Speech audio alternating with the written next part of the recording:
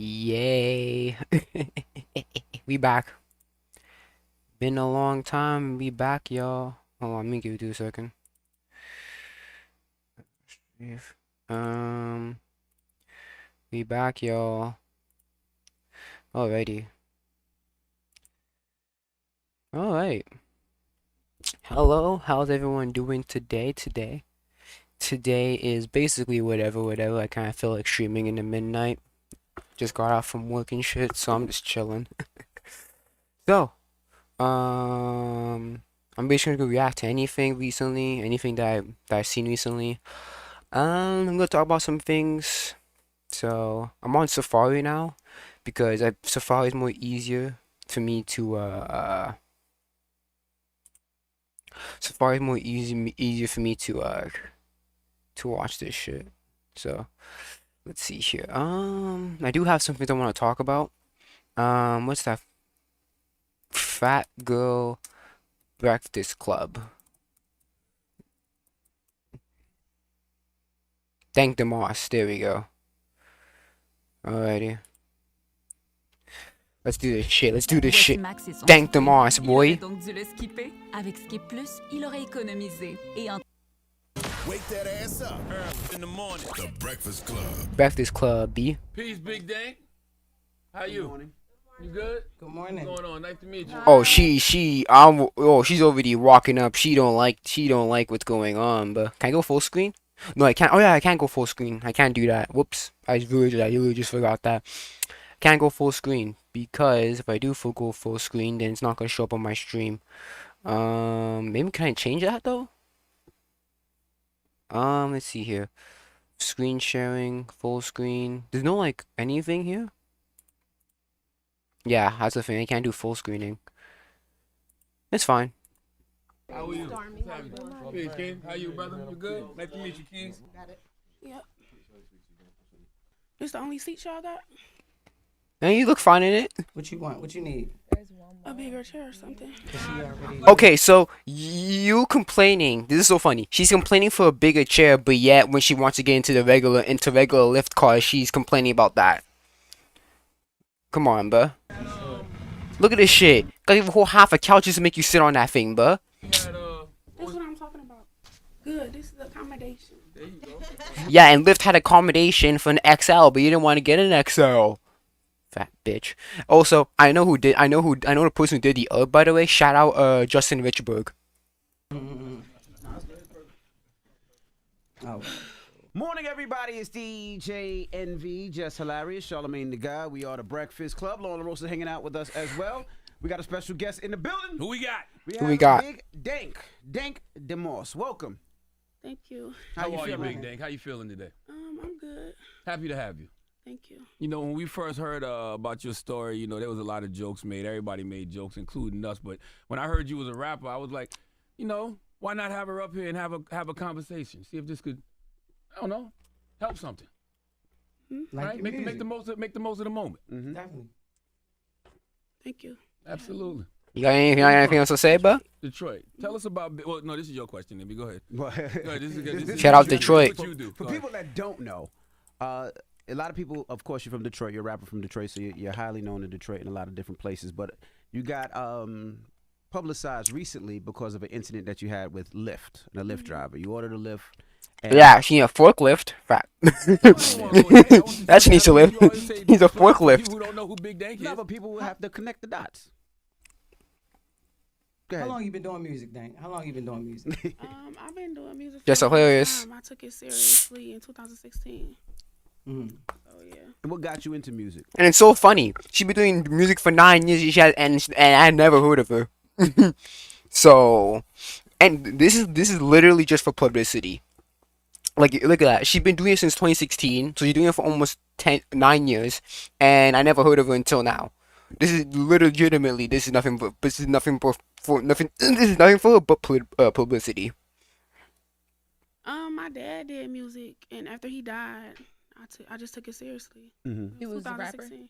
Yeah, And you were on Deb's house as well. I was. How was On that? what? Deb's house. on Lifetime. Vodka, Deb Inc. Oh, How was that? It was good. You know, it was a learning experience. Yeah, It was a learning experience. It was Did okay. it help or hurt you in any way, like your music? Um, I mean, I'm doing the same. You know, wait. But she brings the rap girls on, and she Boss, take that off. You know, so I felt some type of way. You know, but yeah, I just feel like I was put in a difficult situation, and I was seeing everybody able to fit things, and you know, I'm getting frustrated because I can't find nothing. I don't want to make nobody mad. I want to, you know, Wait, look fit what? put in a difficult situation. A lot of people said I was being difficult, but I feel like I was put in a were breaking down. You were really upset. Talk about that moment and just what the experience was so like. I just feel like I was put in a okay. So What was the question? yeah. But one of the clips that I remember seeing going viral from you was when you were breaking down. You were really upset. Talk about that moment and just what the experience was So like. I just feel like I was put in a okay. So a lot of people said I was being difficult, but I feel You like I were. was put in a difficult situation. I was in a store. I could fit nothing. You know, so when I finally found something that I could fit, it was like, oh, Yes, because the average clothing does not it suits the average person. If, for example, if you're like super tall or like have super big feet, you're gonna need things customized, custom size and shit like that. It can't accommodate everyone. It can accommodate everyone, but you need to pay extra money, right? boss, take that off. You know, so I felt some type of way. You know, but yeah, I just feel like I was put in a difficult situation, and I was seeing everybody able to fit things, and you know, Yeah, because they don't wear as much as you. That's why people are able to fit things. No, they don't, because they don't wear as much as you do. You wear like 5 people. getting frustrated because I can't find nothing. I don't want to make nobody mad. I want to, you know, look good and stuff like that. So that's why I started crying. I was a little frustrated. You know, just Yeah, you should be frustrated at yourself because you're literally the reason why you can't fit into things because your eating habits. you walked in and you said the chair was too small, so we had to bring the part of the sectional for you to sit in. And you said something. You said, "Now this is what I'm talking about: accommodations." Right. Yes. But we live in a world that's not always going to be able to accommodate people that But are we plus. Yes, that's the thing. Because we can't. Let's be honest. We can't accommodate everyone because everyone has different circumstances. You know what I'm saying? Like for example, like extra tall. Like if you're like freaking like freaking Wembenyama 7'4", you're not gonna be able to fit into a normal car. You're gonna need a bigger car. That's just how it is. We try to accommodate as much as we can, but there's only so much we can accommodate for. There's a certain limit that we have to accommodate for before we start just ruin our fucking economy up. So we should because we not all the same. You know. I feel like we should. Like why not? And they try, and people and the companies do their best. Why do you think they have different sizes for different people? Why do you think Lyft has like Lyft XL and stuff like that? Because they're trying to accommodate as much people as they possibly can, without fucking going to fine for fucking bankruptcy.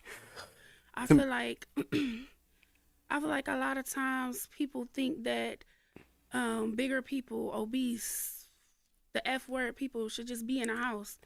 When it's like Nobody says that. yeah, Who said F that? word. I'm not You about heard to that you can't say in your house. Yeah. Fat. Okay, it's so funny because she's scared of saying fat, but if you listen to her music video, she calls herself fat. So again, this is nothing but publicity. Oh, I'm not saying that word. Yeah, we don't. We don't You said it before in a music video. Be quiet. in my house okay. either. I thought you were talking about the gay slur. I'm like, wait, I'm confused. No. now. No. But I just feel like it should be accommodated. Bigger people. And they do. It's called Lyft XL. They do accommodate you. You just want to be cheap. Sorry. You do accommodate you. You just want to be freaking cheap. That's it. Be accommodated, just like we accommodate the LGBT community. Yeah. You know, all those other communities. I just feel like Ain't no motherfucking way. You thinking that sexuality is the same as body size. Come on, man. we outside. You know, if we inside is get up. Why you in a house? Mhm. You should be doing this. You should be doing that. When we outside, it's like, why you not in a house? Well, people. Why are you- Who says that? Who said that? Okay. Who? Who? Who? actually told you that? Cause like that's crazy. I don't believe that. You know. I don't believe that either. Who? Oh, I ain't never heard a person that say to stay inside, but who said that? People should stay in the house. I mean, but I mean, that's how it is. We go outside and people looking at us crazy, like we. Yes, because you're not, because you're not okay. Because you're outside the norm.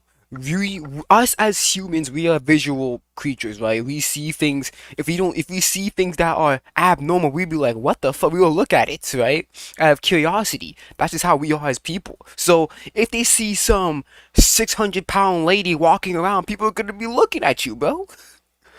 Like that's just how it is. Getting stared at. If they see some, they people be looking at you if you're like fucking like 7 foot tall. Like, come on, bro. You're extra. You big. You so big you can break down cars with just your weights. People be looking at you. That's how people could be looking at you, man. Simple as that. What? Because we big. Yes. Well, not only because you big, you very fucking big. Capital B big. Like. I know a lot of times, even seeing it like with like how Liz, although she's lost a lot of weight now, you know how it could be like some of the clothes that the F people wear, you know, with things hanging out and y'all, you know, try to wear things. Yeah, you gotta fucking tuck. You gotta tuck. I've seen people fucking tucking their fat in the leggings, bro.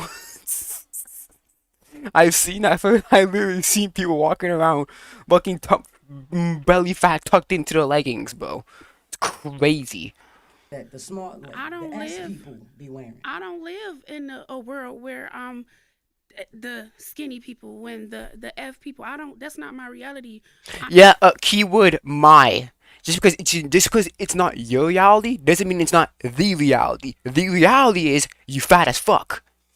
In your reality, you as thin as straw. Come on, bro. I'm a human being. I am regular. Just because I'm outside with You're a human being, but you ain't regular. Cause regular people ain't fat as that, man. Say not right now. like I said, I've been doing this a long time. And when I said I've been doing this a long time, Yeah, I'm about to say, you're talking about eating? I've been putting on weight? people like me for a long time. I did a naked, excuse me. I did a naked photo shoot in 2017. Don't care. For the big girls showing their stomach, they showing skin. You know, the people wasn't doing that. We had porn stars doing it, but we didn't have regular people doing it. Now they doing it. I just feel like I'm gonna wear what I want to wear. I'm gonna be cute with it too. You know. I think part of it is like yourself. You're speaking up about it. A lot of bigger people don't speak up about it, right? Mac, who's one of the producers up here, was a lot bigger. He lost a lot of weight, but I didn't know all the problems that. Yes, because being that fat, it ruins your health in the long run. If you're that fat, bro, you're gonna die. You have a shorter life. That's just factual. You're more viable for like heart problems and shit like that. That's just factual. Until he spoke about it, because it's just something that you don't think about it. Like he said, he would get on a plane and it would be difficult. You know. Yeah. He said he would go to the gym. It would be difficult. But those are things that we just don't think about, because I think people don't ever make it a thing. So the fact that this incident happened puts it on people's minds, so you can tell what you have to deal with, because you know these are some of the things that we don't have to deal with. Again, the plane. Yeah, cause the average Joe ain't that fat. That's why. The average Joe ain't gotta go through all that stuff that she's going through. So that's why we don't think about it, because we don't experience it. That's just simple, bro. It's not my reality. I don't care about your reality. Your reality is subjective. The objective reality is you big. You're gonna need 2 seats or maybe 3. Like thick, man. Matter of fact, what size is your mattress? I'm gonna ask right now. What size is your mattress? If it's a queen size, king size, California king size, we done here. Why don't be suing Lyft, bro? Because if that car breaks down, that's his problem, not yours. Shout out to Southwest, because they accommodate bigger people. If you need 2 seats, they're going to give it to you for free. Oh no! If I was Southwest CEO, I'd be like, what the fuck you doing? You better pay them extra, bitch. Fuck out of here! That could have been another person on that seat. Nah, I'd be 5 people on that seat. This big boy get over here, man. Pay for 2 seats, they gonna refund you. Really? I don't have that problem. Like, I didn't know that. Yeah, I didn't even know if that. That's what I'm saying. We don't speak even about like it. You know? last time I went to Delta, they said Delta charge you. you might need 2 seats, ma'am, but we're gonna let you get on this time. I never have a problem with my seating when I get on the plane. Like, I never have problems. Like, when I come into a room, I demand my respect, and I'm sweet. I'm a nice. Because here's the thing. There's a difference between the Lyft and Delta. That plane is owned by Delta. So if something happens with those seats, Delta is going to pay for it. Okay? If something happens to the car, the driver has to pay for it, not the company. So if you fuck up the Lyft driver's car, right? The company Lyft ain't going to help it out with paying for fixing his car. So it's not the same thing. There's difference between Lyft and there's between Lyft and Delta. They're not the same. How they function is not the same. So I feel like people respect that. I respect you. You respect me. I never it's never an issue with me. Like, and here's the problem: you never dealt with that before. So when a guy says you ain't getting inside my car, you're getting all upset. That's why you're feeling so entitled and shit. Cause people no one ever told you no. No one ever told you, oh, you gotta pay more. No one ever told you this stuff. So you think that you're all entitled and shit. be when like the staring or the judging or stuff like that. And then a lot of people will look at me and be like, oh, she eat, she do this, she do that all the time. That's not my reality either. Like, You don't eat? I don't care about your reality. The reality is you big. And how you get that big? You by eating a lot. I do eat, I'm but about I to say, don't come just on, sit I don't- down. I'm not 600-pound life. That's not my life. Gotcha. Let's be honest here, you're almost there. You're almost there. They can do a little mini episode on you, like a 500-pound life. You're almost there, girl. You know? I think it's more so like coming. Oh, I'm not okay. So basically, she's saying I'm not 600-pound fat. So me being this big is okay. That's like saying it's like a murderer saying, why didn't I killed only one person? He killed 15, so I'm better than him. It's like, no, you both are criminals. Fuck out of here. What? Standpoint too, right? You feel me? Like, have you ever had anybody that like one of your friends maybe that try to get you, like, help you to lose weight, or or fear for your life, or like anything. do you like wanna your lose knees I or really your don't. heart, Yes, I or- do. I really don't. Like, Want to lose weight? no, I didn't say that. Oh. I really don't have friends for real. I have like Okay. family and people that's been around me for a long time. Me and my cousins, we go to the gym. I got a gym at my house. I go to the gym. I got workout. You go to the gym and you're still looking like that?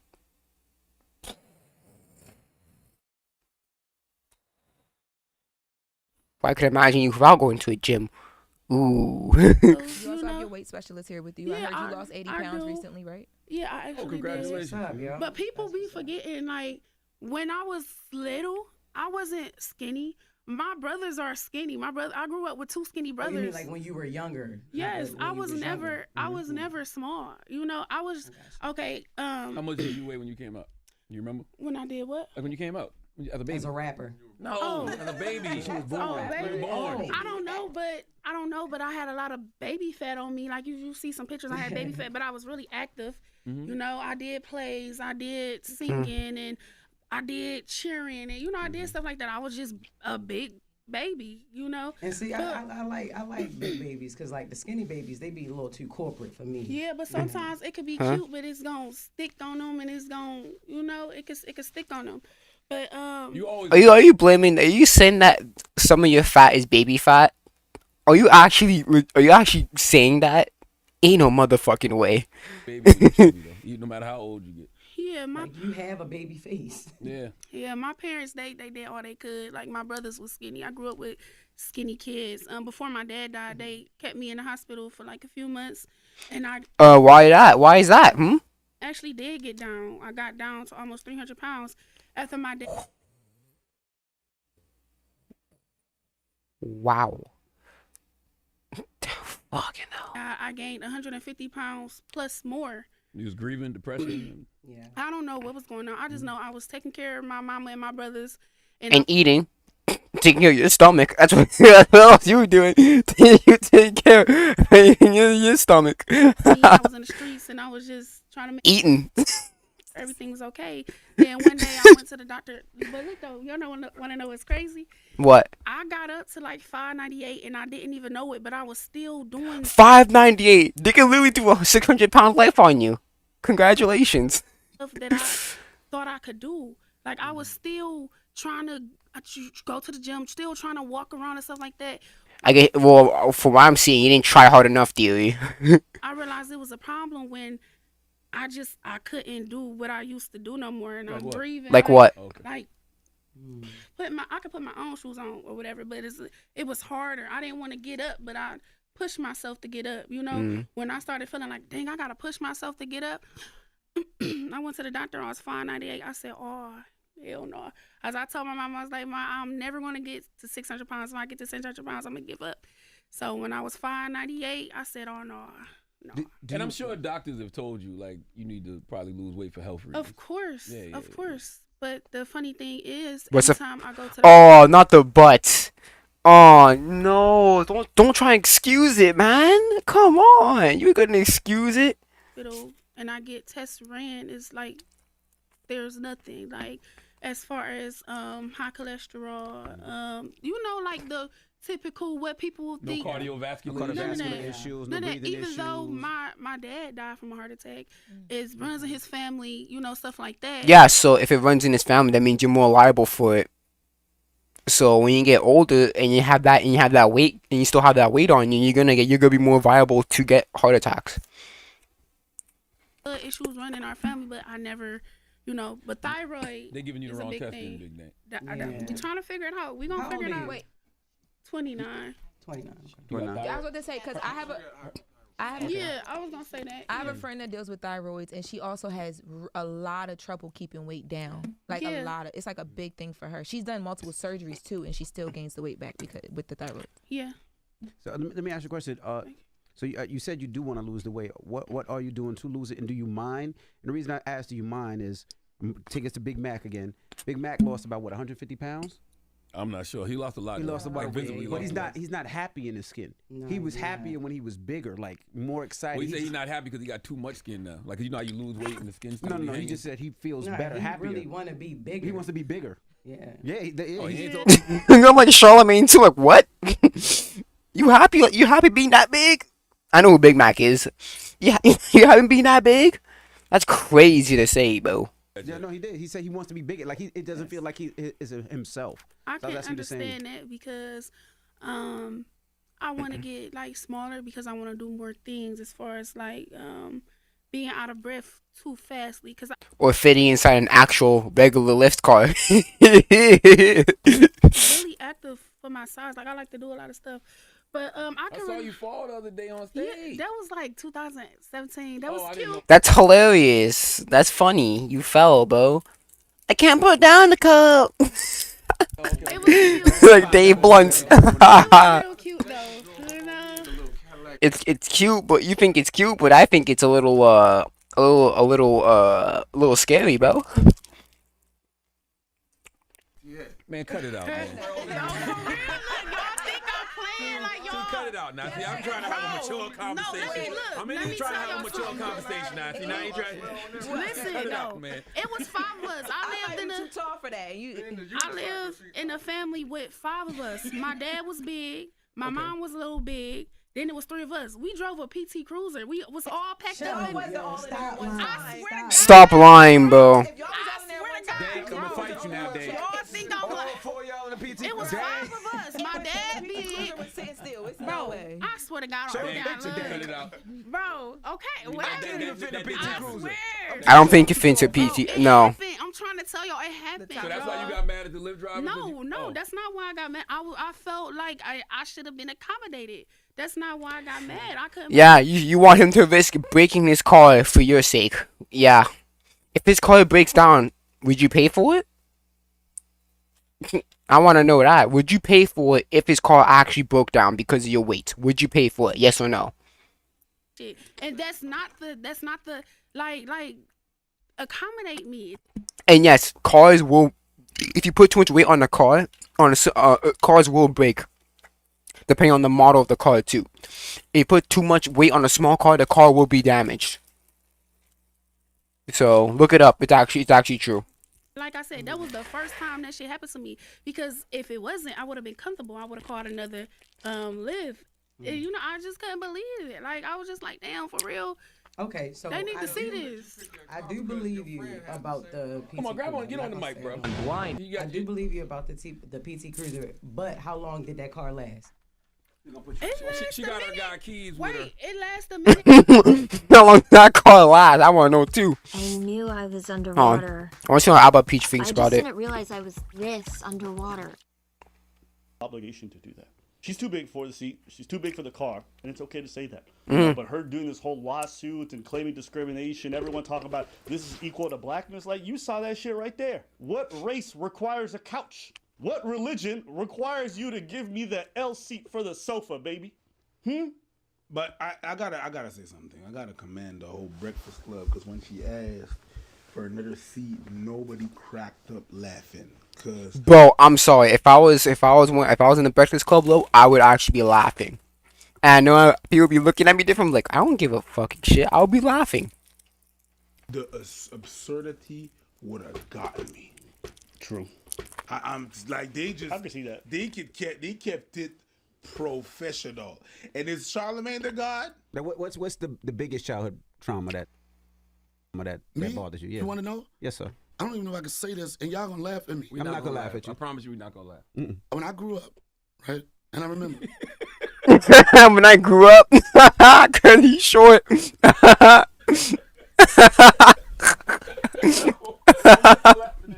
Just hilarious and DJ Envy in the fucking room. But you want to know what it is? Also, Americans are not as shocked, or they're used to seeing people that big Yes. pretty regularly. Yes. I'll be honest with you, when we There's travel literally a whole TV show called My 600-Pound Life.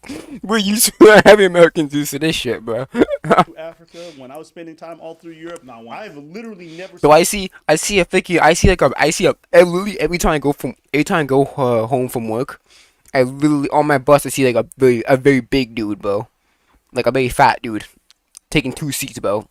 Every time I get home from work. So I didn't see him today, but he's usually in the bus, same bus as me when I go home. So I'm used to seeing big people like that, especially when you watch 600-Pound Life, bro. It's like, woof. person that big in my life. In America, you see them, you go to IHOP, and you see half of them coming out the restaurant. Like, it's normal. Yeah. So the reason why you probably would laugh is because, like, for you, the absurdity is even crazier. Mm-hmm. That's nuts. I saw another video of her falling over. Whoa. Staying properly. She was trying to rap or some shit, and then I guess her belly threw off her center of gravity. I feel for her. You know, jokes aside, at the end of the day, like, if I see this person, like, I don't care. If you are that weight and you want to be there, then be there. It's just the whole idea of a lawsuit and then acting like that Lyft driver was somehow in the wrong for what he did. And he lost his job. Yeah, he lost his job, and like the worst part is, it's still better for him because he might have damaged his car and that would have cost him more. Like, he can go work for Uber or work for something else, but the idea that you get fired for this, like, no. Lyft just did it. Yeah, he can get hired from Uber or like skip the dishes or some shit or DoorDash. So he's fine, but the fact that he got fired for that, it's crazy. It's still crazy. It's still mind-boggling to me that he got fired for that. It's a PR thing, but Lyft would never tell a driver he has to take somebody who doesn't wear seatbelts. I would counter sue. Yeah. I would counter sue. Yeah. But he's probably somebody who just wants to move on with his life. I am mad at that. You know, so The whole lawsuit. Cause getting like a lawyer and countersuing, it's so much money. It's so much money, and take it from me, cause I know a person in my family is dealing with it, and it's a lot of money. So yeah, people just don't want to deal with it. Like, okay, especially he knows that there's like other options too, like DoorDash and so he's like, whatever, just Lyft. I'll just go to DoorDash or like Uber, and that's it. continue off my day. Like, who cares? It's like you want everybody to bend backwards when you can't even bend. That's crazy. She can't bend. But she got folds, though. She got folds. She got folds. She got She folds. got folds, though. I didn't bend, but I folded. Yeah, call back. You like that one? Diabolical. Nah. I see what you did there. You trying to pull me in that shit. I ain't got nothing to do with that. No, do with what? That's your line.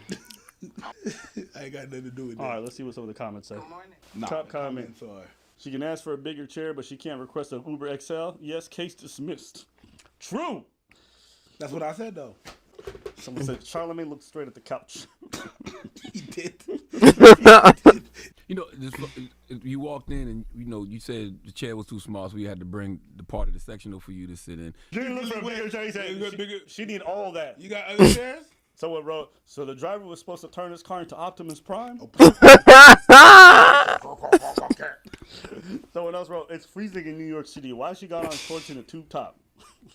Because she's hot. Stop the cap. Does she need a bigger seat? Yes. Does she need a bigger shirt? No, apparently. God damn. They going at her for fashion sense, too. She made that Lyft driver lose his job for no reason. She knew damn well she needed a cargo van. Cargo van. Really fucked up. But Jesus. Someone said, nah, man. They pulled out the restaurant booth. Yes, sir. It do be look like. Man, they pulled out the restaurant booth. It do be look like that. It look like that. They said, someone wrote, the Breakfast Club not accommodating. They're just trying to get a lawsuit. Then a lot of people will look at me and be like, "Oh, she eat, she do this, she do that all the time." That's not my reality either. Like, You don't eat? I do eat. But I don't eat. You don't eat? Yeah. I can fit in there. Yes, I can. But she said in a PT Cruiser and she was 5 Yes, I feet. did. I was in a PT Cruiser. Yes, I was. Oh, yeah, you can't fit no damn I Prius. don't believe you can fit no Prius though. Yes, I can. Front or back? Both. Stop playing with her. Someone wrote, the defense rests, Your Honor. I live in a family with 5 of us. My dad was big. My mom was a little big. Then it was 3 of us. We drove a PT Cruiser. We was all packed up. Stop lying. Dave, I'm gonna fight you now, Dave. Y'all think I'm like, y'all in the PT. it was 5 of us. My dad big. Bro, I swear to God, I got Bro, okay. Well, I swear. I do believe you about the PT Cruiser, but how long did that car last? She got her guy. Because they gonna play this shit in court. They are. I'm pretty sure. People be forgetting, like, when I was little, I wasn't skinny. My brothers are skinny. I grew up with 2 skinny Oh, brothers. you mean like when you were younger? Yes, When I you was never. Yeah, because you were never little. That's crazy. Jess. You know what the you did. How much did you weigh when you came out? You remember? When I did what? Like when you came out as a baby. As a rapper. No, as a baby. No, Jess. No, Jess. All right, let's keep going. I did cheering and I did stuff like that. I was just a big baby, And see, I like big babies because like the skinny babies, they be a little too corporate for me. Yeah, but sometimes it could be cute, but it's gonna stick on them and it's gonna. But You always look like a baby when you chubby though, no matter how old you get. You're cooking her, man. They're cooking her in the most polite way possible. It's jokes. You always look like a baby when you chubby, though. Nah, bro. Charla? Nah, kill me. Shit, bro. Don't. But anyways, moving past this whole topic, like, we don't need to make a whole big spiel about obesity. We've already talked about this topic ad nauseum. I think she's not a sympathetic victim, and I think it's okay to be saying, like, you know what, fat people should be treated with dignity. Fine. Yeah. I don't think anything that Uber driver did or that Lyft driver did was bad. Yes. He didn't record you. You recorded him. He just suggested you get a bigger car so you don't damage his car. He wasn't saying anything disrespectful. He didn't call you fat or nothing. He just said, listen, like, I'm beyond. Yeah, and he was willing to give you your money back. That was also he said. He really said, "I'll give you back your money. You can get an Uber XL, and then that's it." You know who I am. I'm Dexter Morgan. Everybody's talking about Dexter. Dexter. Yo, it's Rob here from Showman Showdown, and today I'm here with Boy Anime Sundays. And listen, you guys saw Hot Takes of Anime Twitter parts 1, 2, and 3. Now we are up. I saw none of them. Don't give a shit. Let's go. Look into it right now. Okay, so we have a tweet from Ermi here saying, according to Battle Shonen fans, a female character who can fight is well written, but when she can't fight, she's badly written. Reading this right off the bat. I mean, if you're a basic motherfucker, then you would say that for sure. But no, I don't believe that for 1 second.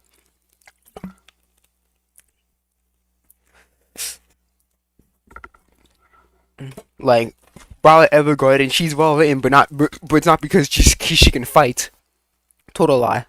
I'm seeing this as a shot at the people that look at Orihime. I can understand. Or Sakura. or early Sakura. And no, Sakura's an okay character, but it's just the Sasuke aspect is so terrible. That's what makes her such a bad character. The fucking Sasuke shit. People don't think writing a standard damsel in distress type of character is really great. What about Rukia? What about Rukia? She can fight, but she was literally in a similar scenario. What the fuck are we talking about here? For the female characters, obviously we do know that Orihime gets a big glow up. If you're a Bleach fan, you already know, but you know, her being a damsel of distress was a major part of pretty much early parts of Bleach. When you look at other characters in Battle Shonen, you could say, well, there's cases where Nami was a damsel in distress in a way, because she wanted to free herself from Arlong. Or Robin had an instance where she was. Yes, well, Robin turned herself in. And she originally, but then Luffy convinced her she wanted to live. Damsel in distress. So I feel like the Battle Shonen fans kind of look at that and say, you know, that's bad. But at the same. What about Sakura though? No, you don't need to have hands to be a very well-written female character. I think when you look at characters like Nunnally from Code Geass, literally Nunnally was controlling basically everything. You know, Lelouch would not make a move if Nunnally did not either okay it or he thought that Nunnally would be okay with it. When you look at characters like Bulma, her brain literally controls pretty much everything that happens in DBZ from the shadows. Oh yeah, facts. Legitimately Goku would have shit would have hit the fan out for her. About the Dragon Radar and all that shit. Like, yeah, she's big importance to the crew. You know, she can't fight. Don has very, very, very fire female characters, but at the same time though, they have hands, so that wouldn't really apply. How do you feel about this? Well, you know, I think, you know, the statement of this is what Battle Shonen fans. But that's the thing that you're talking about Battle Shonen. If you're a Battle Shonen person, then that's all you want. You just want battles. Kind of think of in general is correct, because oftentimes we don't even really give a woman character much of. Or not only that, because first of all, because people, let's be honest here, people don't really watch anything besides Battle Shonen. So. It if she can't fight. Think about Yorichi, right? If Yorichi couldn't already box off rip, there would be a lot of step down on her character, even though her character is very well written. You know, her story is well written, what she does for Soul Society and everybody else is great writing, but because also she was able to box off rip, the Battle fans kind of off the gate gave her such a good high. Yeah, because if you're in a Battle Shonen, you're expecting at least most of the characters have some sort of hand-to-hand combat ability, or like not hand-to-hand combat capability, but like some type of weapon capability or hand-to-hand combat capability, at least. So I agree with that. That's how a lot of Battle fans think. But of course, you know, there's definitely a lot of great woman characters. Fruits Basket. Who can't fight and are very well written, and you know, they're not always either just damsel in distress. They're not always just eye candy or what have you. Characters are often even sometimes like a guidance role, like a sensei role or a mother role. There's a lot of well-written characters who fit that agenda as well. And give me examples. So, what's examples? I mean, Yuzuriha from Dr. Stone is a major one, you know, and you don't go to Yuzuriha for her hands, but her writing is stellar. She's a very, very pivotal part of the Kingdom of Science. And Senku and Taiju both rely on her throughout the entire series. This is also a child, but you can even talk about Anya. Mm. Anya Mhm. is a well-written, young girl character whose the whole story is about her kind of raw emotions as a kid trying to keep her family together, right? But she does have a little bit of powers, but she's not where she's whooping everybody's behind. So I think there's definitely many exemptions to a rule if y'all pay attention. But we do understand what Ermi's saying, though. Yes, and like you said, Or if you're actually watch other shit besides Battle Shonen, like you would know that there's other female characters that don't fight. Like lead Nana or some shit, bro. Fuck, do something, bitch. This is unfortunately true. All right, so as you guys can see here, More than likely oh, Shitty Do-Rags. I like this. I actually watch a Shitty Do-Rags quite a bit. More than unlikely unpopular take. I have a huge problem with Top doing this. It screams rule of cool, ignores the implications of such an act.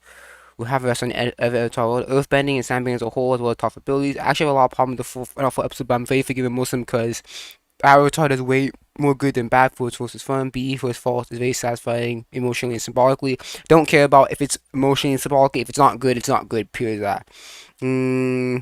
like they are showing. And I actually kind of like Toph doing this. Yeah. Cause it does scream rule of cool with here. Cause like obviously, cause it kind of sort of makes sense why she can do this, and she's like fucking, she feels the ground and shit. So I can understand why. This could make sense, but I do kind of agree with Shady Do-Rags here. It feels more rule of cool than anything else.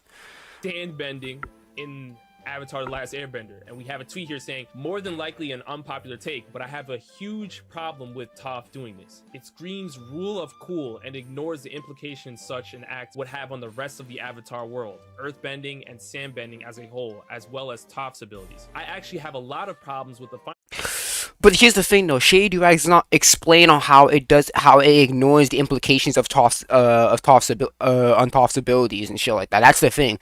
I agree with what Shady Do-Rags is saying here, but he should have explained it a little bit more on why the implications of this would be bad on the Avatar world. 4 episodes, but I'm very forgiving of most of them because A, Atla does way more good than bad throughout most of his runs, and B, the ending, for all its faults, is very satisfying emotionally and symbolically. So Montreal had this to say. So what's his main beef with sandbending? Because does he have a problem with magma bending? I'm just kind of like, and that's the thing. I would be interested to see what he says on metal bending. Is it just the fact that it's a kind of side element versus firebenders can lightning bend, right? Waterbenders can blood bend. Does he have an issue with all of that overall, or is it just... No, I think the issue is that the fact that she was able to basically memorize the entire Boxing Say map. Well, I'm pretty sure that's Boxing Say. Right? Was that Boxing Say or the Fire Kingdom? I forgot what it's called. But it's the problem is it's basically how she's able to map the whole. For me, this is my problem. My problem is the fact that she's able to map the whole a whole city out like that. It feels, or map a whole area of a city. It feels unbelievable. That's the problem. That's for me. I don't know how it has implications on like sandbending or whatever. But for me, it's so weird to think that Toph can basically make a whole map, know every alley and street and shit like that in a whole city. It's so that's definitely more rule of cool. I can see what he's trying to say here. Sandbending, which I think should make sense considering earthbenders are controlling the ground and the dirt. Sand would coincide with that. I mean, I also think, to me, I always thought the sub bendings were a super just intricate part of the story. It just really speaks to how the 4 nations have subcultures in their nations, as is often portrayed. I wouldn't say subculture, just sub powers. Airbenders can fly. Firebenders can use lightning. Water can turn their water into ice or bloodbend. And Earth has magma in metal. I wouldn't say like it I wouldn't say it's subculture, just some ability that people have. Asian history that they're trying to represent. You know what I'm saying? It's not just all Earthbenders go to one school, one city. You know what I mean? There's subcultures in the cultures. That's exactly why you Hold on. have. I think I'm starting to understand that it's more so the fact that Toph is able to pull off an ability of this magnitude is the issue. Yes, that's the issue. It's the fact that, yeah, that's the thing about her ability, is that the fact that she's able to map out an entire area like that, know every street, alleyway, all that shit in that whole thing. That's what makes it unbelievable. Well, I mean, if not her, then who? Well, that's the thing. I think Toph is literally one of the greatest earthbenders of all time. Metal bending was formed by Toph, right? So I think like Yes, and here's the thing that yes, and she can feel her sense of her sense of touch is way better than others since she's blind. But again, it feels so unbelievable the fact that she's able to map out a whole city like that. It just feels unbelievable. Toph having this should Like be if like again, I don't remember everything. I don't remember everything of Avatar, so you guys can correct me in the comments or chat or whatever. But if she like personally, if she went into the city and like spend a couple hours traveling around the area, and she map it out like that, I would believe it. But again, if she just mapped it out like that, if she did not do that, then it kind of feels unbelievable that she would do that. acceptable considering Toph is one of the greatest. Now, yeah, if you find, the random earthbender from down the street, Ba Sing Se, and he's doing or she's doing something of this magnitude, like sand bending with this level of design and technique, yeah, I can understand that there's maybe a bigger issue here. But I think, Toph is just, Toph is Toph. Toph is one of those characters that, she's so powerful that she kind of is allowed to be outside of the... No, I don't believe that. No. Here's the thing. Because was that the map of Ba Sing Se? What was that? Earth map of what? What was that? What was that? Was that like Ba Sing Se? Cause what the fuck was that? Was that Ba Sing Se or what was that? I don't remember. Shit, Toph. Yeah, let's see. Cause I don't know what the fuck was that Ba Sing Se.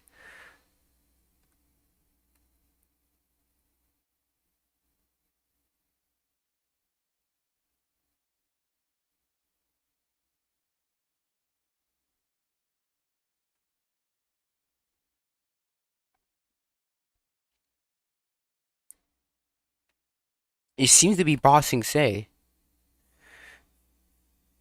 Let's see here.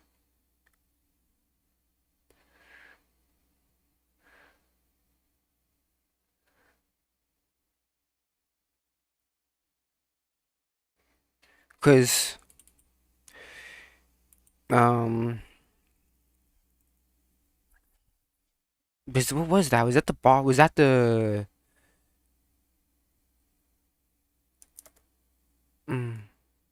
Fuck. I don't know how to fucking sand map. Fuck. What the fuck was that? Like I don't remember. I don't know what was that.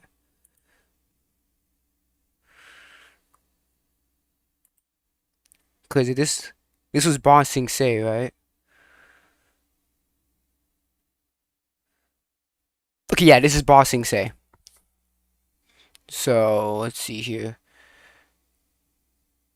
Is she from Ba Sing Se? Don't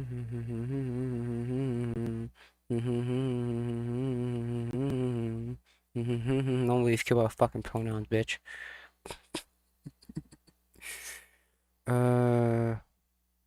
Yeah, so she live. Okay, that was Ba Sing Se. Toph Ba Sing Se. Is she from Ba Sing Se?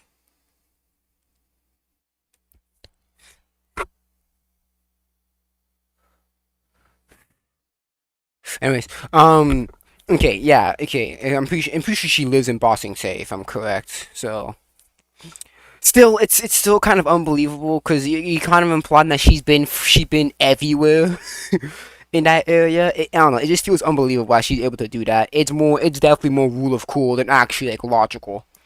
scale of the story in certain aspects, and especially anything that's under the earth bending umbrella, whether it's sand bending or metal bending or anything of that nature. I feel like sand bending, there are sand benders in Avatar who they're earth benders, but they specialize in sand. Okay, I don't think that's the issue. The issue is that even though Toph is a little girl, Toph is like barely like fucking 12, and she's able to do that without, because she needs to explore a whole area in order to do that. Okay. Obviously, this is the fight between Yodorichi and Quincy. And I don't care, because I don't really care about Bleach. I don't watch Bleach, so I'm not finished with Bleach, so this means nothing to me. How long do I fucking talk about this shit? Jeez, skip that. Don't care. And this is like, and then you still have to talk about, does Orochimaru have his arms? Like, there's a lot of things you have to. Oh, should I skip shit? Right, and the admirals have more stamina. Okay, here. Showing us the original 3 admirals. So you have Kizaru, Akainu, and Admiral Kuzan going up against Orochimaru, Jiraiya, and Tsunade. But here's the okay, so but here's the thing though. Cause they can turn into that element. So unless you have like hockey, you can't really hit them. That's the problem. Like, unless you have hockey, you can't really hit the free admirals. Yeah, you know me, I've actually made because they can turn it into an element. Like literally, Akainu can turn it into lava. So unless they can hit through lava with something, I don't know. This years ago. And I think back then, right? Because I believe we still had the admirals, but there were certain characters that we needed to see, like Kizaru. And here's the problem: we never really saw the full strength of the admirals, so we don't really know how strong they really are. Full power. Portraying a little bit better feats, and we've gotten that in Egghead. Yeah. The fact that Kizaru's haki is crazy. We've seen Kuzan's haki. And not only that, they're fast and light too. Kizaru, that's just his base speed. He can basically go. That's his base speed. He can go as light. But we've seen characters dodge light and shit like that. So he can go faster than that if he wants to. Be crazy as well. You know, he was boxing with Garp. I think those are the things that we were looking for back then, which made this much closer of a fight. But I think currently as it stands, their best bet is that Orochimaru would have to immediately start reanimating, you know, some of the greatest shinobi of all time. Unless he got, the only way I can see them losing is that they're doing like some genjutsu, some shit like that. That's the only way I can see the admirals losing. Besides that, good luck. Akainu can just stand there and nothing would happen to him, because again he could turn himself into lava. He could swim in magma and shit, so he's fine, bro. He's okay. He's all could run faster than the speed of light, and then Kuzan is nearly on par with Akainu, so just I can't really see the other two ones winning unless I'm wrong in that they actually have genjutsu. But if I'm correct, I don't think any of them have some form of genjutsu. So then I don't know. Hokage, second Hokage. Like you better have like Madara or some shit. Like pull up some genjutsu, something, bro. Drama in there and shake the room up a bit. It would be a little bit of an issue if you talk about Sage Mode Jiraiya, because I think in that instance, you know, you got to remember, he was boxing against Pain, and at one point he had, you know, Itachi and Kisame not knowing what to do. All right, he caught them off guard, and those are some of the greatest fighters. Yeah, but what happened after that? He got bodied by Pain. You can't, come on, bro. Oh, he caught them off guard. Yeah, but he got bodied by Pain. So it don't matter shit if he still died. Oh, he caught him off guard, so Jiraiya can know. Jiraiya got bodied by Pain, so that don't mean shit. So Jiraiya is still very, very impressive, and Tsunade has obviously crazy healing techniques, and she can summon Katsuyu or any that have everybody healed up and ready to go. But overall, the Devil Fruit, I mean, Kizaru is the fastest one out of all 6. Just off rip. Akainu, even though I still feel like Whitebeard is stronger than Akainu was boxing Whitebeard. Yeah. I don't think any of the legendary Sannin, you know, Mashable Whitebeard in a hand-to-hand scenario are lasting even, you know, more than a minute. So, and then Kuzan, the hockey with Garp, it's just, I think it would be a complete stomp, personally. This was definitely a very pre-time skip matchup. You know, and that was really solely because, like you said, we were just going off Marine Forward war feats, and then even yeah, because we don't, cause again, we haven't seen the full strength of these admirals, so it's like we can only go off so much. But what we can go, but based off what we can go off of, they're fucking strong, bro. we were still giving the leeway to, well, what if chakra equals hockey? Like, we were still trying to give buffs to the Naruto verse. And that's the issue of comparing two series of different that's the hardest thing of comparing two different it's the hardest thing of comparing characters from two different series is because their power system and cosmology are different. So would it be chakra equal hockey? Like what would be the exception here? That's the problem. That's the problem with comparing two characters from two different series. It's just like, well, the cosmology and the power system are not the same, so how are we gonna do this? Like, would my attacks, like, it's hard, bro. You know, if that has to be done, at that point you're like, all right, what are we really talking about here? I mean, just the sole fact that, like, even if you try to counter their elements or use more water style ninjutsu or whatever, their AP encompasses such a wide variety of. And only that, they're fast as fuck, so they can just dodge that water and just iconically just go underground. Water gone. Goodbye. Distance in general, that I'm just kind of like, you know, a Yata mirror, a Hellhound, raining meteor, icebergs from the sky. It's like, I don't even see. Oh my goodness. How, I'm looking at his posters and I'm seeing just nothing but battle shonen.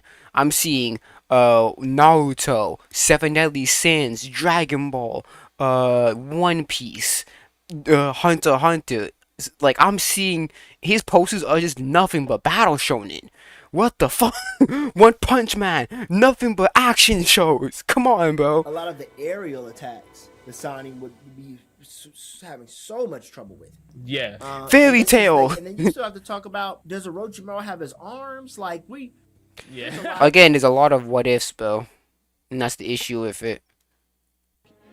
The anime can fix the issues in the manga. Keep your saga, keep to yourself. You don't rock or something every single week after rereading it one time. 24 episodes ain't changing. After rereading it on my own time, those 24-minute episodes ain't changing anything. Okay, this one is an interesting one because I think that And here's the problem. What's his issues with One Piece? That's the problem here. We don't know what his issues are with One Piece, so I don't know what he's talking about here. Ain't changing anything. Okay, this one is an interesting one because I think that I'm a fan of, and I'm very hopeful that Oda will take the side stories, you know, the Rocky Port incident, stuff that happened in just the Viva cards and the SBSs or something like that, and is able to animate them. But again, these are things that are outside of the manga. I don't want the anime to change anything that's canon in the manga. So when you're talking about fixing an issue, if you're saying to rewrite the story, and not only that, the One Piece pacing, the anime's pacing is fucking terrible. So I don't want to do that if it's gonna be even if the pace is even more slower. Like, that pacing is, like, the anime's pacing is fucking awful. into something else, I'm completely against it. But if you're saying maybe you can make a fight look cooler, I mean, as long don't care. As long as it's fucking, as long as the animation is decent, whatever. I don't care about adding on extra shit. If it doesn't, just do it normally. Don't add all this extra shit for the sake of extra shit. Change what's narratively stated, I'm cool with that. I think it's a slippery slope with this one, right? That's where I'm at. We have seen the anime take parts of the manga, and because the fan base has been so like, what happened during the manga, the anime went and did it a whole different way, that now all you get is just two torn fan bases. Now you have people who can't say what it is and what it ain't or what's the truth, and at the end of the day, it's just like, let the mangaka write his own story. Right. You know what I mean? Like, right. at what Exactly. point are we like, nah, bro, we're not doing Et c'est à ce moment précis que Leila réalisa que ses talents analytiques pourraient lui that? What's the point? What's the point of letting him make? Y'all might as well just make your own spinoff. People have done that, by the way. There's a thing going around, Jujutsu no Kaisen. Oh my god. Well. Okay, that. Come on, bro. That's fanfic. It's not like a company separating itself from the fiction itself. That's just a fanfic. Possibly talk about that later. If not, it's some other time. But people have actually done that and are taking it upon themselves to rewrite the stories. So I'm against that. I want to see what Oda cooks up, you know. So I guess I'm kind of sitting on the side of it depends on what the issues are. If the issues that people are having in the manga are something that's, you know, canon and it's something that came directly from Oda, I'm against changing it. Let Oda write his own story. If it's something that can be improved on screen but it's still staying true to the canon story, I'm cool with them tweaking a little something, but you know, not changing the story. Yeah, exactly. Okay, we have a tweet here from Maine saying, "Dog, any competent modern military can easily take down the Rumbling. AOT is that weak." And the initial tweet is, "Anime fans, who wins?" And as you can see here in the original tweet, Okay, bro, literally just have Gojo there and he's clapping this whole verse. Legitimately, nobody can touch Gojo. Literally, in that verse, nobody will be touching Gojo. He can clap this whole verse, no diff, bro. see Gojo and Sukuna going up against the Rumbling. Yeah. Like I said, when we were talking about Luffy and Naruto versus the Rumbling, and we were both pretty much like, yeah, we think, you know, we can get them to at least stop Eren or at least take out a lot of Colossal Titans. Why would take out it makes no sense to take out the Colossal Titan, just take out Eren, then the Colossal Titans stop. He's the one controlling that. Stupid. A modern military? That might be a little stretch. Yeah. That might be a little stretch. A modern military is kind of like not too far from what they have. It's not like they don't. No, they didn't have nukes and shit. No, you can't say that, cause we got nukes. We got nukes and all that shit, bro. They ain't got nukes. They got what? Little bitty cannons. They ain't doing shit. That's like 19th century fucking military right there. Even maybe 20th century. I'll give them 20th century at the best. I ain't see no inch of a tank. I ain't see no nukes. They ain't got nothing though. Legitimately literally.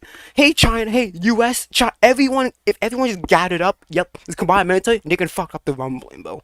And all I gotta do is take out Eren, and then Rumbling stops. Simple as that. So take out this big spine beast, nuke him, and he's done. All I gotta do is nuke him. If he's able to explode with... No, come on, bro. Guns. It's not like they don't have decent weapons. What decent weapons? What do they got? We barely saw what they have. I'm not sure they have... We haven't seen... I don't think we even seen a tank in that series. What are you talking about? If you nuke the world 10 times over, but nobody's surviving, you know, right, I think at that point and here's the thing. The thing is, the main thing with stopping the Rumbling is killing Eren Yeager, right? Now, the main problem is you have, you know, a million attack Colossal Titans coming at you. Now, no, I don't think the world's armies are lightly dealing with Colossal Titans in any sense. But if there's a strategy to get Eren out the way, yes. And that's why I always said a lot. And that's why they'll pin points on him, because he's the outlier. Anime characters can stop the run. I would just say Gojo and Sukuna definitely would be able to defeat Eren. That's not a problem in my opinion. Yes, because I don't think you're understanding. If you defeat Eren, you stop the Rumbling. You do realize, like, I don't know what cognitive dissonance that you're having right now, or what cognitive connection you're having. You defeat Eren, you stop the Rumbling. Simple as that. When he died, or when he air quote died, well, when he yeah, I hate that fucking series. When he died, the Colossal Titans they stopped. They vanished. So he dies, Colossal Titans end. Simple as that. I don't know why you're not getting here. I don't know how you're making a different thing. If you defeat Eren, you stop the Rumbling. I don't understand how you're not getting that. Will they be able to kill every single Colossal? That's not the... Oh, dude. because I don't think you're not really understanding. You're thinking that what you are thinking that they can do if they focus on all of the Titans, but all you have to do is defeat the mindless monsters. Just focus on the hive mind, which is Aaron. You destroy Aaron, and then all Titans stop rumbling. Game over. We survive. Like, how are you not getting that? Why waste valuable nukes on whatever, bro? Oh my goodness, whatever. Really, it's solely a stamina issue. Yes. Because at the end of the day, they're not gonna take any damage. Gojo's not taking any damage, and Sukuna is not taking any damage. So it's just a matter of stamina, like we talked about with Naruto and Luffy. So yes, I do think they won't really have a problem. Now it's a matter of how much of the world gets destroyed first. Whole another conversation. Do you think Sukuna would even help? Sukuna would be with Aaron. Fuck that shit. I'm not helping these niggas. I'm not helping these niggas out. Fuck out of here. I want the Shakshan. Fuck out of here. I think they'll be fine. You know, as long as they find Eren and they're able to stop Eren, then, you know, the rumbling does stop. And I think when you're talking about Malevolent Shrine and or like Madaraga or some shit with Daps or whatever. Boy, those two domain expansions out of this world. Like, you know, you have them together. Right, they both have reverse curse techniques, so they can heal themselves. Hollow Purple. It would just be catastrophic. And Sukuna is obviously one of the greatest fighters ever. His battle IQ is insane. So I think having Gojo and Sukuna working together, they would have no issue at all being able to locate Eren and take Eren out. But if they have to defeat every single Titan over and over nonstop, that's stupid. Damn, who makes that what? Who makes that if? Next one, we have another tweet here from Hitmonkey saying the 4 emperors of the sea versus I don't care about power scaling. Fuck off. I don't care. I've called you my fucking cheeks, but I don't care. Let's see this shit. Scratch my not poo my ass cheeks, bro.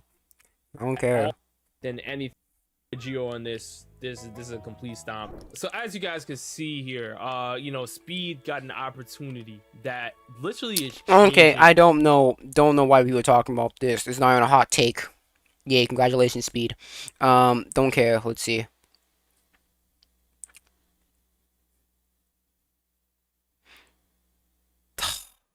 I need to speak about this. Vegeta achieving Super Saiyan 3 means nothing. Like, legitimately, it means nothing that Vegeta has Super Saiyan 3. Because Daima takes place before this, and he already achieved this. He already went beyond his transformation. So, Super Saiyan 3 and Super Saiyan 4 that just got canonized means literally nothing. And I highly doubt in the Super manga they're ever going to mention it or use it ever again past this point. So, literally, Vegeta achieving Super Saiyan 3 and Goku having Super Saiyan 4, it's nothing but fan service. I don't understand why people like it. They just like it because it appeals to their fans or whatever. Don't really care. Is that all they're gonna talk about? Ugh. Whatever, I'm done. No. Like, it is. There's no point. Let's see here. Yeah, that's how I feel about the Daima shit. I posted on my community page too how I feel about it, and yeah, there's no point, cause the Dragon Ball Daima. No, again, I haven't watched the show, so I can't say anything about like how the quality of the show is. But the fact that those two transformations are canon, means nothing, because we know that Goku and Vegeta surpass it. So, and we know how Dragon Ball is. The bigger and stronger enemies as the story continues. So, Super Saiyan 4 and Super Saiyan 3 will never be used or mentioned in the Super manga ever. Well, probably. Like, there'll be no logical reasoning to why they would use Super Saiyan 3 or Super Saiyan 4. It makes no sense. That's how I feel about Dragon Ball. That's how I feel about Dragon Ball Daima and them canonizing Super Saiyan 3 and Super Saiyan 4. Don't care. It's nothing but fan service. I get, hey, it's cool, whatever. Yay, they achieved it. But I mean, Vegeta already surpassed that.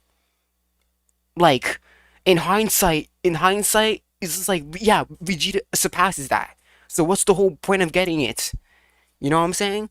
and again, in a super manga, I highly doubt they're gonna freaking mention it or fucking they're either gonna mention it or use it because the enemy's gonna be stronger than that transformation, so it's useless. Super Saiyan them having that transformation is absolutely useless, and it's nothing but fan service. Hey, what's up, guys? Riff here. So today we're going to be once again talking about Avowed. This is a AAA game that has been highly anticipated and will fully release in just a few days. However, a lot of people have early access right now, and we're starting to get some insights as to the concerning features some people have seen in previous snapshots of this game. We're also going to learn about some other major issues affecting those with early access and possibly those after full access.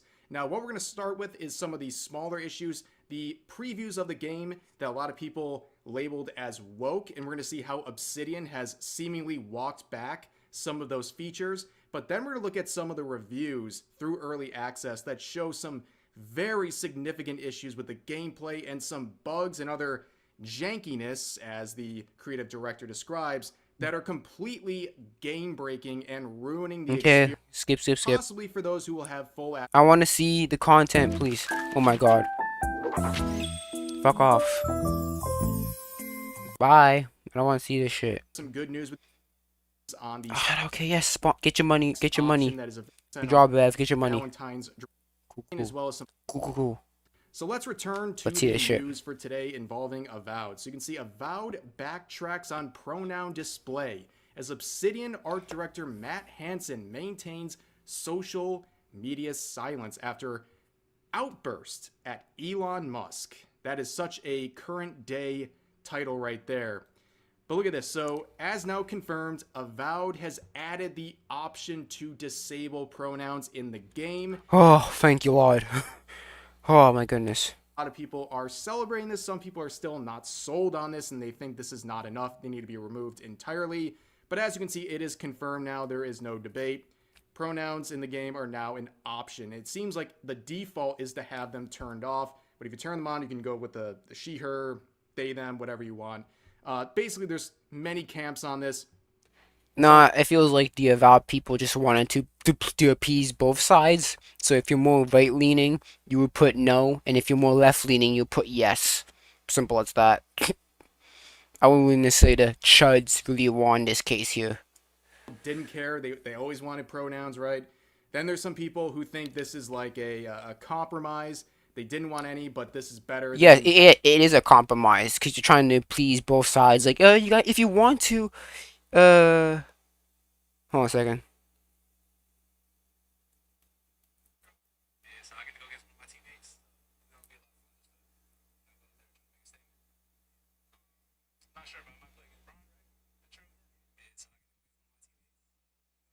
Anyways. Oh my god, I sound awful. I sound fucking awful.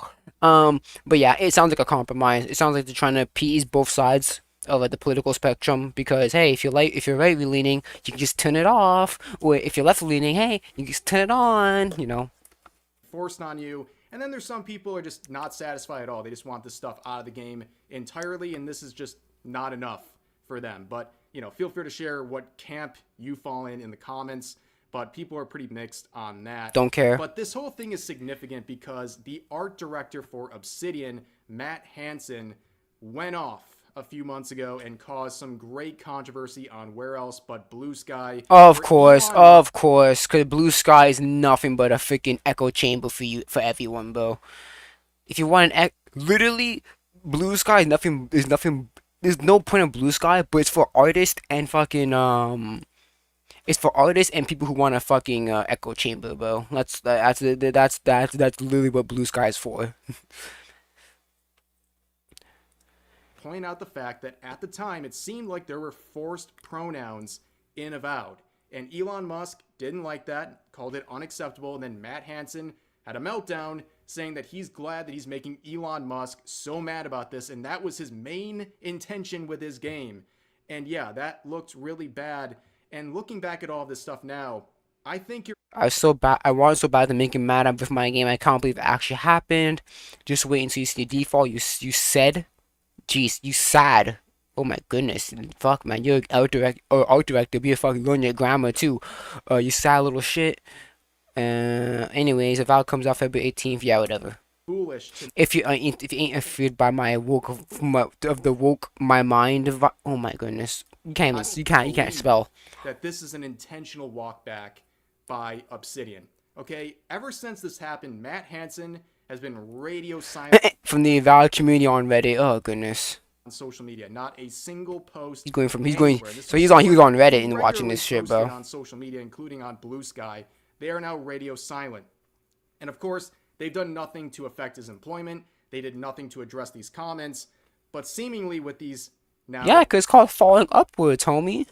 You can make a fucking terrible game, but you still get a fucking a raise. Look what happened to fucking BioWare and Dragon Age of Velgar. Some of the people laid off, but the top people, they got another job, bro. They're okay. features in the game with pronouns, that seems to be a walkback, because if they weren't a required thing, wouldn't you think Matt Hansen would clap back at Elon Musk by saying you're mad about an optional feature in this game that you don't even have to do? Well, Yeah. that's not what he said, and there was no indication at the time of the screenshot that these things were not forced. So I think they did walk this back, and they probably saw what's going on with Kingdom Come Deliverance 2, where the quote-unquote woke aspects, or the things people are calling woke, are optional. So they can say that here. This is an optional thing. Yeah, he didn't say that shit here. He said I want to make him mad. Player choice and yada yada yada. It's basically the same. Vous voulez moins de sucre et une bonne source de protéines? Too Good est la collation qu'il vous faut. Moins de sucre, bonne source de protéines, Too Good.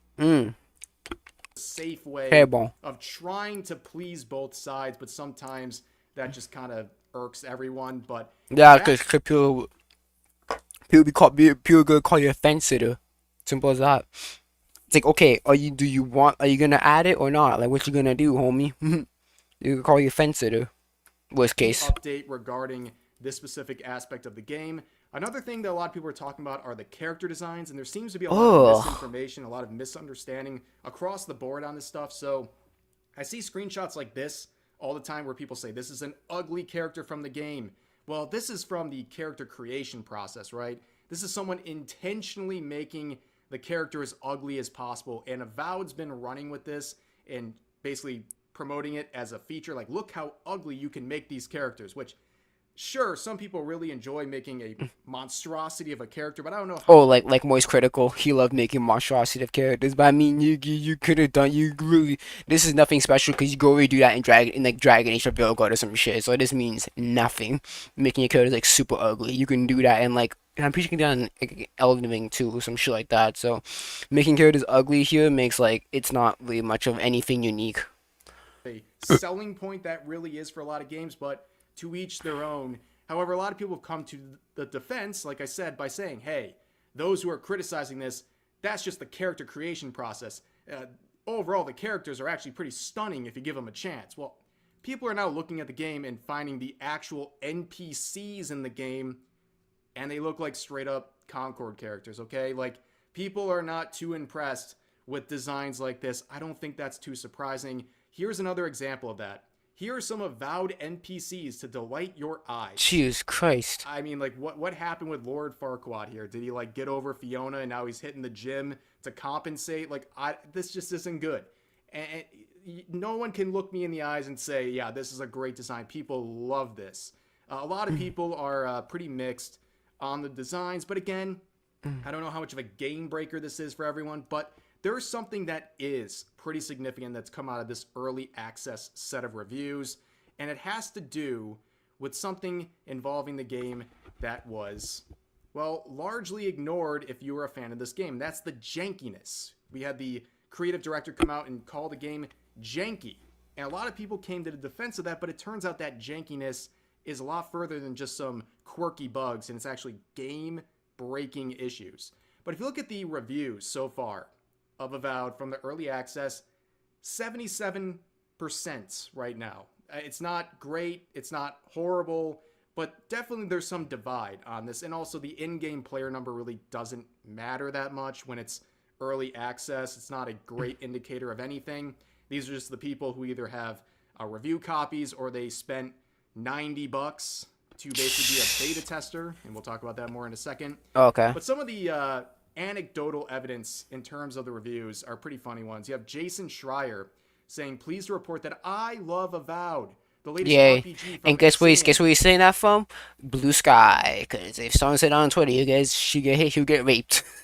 He'll get fucking on the wall. I expected strong writing and combat, but what surprised me and kept me wanting more after 40 hours is the exploration and yep. Now, a lot of people see what Jason Schreier says, and they go, the game must be the opposite of what he's saying.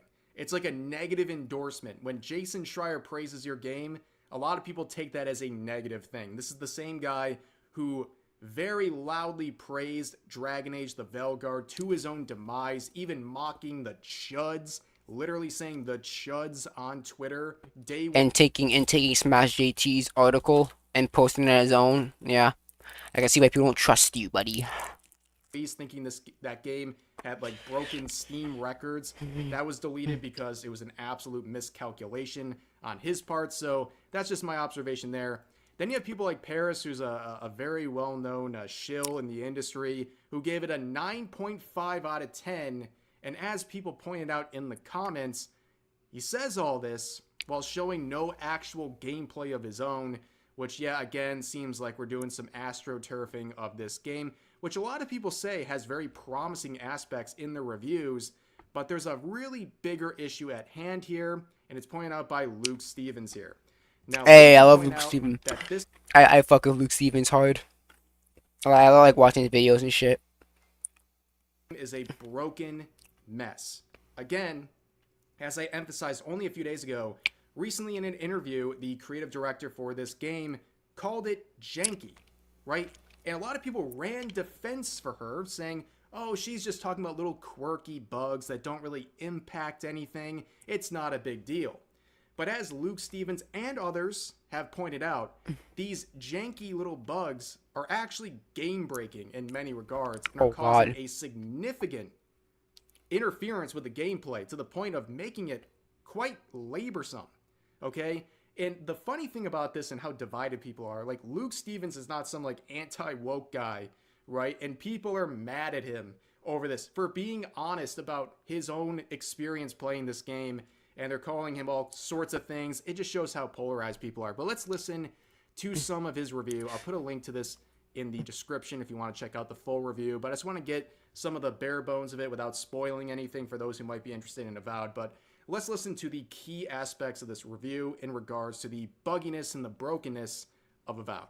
This is one of the most frustrating reviews I've made in a long time. Not because I dislike Avowed, I actually really like the game and I think it's pretty good, but rather because it's one of the most broken games I've ever had the displeasure of trying to finish for a review in a long time, maybe ever. To put it in perspective, Avowed, by my estimation, should take you between 30 and maybe 40 hours of gameplay to finish, doing a lot of the side content stuff. I spent significantly longer than that trying to finish this game. By my account, between 12 and 15 hours extra replaying areas that I already finished. Yeah. Can't give you the exact percentage there off the top of my head, but a pretty high percentage of his time was spent replaying. So he's saying, because he said it takes 30 to 40 hours, he's saying that it took him 50% more time, yeah? Around 50% more time to finish the game because how fucking buggy it was. That's crazy. Things that he had already done because the game just wasn't ready. We've heard about that phrase MVP, minimal viability products, right? We talked about this in the last video with the jankiness comment, where basically a lot of these big studios, they just want a product that's just good enough to go out there and they don't care if it's riddled with bugs because they know you're just going to buy it anyways. And then they'll fix it later. And that's an absolute insult to the customer. And you can see how damning this one is. Really hindering your ability to play this game at all. But let's hear it like how specifically bad this gets with Avowed. Or just losing progress because of corrupted saves, Oh, that's or fun. busted quest lines and Mhm. quest objectives Mhm. that didn't trigger properly and would soft lock you, or any other number of various issues. I also ran into an issue in later game areas where I could not enter a certain zone without the game just crashing. Jesus and Christ. breaking.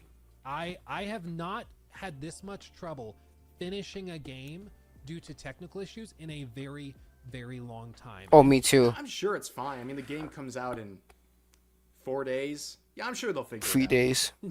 Nothing to worry about here, modern audience. To sweeten the deal even better, as if I wasn't ticked off enough already, I'm not allowed to show you footage of a lot of these broken areas or broken quest lines Why or not? objectives, because they happen in an area of the map later in the game that is specifically barred from us showing you in the review. They specifically told me I'm not allowed to show you even a screenshot or any footage of that area, meaning I can't show you these broken quest lines, bugs, the terrible performance and frame drops and stutters, the fact that NPCs and companions will randomly start moving at 15 frames a second when sounds like everybody fun. else is moving at 60 frames a second.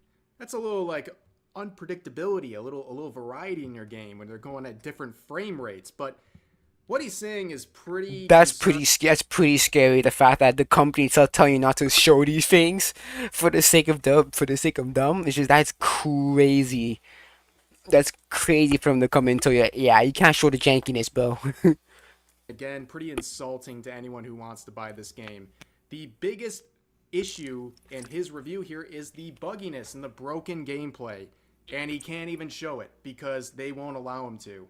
Essentially, they're trying to cover up the big critical issues with this game by silencing him, but at the same rate allowing him to talk about it, which makes them look even worse. Yeah. So we're now aware that there's these bugs and game-breaking aspects in Avowed, but we don't even get to see them. So now our imagination can just run wild, which is even worse because they're also trying to hide it at the same time. So they know it's a real issue, but they don't want you to fully know about it.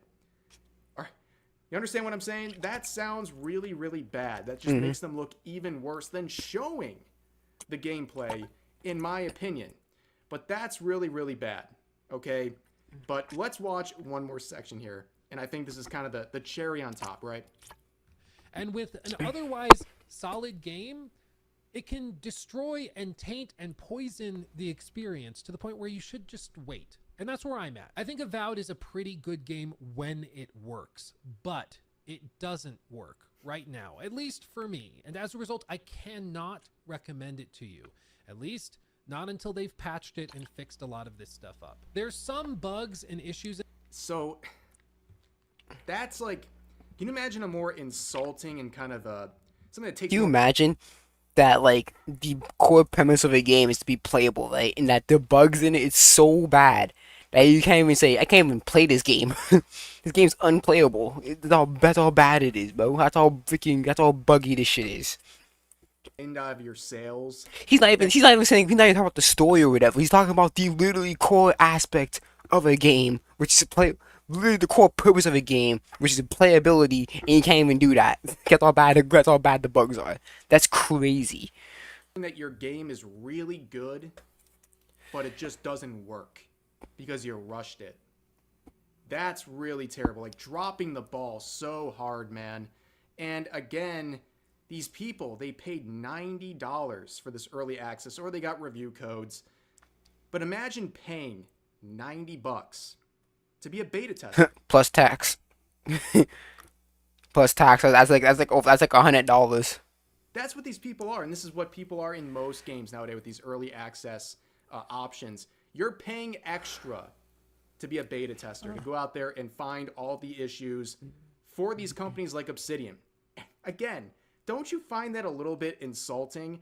And this would have been not as bad if we didn't hear those comments about the jankiness of Avowed from the creative director, because it set up this expectation that this game might have some broken aspects to it. And yeah, but to this level, like, and the fact that you're saying, is that she said that with like, with like no like sense of guilt, just like, yeah, you don't really care, do you?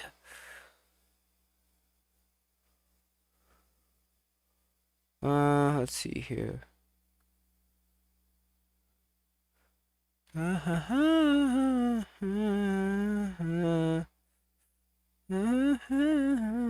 watched I haven't watched the latest episode of Invincible yet. Must on the beat ho, in a mad nigga, she a freak ho. Man down, call him ambulance, call him Seco. Okay.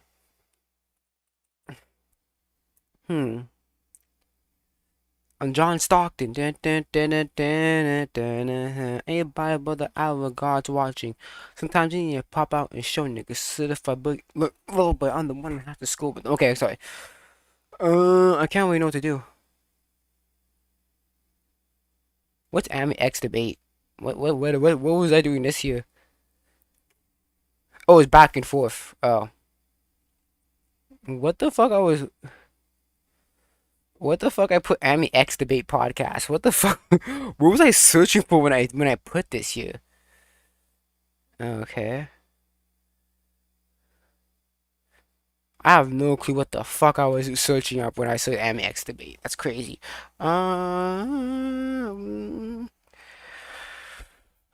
Okay, what was I going to?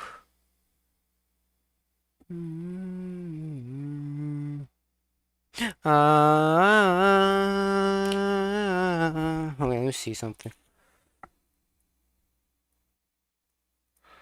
No. I'm trying to think. What else? I had everything in mind.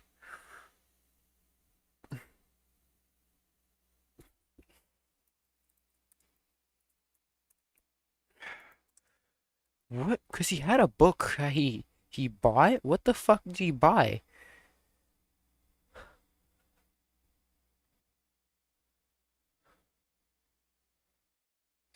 That's crazy. Can you imagine? Can you imagine your it's telling you, yo, your shit trash when we turn it off. Cause what the fuck did he get that book?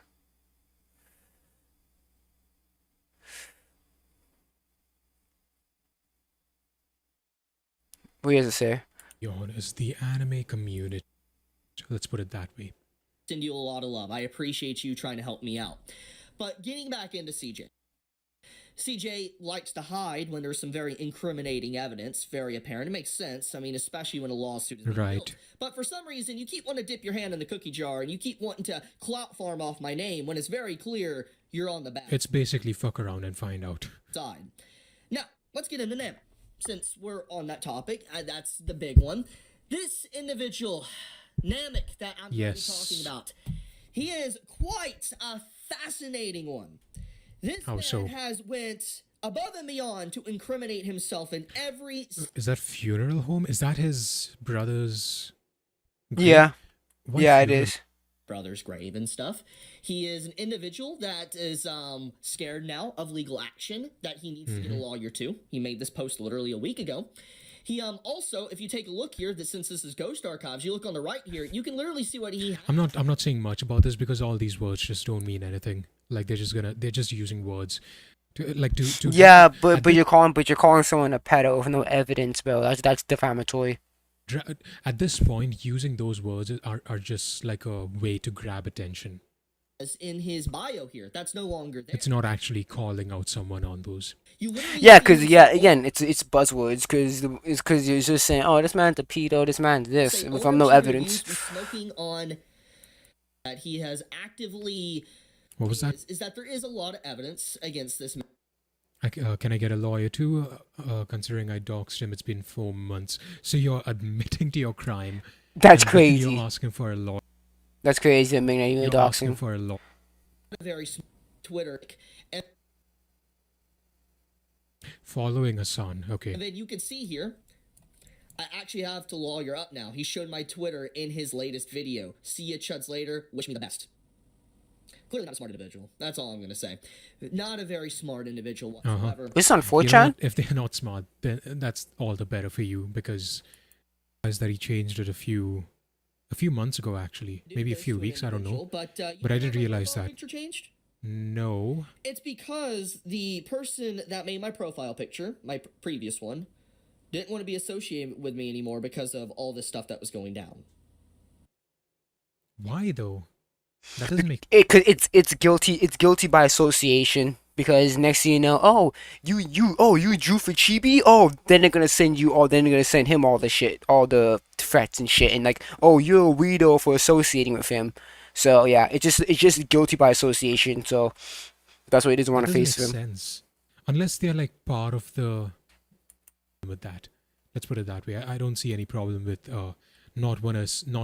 wanting to associate with Chibi if you're getting harassed as a result of this drama. Yeah, that's the thing. Now, let's get into the next. I do sympathize with People with to Chibi say though. the doxing did not happen. People like to say that there was nothing put on my account. Well, I have evidence for that as well. This right here is That's amazing. the forms that was actively disclosing my information. They knew Keep collecting all thread. the evidence you This is need. the post that literally made it. Hello, I killed this thread about Chibi. And then that anime snob is accusing him of being he's accusing him of being a scammer. Despite Yeah, in his latest video, he was calling Chibi a scammer and an exploitator and shit like that. But don't forget, him and Chibi have like a beef. Cause hold on, oh shit, fuck. Chibi, yeah, I know him. I don't know what happened between those two, but yeah, they do not like each other. I don't know what fucking happened to him.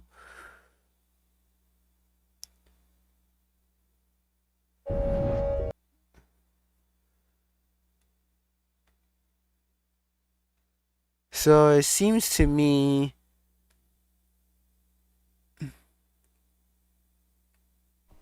that I'm keeping it real. that's hilarious because I'm not seeing.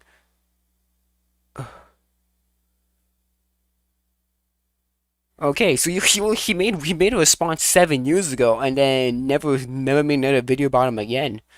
Why the fuck did he hate him so much? What the fuck did he say on this video? I like hates him. What the fuck? What did he say on his video?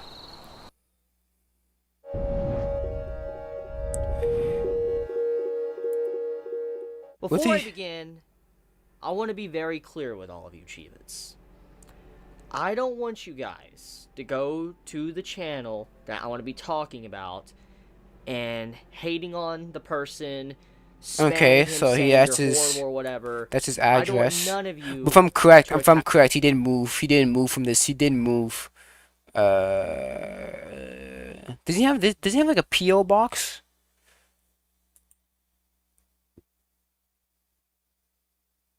I don't know. Damn, he got some fucking. He has a weird ass teeth. Anyways, I'm pretty sure he moved away from. I know he's still in Tennessee, but I think he moved since 7 years ago. But let's see here.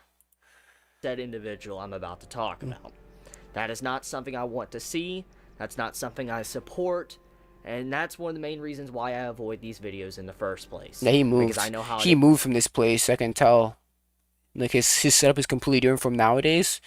So I'm not surprised. It's like almost 8 years ago. So he definitely moved. To a different spot. I've seen it a lot, to where when a YouTuber decides to talk about certain things about a certain said individual, obviously the community gets up in an uproar. They get their torches. Yes, yeah. Of just something I need to get off my mind.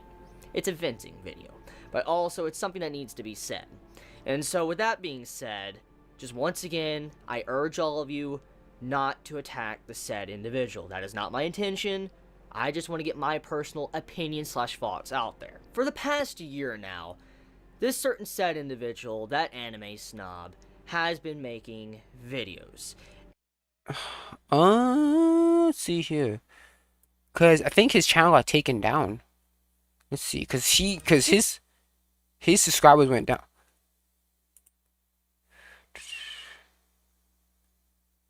Okay, so yeah, this case. So he got fucked. His first channel got fucked. I'm like, huh? He's 11K. I'm like, okay. Reading his description, yeah, his first channel got fucked. Huh? That's good. don't fucking TV care about his exposed channel. the fake he's once again. Overall, That's I've the end been of this pretty video. much ignoring them. I've seen them off and on. I see many comments and all that talking about it, that anime snob, and saying the man's always dissing you, putting you down. Did you see his video? And it's so funny because he's still. This is 8 years ago. This is almost 8 years ago, and he's still doing it to this day. This he has a grudge, man.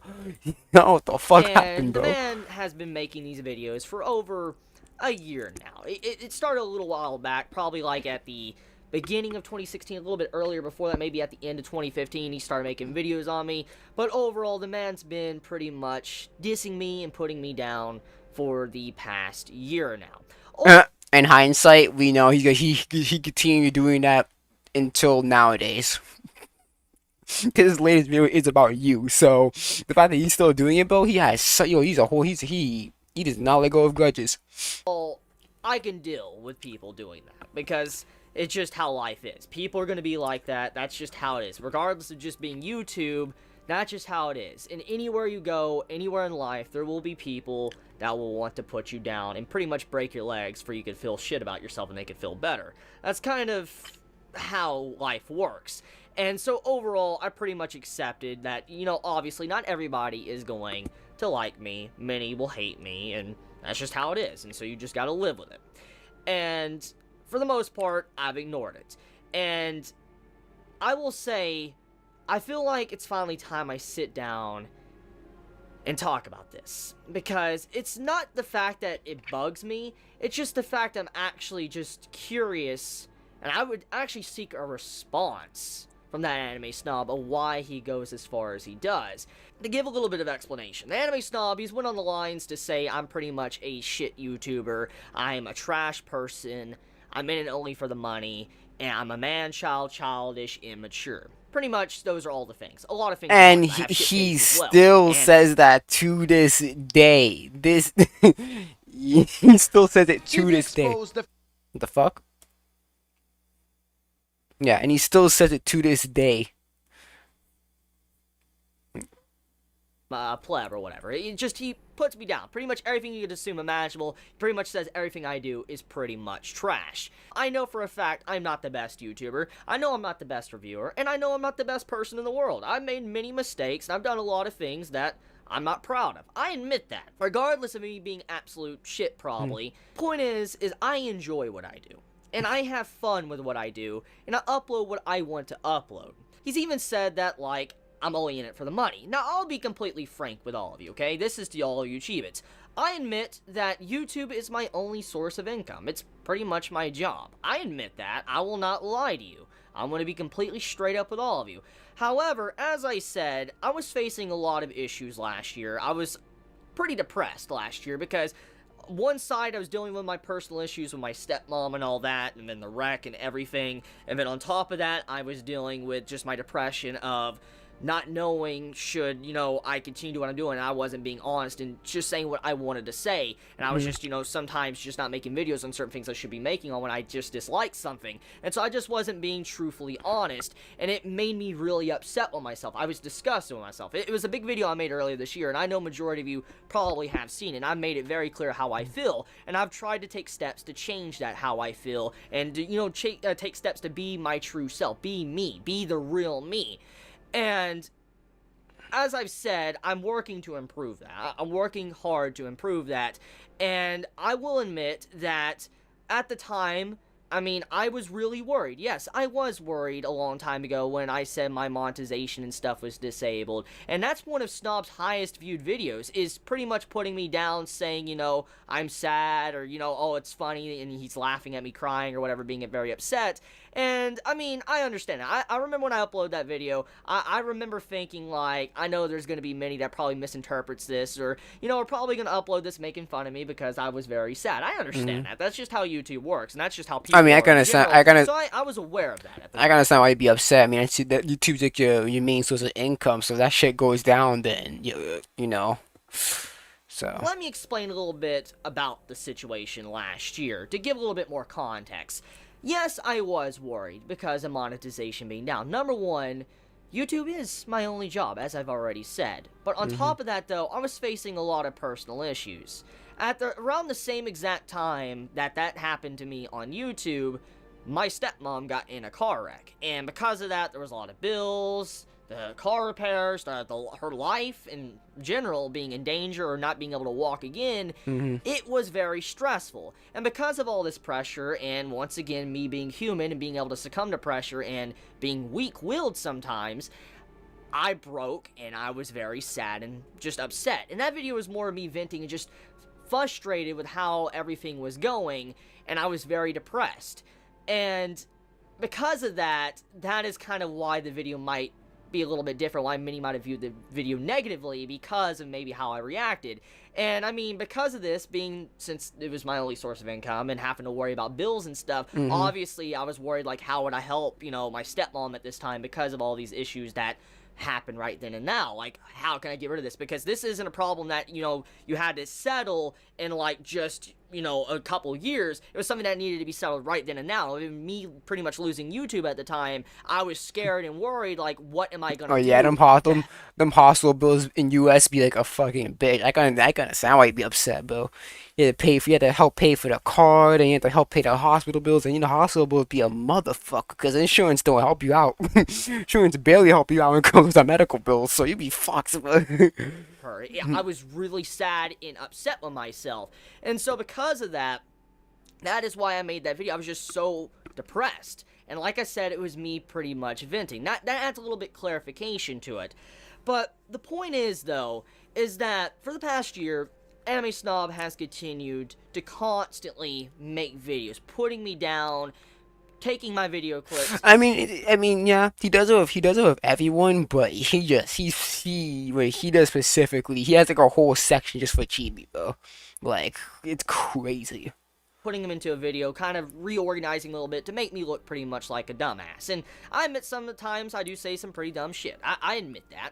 That happens.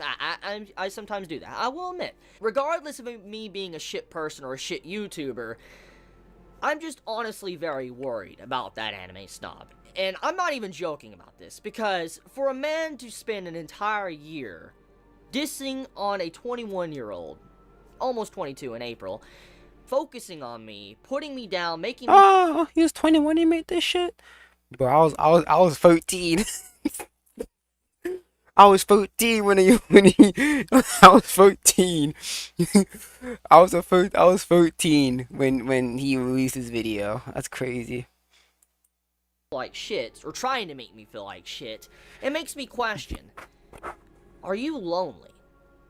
I'm not even joking about this question. Are you lonely? Because... So, he should be 22, so what? Let's do some calculations. He should be turning 30 this year. Yeah, he should be turning 30 this April, if my calculations of the years are correct.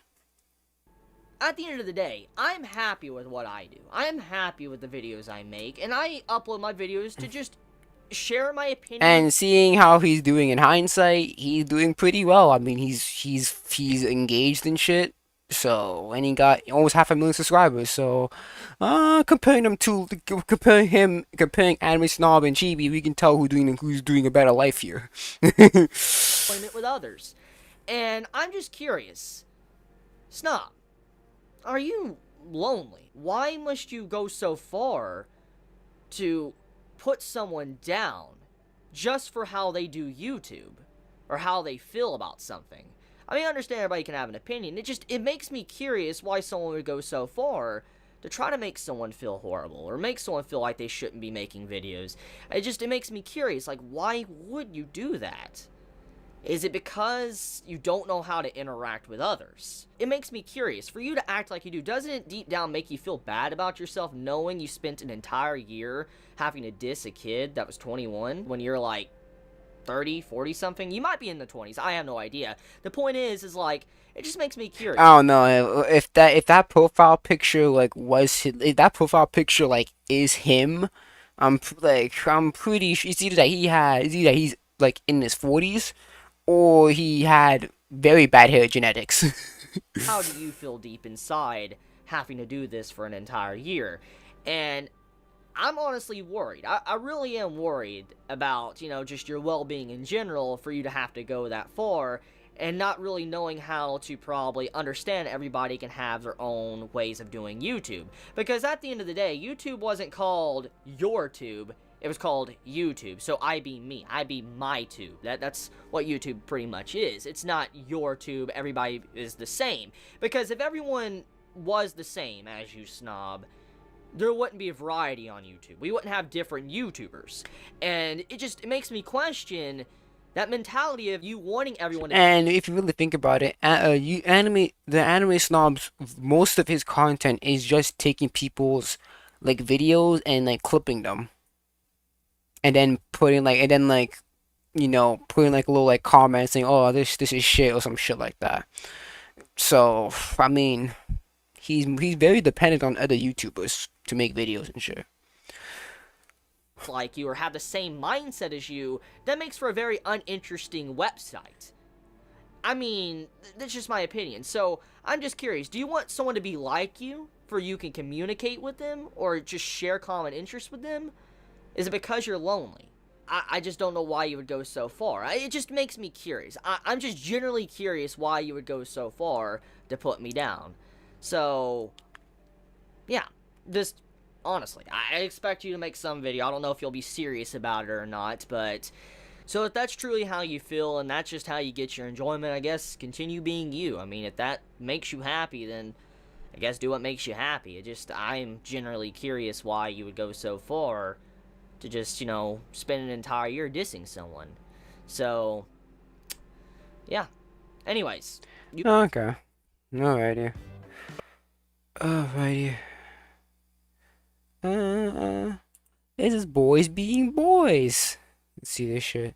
Speaking of boys being boys, I got something for you. What happened? You bring it back. Again! So moving on smartly, we got like 5 topics to cover today regarding why you should never live with your girlfriend. Now, if you're wondering, you can read what the title says. The 5 reasons why you shouldn't live with your girlfriend. Let's hear them. They might be onto something. Now, you could be the biggest, most, I guess, tallest, most masculine alpha out there. We got even our friends at Taste that live in Romania. I know we call our friends. You mean the people that look for them? Yeah. The OnlyFans models. Yeah. But same passes, no matter who you are. I don't think it's a good idea to bring them up with all the allegations and shit. You tend to like say, you know what? You want to stay in, watch a movie, you get some ice cream with her, you take her out. Oh, babe, can we cuddle? And before you know it, time passes along and you're like, damn, I didn't go to the gym today. I didn't work on my business. You put it off tomorrow or next week. Just chill with your girl. And you may say, "What fresh?" Okay, whoa, Fresh. Do you think that he's chilling with his girl 24/7, bro? Is that what you're thinking? Is that what you think? You think that's gonna be going on if you live with your girlfriend? You're gonna be happy you be chilling for 24/7? Like, whoa. Bro, I got willpower. I could go past that shit. Well, you can for a little bit, but not forever. And it happens to everybody. No one's really safe because at some point in time, you're gonna bend the knee. No pun intended. Bend the knee to her will or her way at some point. Now, what do you mean by bending the knee? Billy studying 50-50 on a $30,000 bracelet? It's essentially. I think he's joking around, but I'm pretty sure what he means by is basically compromising your goals for her satisfaction or some shit. I'm asking. I don't know. What does he mean by bending the knee? I would know, because I don't bend. Bitch, I fold. Hey. I fold. I don't be doing no bending over here. Nah.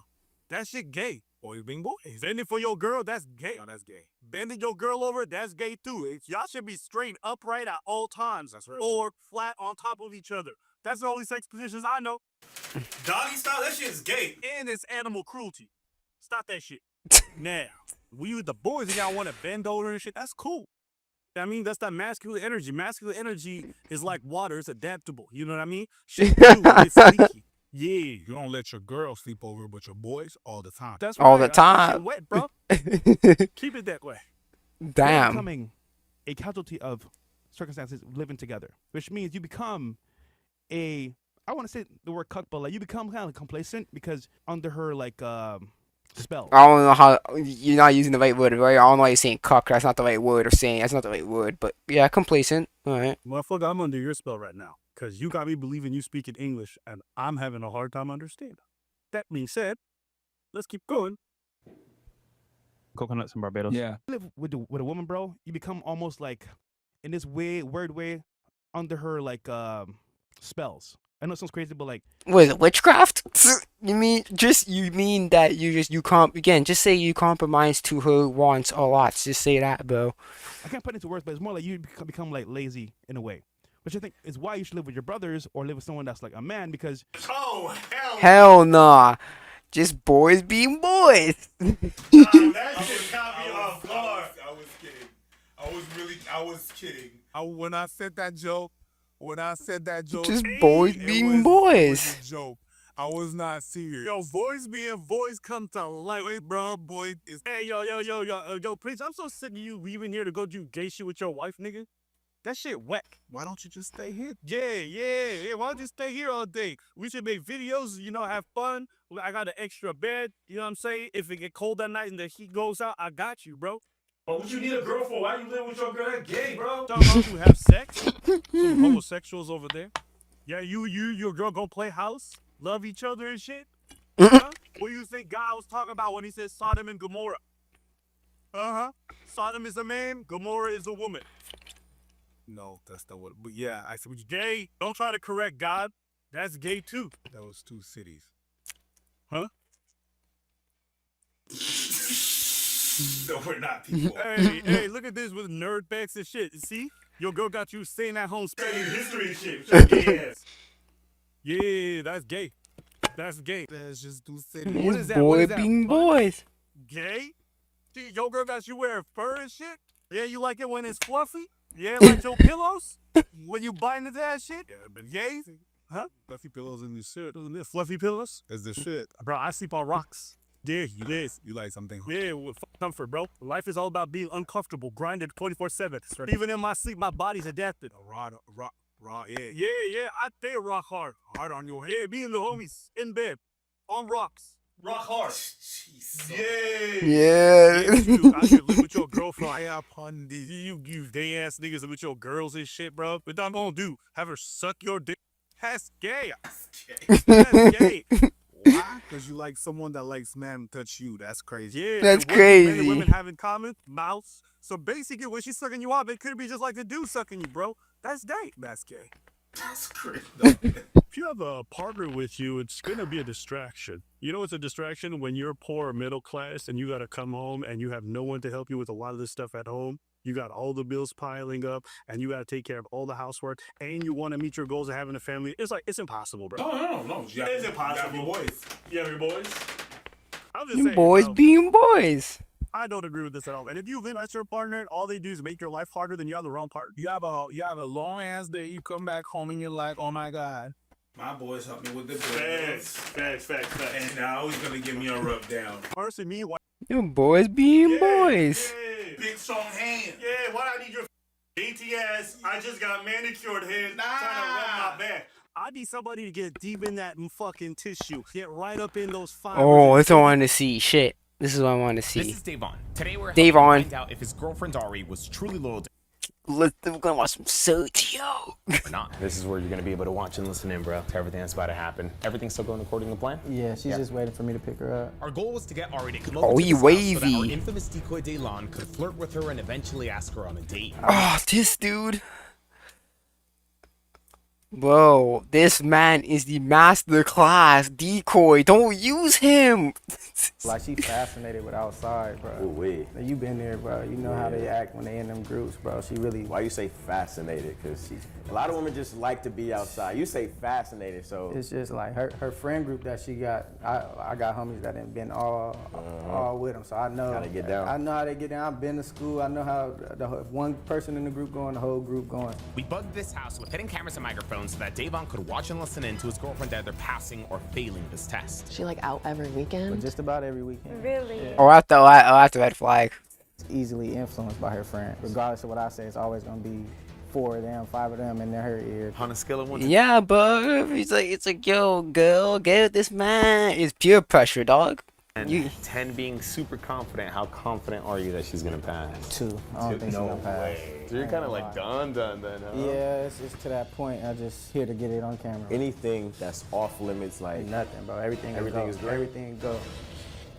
Oh, let's go, Sergio.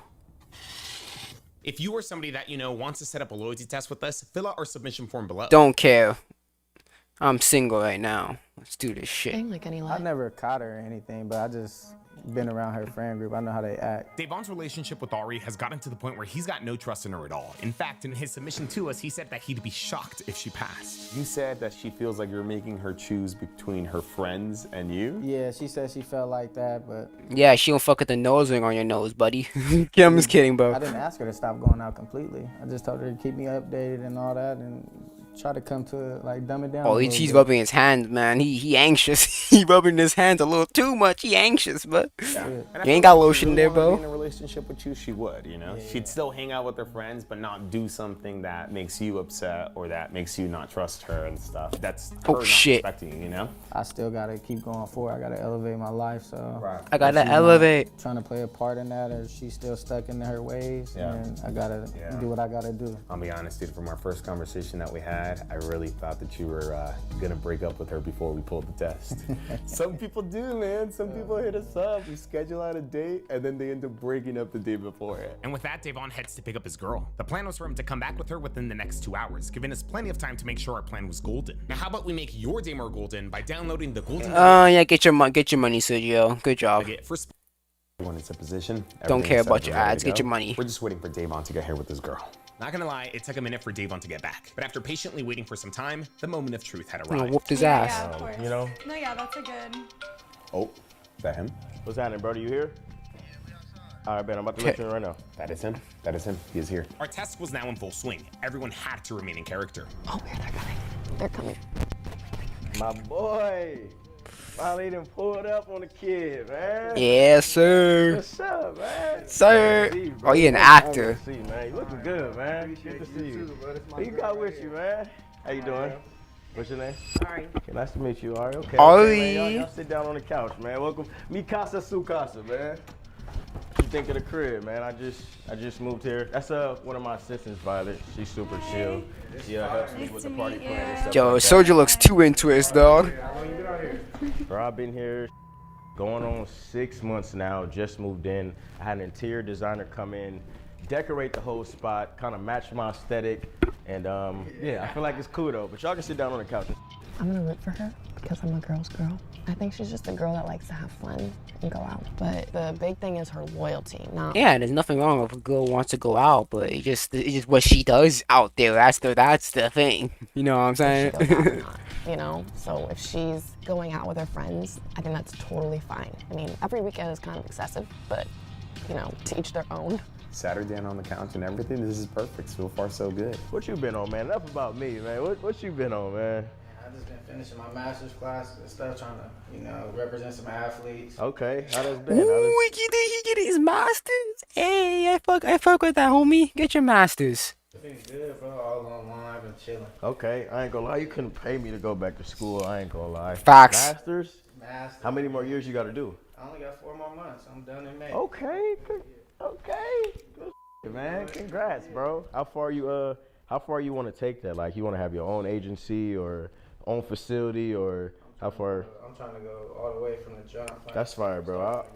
I feel like amongst all our friend group, you was the one that had like probably the most head on your shoulders. You know what I'm saying? And it shows, bro. So far, everything was going as planned.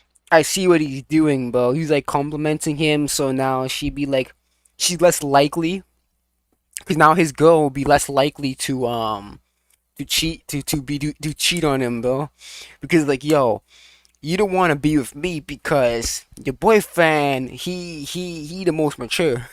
So I see what he's doing. I see what the homie is doing. This decoy is masterclass so far, bro. Seemingly was not suspected. Like this decoy is a wingman. But I know you said something about coming here for the party planning. I damn near don't be mad, bro, but I know it ain't your birthday coming up. I could have sworn it was always in like the springtime-ish. Like, Yeah, we here. She throwing a party for her friend, man. okay. It's my friend's 25th birthday. Okay, that's what's up. So she's more so in charge of like the venue and stuff like that. And I got some other people part of the team. But what were you kind of thinking as far? You said you turned 25? Yeah, she's Okay, yeah, big 25, yeah, big deuce 5, yeah, we gotta Hey, do it big, big dude, low-key, I ain't big gonna lie. 25. Surprise parties are dope. That's fire. I'm not 25, but yeah, big 25. So it's not a surprise party. What she knows about it, but yeah. She doesn't know, like, when Yeah, it's- what we're doing or when. Like, Okay, that's fire. That's fire. So how big do you want to do it, or do you want to go out? You know, because it's a lot of ways you can do this. You can really. not sure. Okay, what's your budget? See what you had to say about it. Okay, what's your budget? During one of our initial calls with Devon, we found out that Ari was planning on throwing her friend a 25th birthday party, so we decided to revolve this entire test around that. To get her here, Devon told Ari that he had a quick meeting, and since his meeting was near Daylon's house, he would stop by and say what's up. Now we're having Daylon pretend to be a party organizer so that Devon could convince Ari to tag along by telling her that she had to meet him. You see, Ari couldn't pass this opportunity up. This was the go-to man to go to if you wanted to throw an epic party. He could arrange anything from a chef to a DJ to a bartender to the perfect location. So the idea was, while Devon handles his meeting, Ari could stay behind and chop it up with Daylon about the potential party that they could throw her friend. Like Hey. 4 grand range, like 5 You can do grand, anything, 1,000, bruh. 2,000. Jack of all trades up in here, bro. I see you. Okay, give me a Okay, number, okay. Just ball. give me a sec. I need to use the bathroom. Cause I need to really take a pee pee. So I'll be right back. Just give me a moment, guys.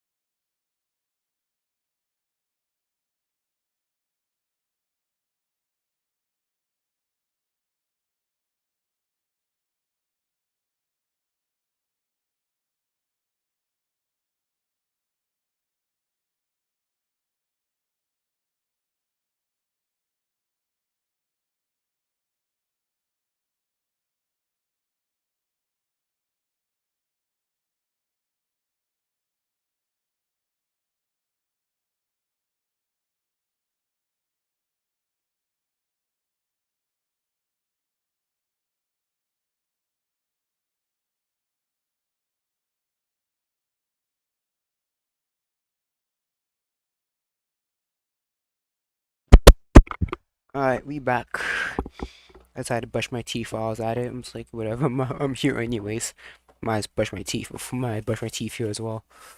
Alright. Let's get back into this. Something regular, a regular party. I mean, he's got 2 house parties too, besides. Okay. Yeah, I was only asking because we have a lot of connections. Yeah, so. I mean, nothing we do is regular. Yeah, so if you wanted to go out, I'm trying to think of the cost for that. You know, you and your girls gonna want black trucks. Y'all not gonna be driving, y'all gonna be lit. Then y'all gonna go to the club, y'all gonna need a section. And then you gonna need bottle service. And then you gonna need a ride home. And then you gonna wanna eat food after and all this other stuff. Like, that's gonna run you for sure way more than if you maybe do like a house party. I'm thinking something like that. If you want a private chef, if you want servers, you want a bartender. That's what I'm saying. I got some rental properties, but we know people in clubs that we can connect you with, or I got some rental properties that we can do it in a house. So it's really where you can save the most money on is like not having to go super extravagant on a house. Like it's probably gonna be you, and how many of it is y'all? 7 girls. Yeah, like y'all don't need to do nothing a crazy ass mansion. Y'all can do some low key, you know what I'm saying? Y'all can do it like that, and I think that'll save you the most money, but I'm not trying to whoop you over the head at all. You know what I'm saying? You my boy's lady, so I'm definitely gonna look out for you. All right, we're gonna give him 5 more minutes. Maybe 10, we'll see. The hard part was already done. We already had Ari in the home. After making this entire thing feel realistic, it was time to get Davon out of there. All right, Andrew, let's get Davon out of there. As planned, one of our crew sent Davon a text, cueing him to start making up his excuse to leave. Yeah, this is good. This is good. I'm gonna have to get out of here. I got a meeting in like 20 minutes. It's gonna take me about 40 though. Damn, Brody. Thought you was gonna chill. Well, you coming back, right? I'm gonna come back. Okay, bet. Straight with Stan? You gonna leave her here? Yeah, she's not gonna be able to sit in the car. She got water and food? Like, no, I'm just playing. I'm just playing. Let me walk you out there, Brody. We'll be right back. Do you like to throw parties for your friends often, or is this kind of a first time thing? Really? That sounds like fun. Josh, Davon's coming out. Josh, you can get Davon. Happy when you on your way back, buddy. I'll see you in a minute, fool. Be safe, buddy. Davon makes a clean exit. Ari didn't even question it. Honestly, even Violet just being there really helped too. Her sliding over and sparking up conversation was perfect. It was distracting and everything we were going for. That's for you to watch and listen in right there, bro. When's your birthday? July. Okay. It's damn near. All right. Yeah, when I meet your friends, they may be coming to us and want to throw something for you, so. She's very social. Yeah, she is. She's very social, which is, I mean, a good thing for the test. Hopefully she passes, but I mean. That's what's up. You be going out? Yeah. Okay, you been to High before? You been to Nightingale? You been to Poppies? Like, you know some. Okay, I got some boys that work in all of them. So like I said, we got the connects. Outside of that party, if you ever need to like get you and your girls in, you know what I'm saying? I'll give you my number. You can really just. We got a lot of pool around the city too, so. We didn't want to move things too quickly, so we gave it another 5 minutes before moving on to the next step of our plan. All right, Andrew, let's send in Kendra. Okay, we're going in. We're going in. However you take Yeah, your 'cause liquor. everybody drink different things too. That's what I'm we saying. can have like light, a dark, you know. He'll have different options. we can have like a little signature like birthday drink for her even. Mhm. Those are nice, cute little Kind of just go from there. Matter of fact, let me and I'll- lock you in and get your number, so that if I need any further details, I can just contact you. Yeah. Put your number in my phone. No way he got a number? Somebody knocking at the door? Oh, go ahead and put your number in. I ain't expecting nobody. Daylon secures Ari's number early in this test. Now, technically, it is just for business purposes. Hey! You got the bottles. What's up? Hello. Good to see you. How you doing? Kendra's pretending to be Daylon's other assistant. Supposedly, she's bringing over some bottles that were requested for another party that they're throwing. We're just trying to make this entire thing feel more realistic. At the same time, Kendra's gonna be helping Violet make her exit. I'm doing a meeting with her. She's planning our next party. You put your number in? Mhm. Okay, bet. What you bring? I got the nice drinks here Okay. for the party. That's all of it? Oh no, I got some more in the car. Okay, I was about to say it. We gonna need more than that. Yeah. You drink any of those? Yeah.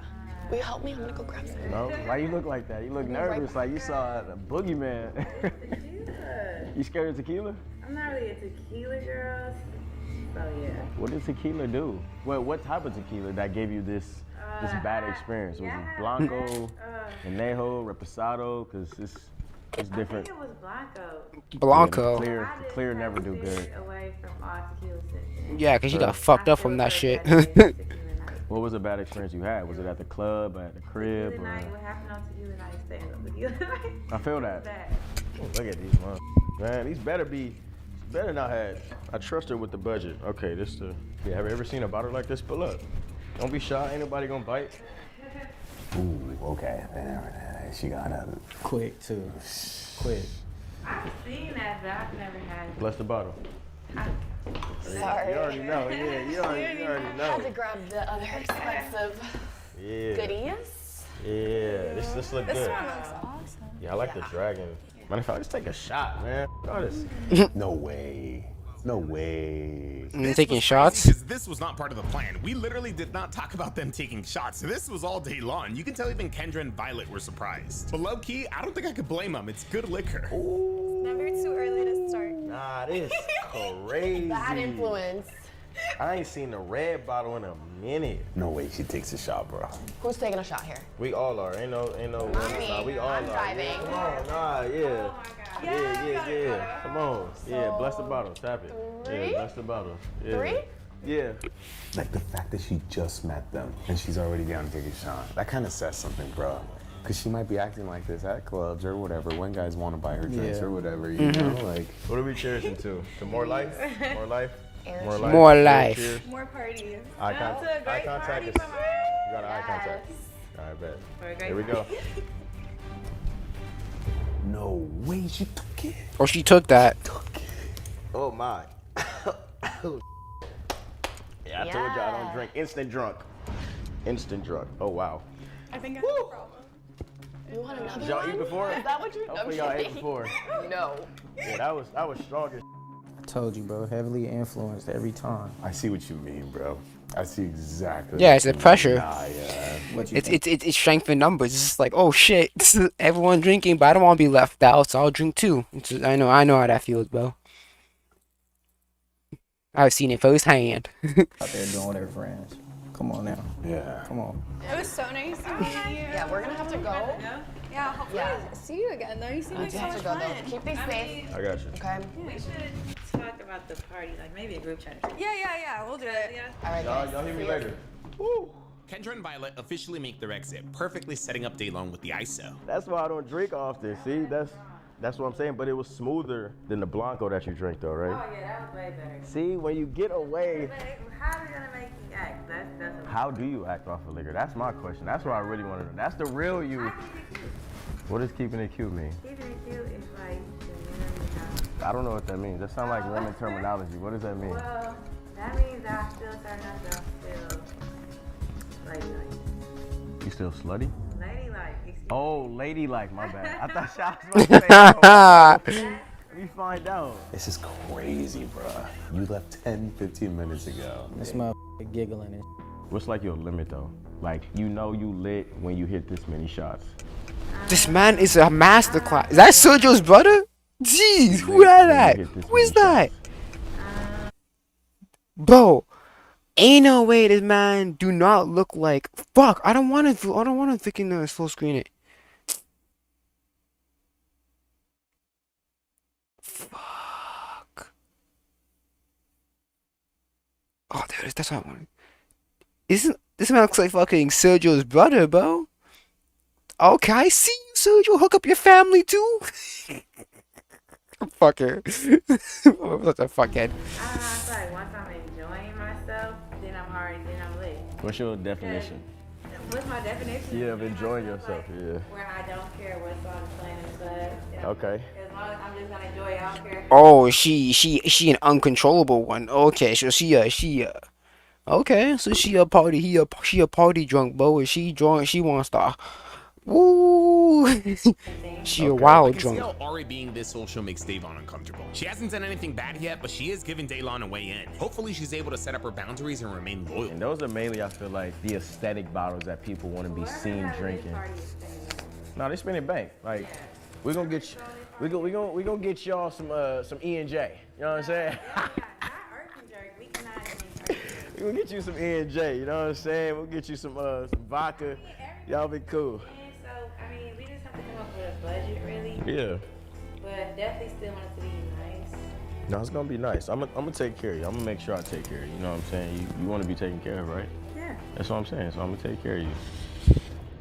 All right.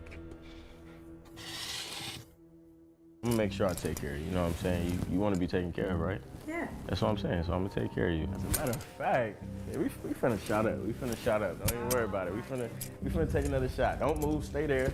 I got you. No way. Daylon giving Ari another shot was crazy, but what was even crazier was that Ari was all for it. Now if I get too drunk, you taking care of me? You got a place to stay. You good? You gonna drive the boat though?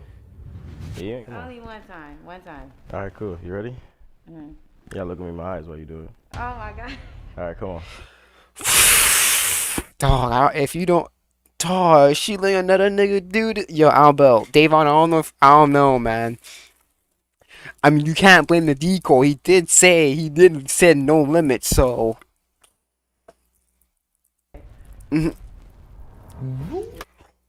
Suji, you motherfucker, you little bitch, Sergio. You want to give me an ad? Fuck you.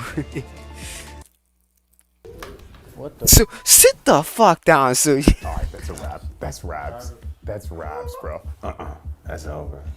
Not yet. Eye contact with this man while in that position is crazy. I don't know. For me, this was a little bit too much already. Yep, there you go.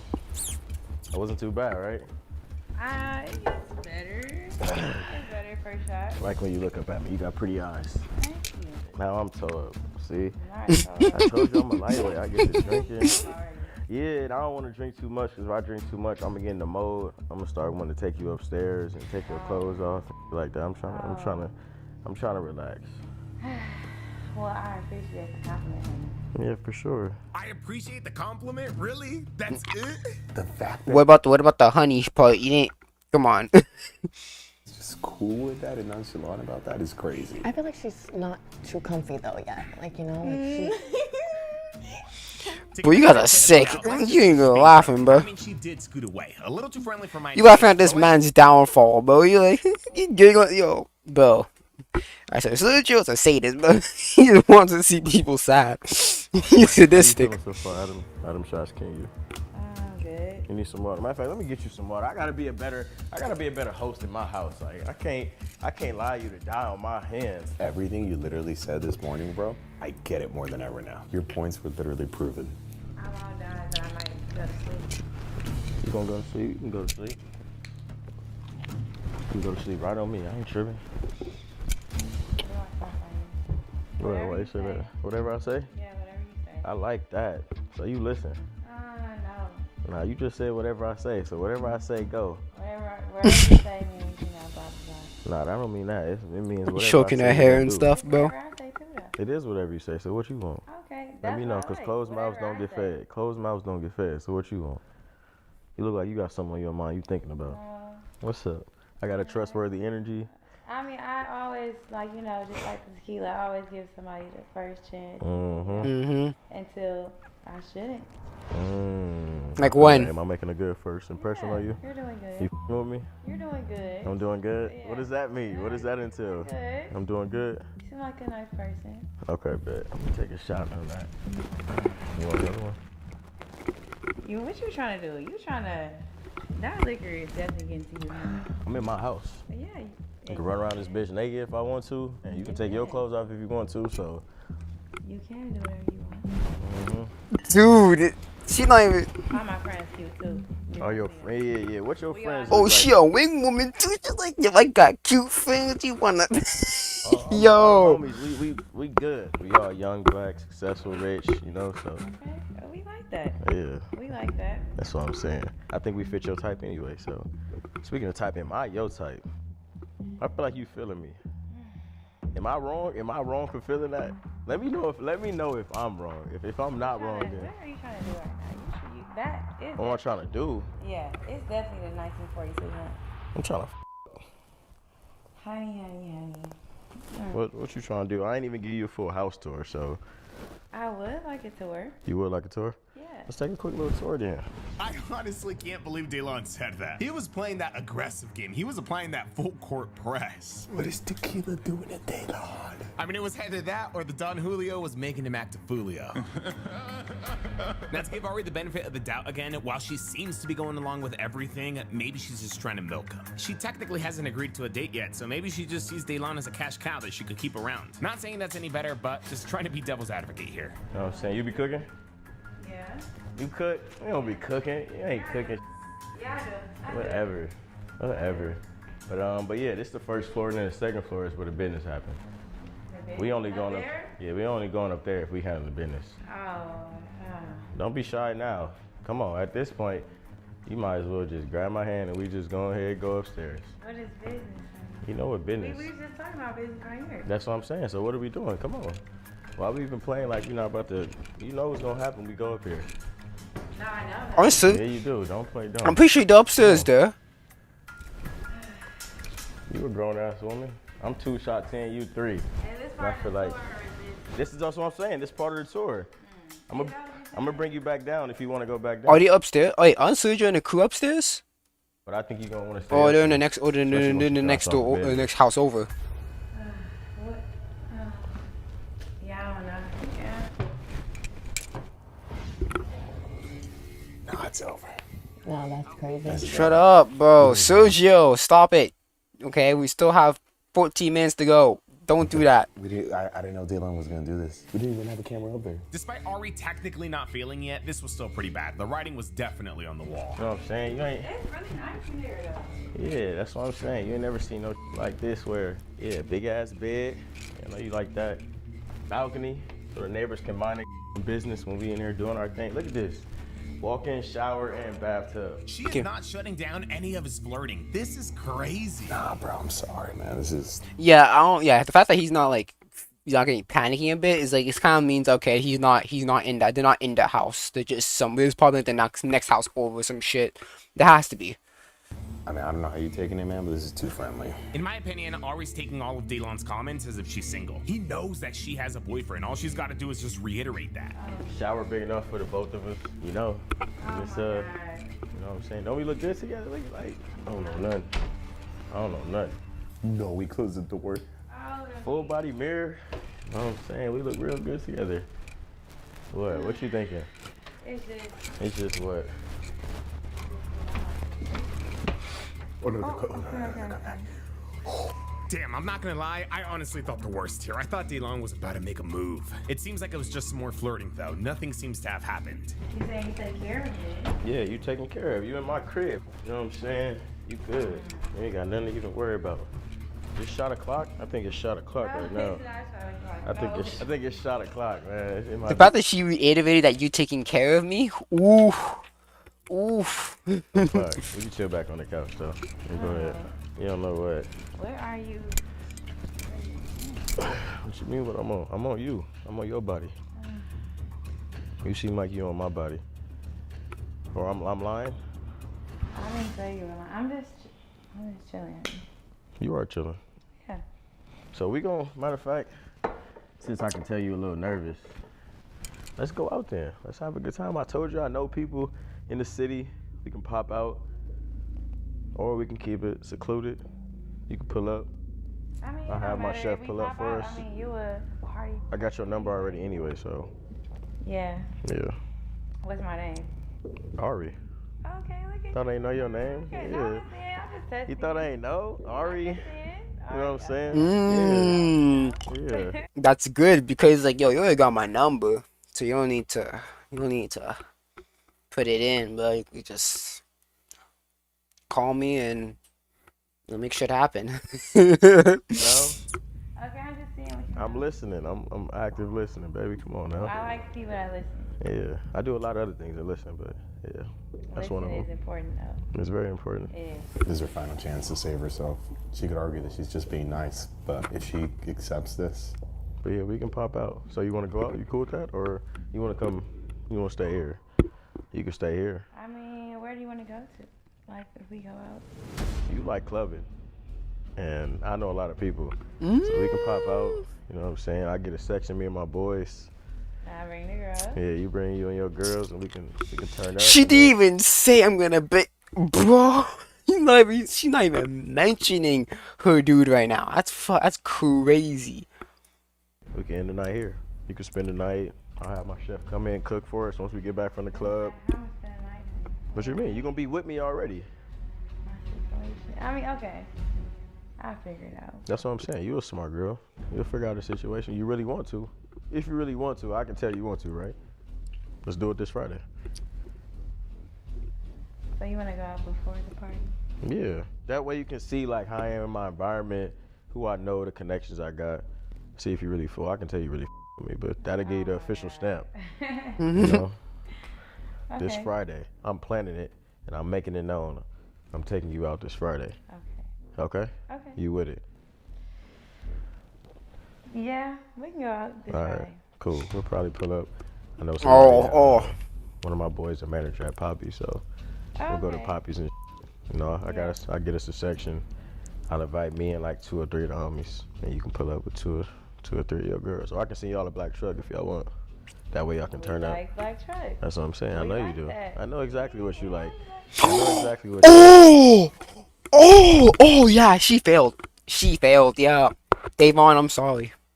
Davon, there's only 10 minutes left. There's more shit to this. Davon, I'm sorry, bro. I'm sorry, bro. I'm oh, shit. Oh, I'm sorry, Davon. I'm so sorry. Run that back real quick. Look at that. On the shoulder meat. Oh, yeah, it's done. It's wraps. Now she's getting real comfy. Yep, she's getting real I know comfy. exactly what you like. I know exactly what you like. I got everything what you. I got everything you like. Don't even worry about it. I got. You don't know what I like. I got everything you like. Don't even worry about it. I'm liking you, but I'm sure I got everything you like. But we on him, her back and shit. Edition, I ain't gonna lie. It's good. $750 bottle of 1942. Got you feeling? We gonna see how it keeps. It's hidden. Mm-hmm. Okay, I like that. Like she knows that you're coming back, right? Like That's it. It's been wraps. It's been wraps, but like that's. she didn't even tell him to stop. That's crazy. I don't even want to. When was it over for you? The hand on the chin.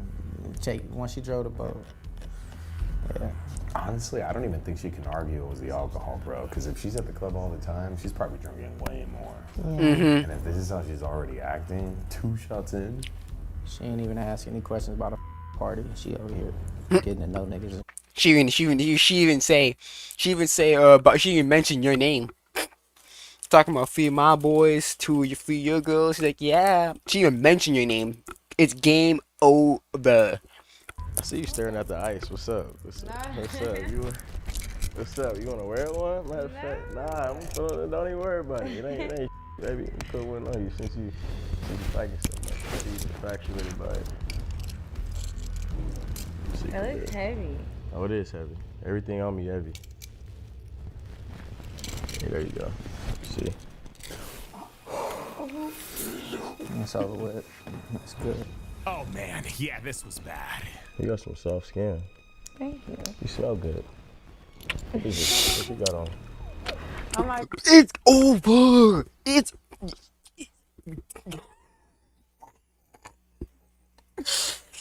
She letting that. Oh yeah, it's game over, man. Just let it happen, bro. No time to impale her, bro. It's over, bro. oh my god. It's Jimmy Jimmy Choo. Choo, okay. Yeah, look at you. Yeah, look at you. You getting used to it already. Let me see. Yeah, this look good on you. Yeah, I like that. Thank you. Mm-hmm. Bro, you let me know when you've seen enough, man. Because honestly, R-rated. I don't need to see no more, bro. Bro, she was kissing on her neck, bro. Yeah, you don't gotta see It anything. was about to turn R-rated. She's honestly, she failed a long time. Oh, what's up, Phil Horn? What's up, bro? I'm watching some of that Sochio. You know what I'm saying?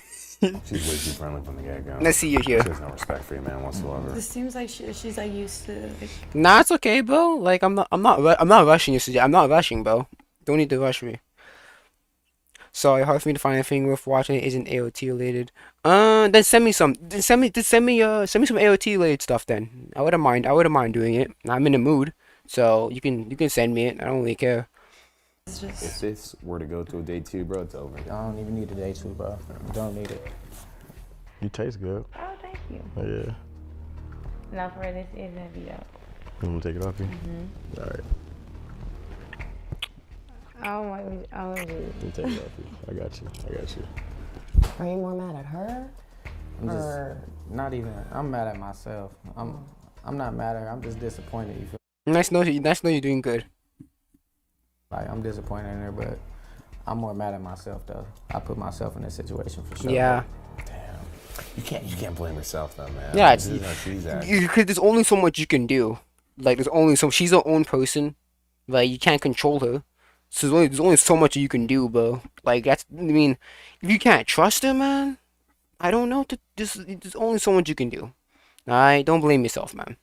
You're trying to be trusting, you know? You're trying to like give her the benefit of the doubt type Mhm. thing. Yeah. Do you want to go in there in front of her? Yeah, let's get to it. We could do it one of two ways. You could walk in there by yourself, or we just walk in there guns blazing with the cameras. I'm gonna go in there, break her down real quick, see what she gotta say. You want to go in there by yourself Yeah, first? break her down. Okay, cool. See if she acts differently. Okay, cool. Let's walk you around back like if you're barely coming in from the front. All right. And so with that, Oh yeah, okay. So basically, I think what he's gonna do is that he's gonna ask her, what happened. Not ask what happened. But he's pretty much gonna come in acting like he didn't see anything. You know what I'm saying? I see what he's trying to do. begins to re-enter the scene. I like you. We're gonna have a good time. We're gonna have fun. Okay. You got good energy around you. Thank Just everything about your whole aesthetic. I'm feeling it. Honestly, I can't even begin to imagine where things would have gone if we would have continued this test. I'm pretty sure it would have been bad though. Oh yeah, definitely.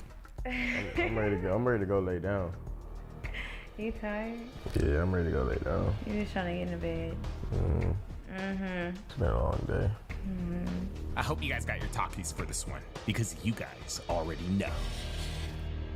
This shit's Going to be good. Did you text yourself on my phone to make sure you got my number I saved? called it. Okay, cool. So you got my number saved? Yeah. And you can just save me like under some different. Like, Oh my 'cause God. I'm only gonna call you, so Okay. we ain't gonna have no text threads and nothing like that. See, yeah, you're yeah, not messy. yeah. You like that. Nah, I don't do that. I don't do. I told you, he a master class decoy. Like when you, oh shit.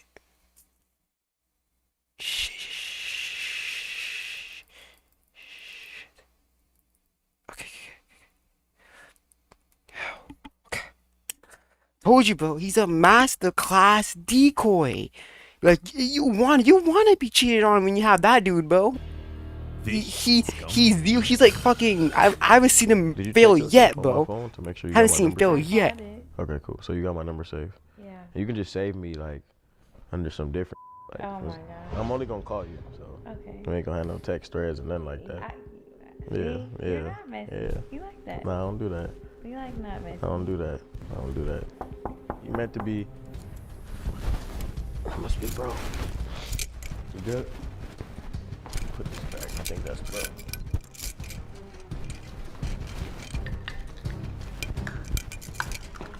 Who is it?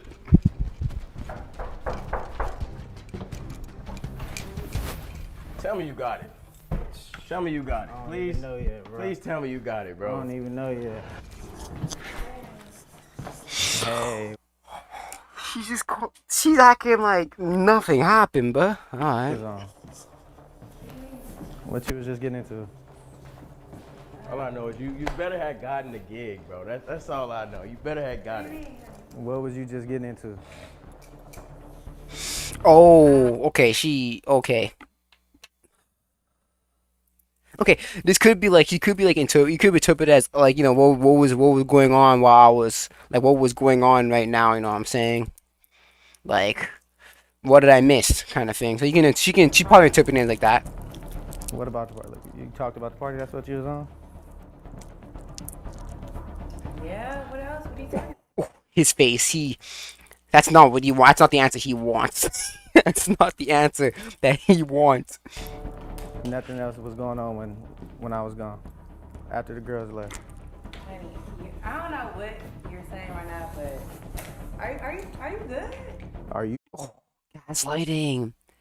And the fact that she even say like, what do you mean? Like, cause she didn't even notice that he said when the girls left. So she should be like, she should have been like, what do you mean? Oh, yeah, they went this, and this. So the fact that she didn't figure that out, cause he kind of slipped. He kind of let that slip. Like after the girls left, she should have been like, what are you talking about? You saw them leave? What? Good. Put that on God. Nothing was going on. Are you straight? Oh, he's heated as. Oh yeah, he's heated. He's heated, but he don't want it. He don't want to jump out the gate just yet. that job. I'm talking about you. What you had What going about on? the interview, honey? Didn't you just go to an interview? I'm not talking about no interview. What was you on? What was you just on over here? See, what? I don't know what's going on. On a Gaslighting. I'm hot. Nothing was going on. This was closed when we was gone, right? That's for the party. That's something. When the party. Exactly. Stupid as you, That's for something he has going on. Exactly.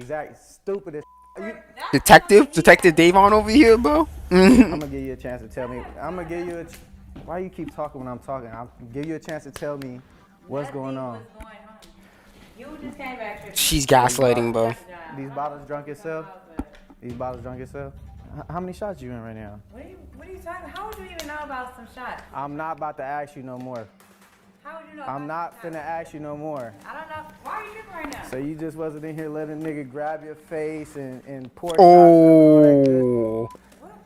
Yeah, and all that. Don't worry about where I was at. Was you in here doing that or not? Where was you at? Was you in here doing? I got a job interview. Don't worry. You keep talking about it. Nobody give a about no job interview. The is you talking about? You're tripping right now. All right, I'm tripping on the dead homies. Yeah. Stop touching me. Stop touching me.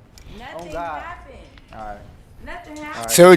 Sergio, you better go in there, bro. Cause if he keeps on pestering him, he might put some hands on. And I don't think you want that on your video, bro. It sounds good. Put that on God. Nothing happened. Exactly. All right. Nothing happened. What's the problem? You wasn't just over here lovey-dovey. What you got going on Friday? Wow, where were you at? Don't. No, when did you come back? What you got She's trying to. She's not answering them questions, bro. Stop. You getting too close to me. I don't think I told him to cue us in or gave him the cue. You better help him go in there. No, I'm not. You're a liar. You gonna keep lying in my face, dog. So you don't talk to bitches? Why are you trying to switch on me? Why are you trying to? Man. All right, let's go. What you got? What you got going on Friday? Black trucks. Nothing. Spin a night bag. Tell him what, this ain't, I don't get in between business, like, this y'all. He I don't get in all between this is on shit, camera. This is all on camera. Look at you, goofy. Just Ooh, goofy. Just dumb. Anyway, you're broke as hell. I'm broke. Yeah, you're I'm broke. as hell. Yeah, You you're ain't paid. If I was broke, I would have been put you on the blade. You crazy as. Guess what? I'm not. And you still stayed around. And I'm not broke. Yeah, okay. And I'm not broke. Broke and I'm ugly. still having Yeah. ugly Yeah, who? broke and ugly, but you were dating him. So that kind of tells me that you can't choose your men right. Ugly who? Shut your trifling ass out of here. You going the wrong way. You know? Yeah, get on. Take you in that sorry ass water. Sorry ass water. It sounds. I'm not gonna regret. You will. You I already will. knew the You truth. regret I've this been knew later. the truth. It's all good. I've been. Go that way. That way, man. It's over it. That way, we done. It's over with. We're done. We done. Yeah. You. Yeah. Matter you trifling ass bitch. Get going, bro. Get going. Kick rocks. Door that way. Door. Adios. Bye. Bye. Au revoir. What language you want it in? Bye. Bye. Sayonara. Adios, mother. Yeah, gone. You. Get your ass up out of here. Shut the up. Dumbass. On east side, he's On east side, eh? On east, he's a bit. I actually had this on my watch list playlist, so that's good clearing that out. My bad, bro. I was trying to chime in there, but at the same time, I was like, damn.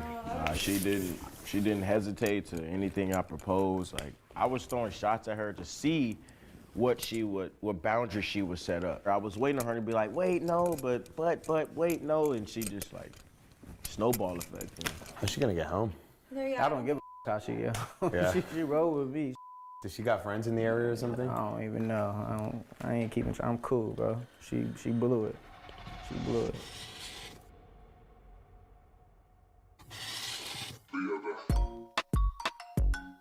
All right.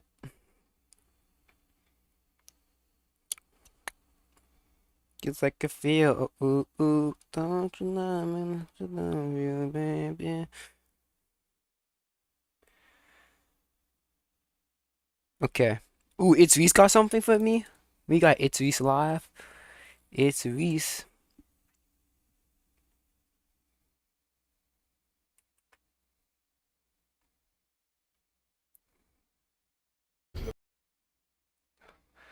That's what I was talking about. At least you got something for me, bro. I saw that African shit, bro.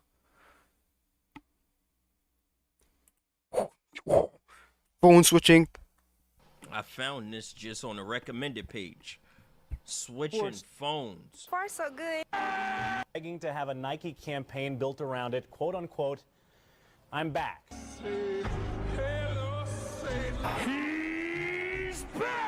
Yes.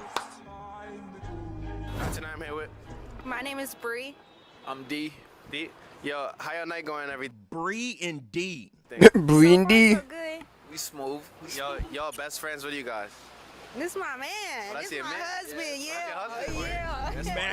Married. Stop this cover real fast. I'm coming out of McDonald's real quick. You feel me? Eating. I just stopped them real fast. Ask them about the TikTok ban. I was lying. How y'all feel about the TikTok ban?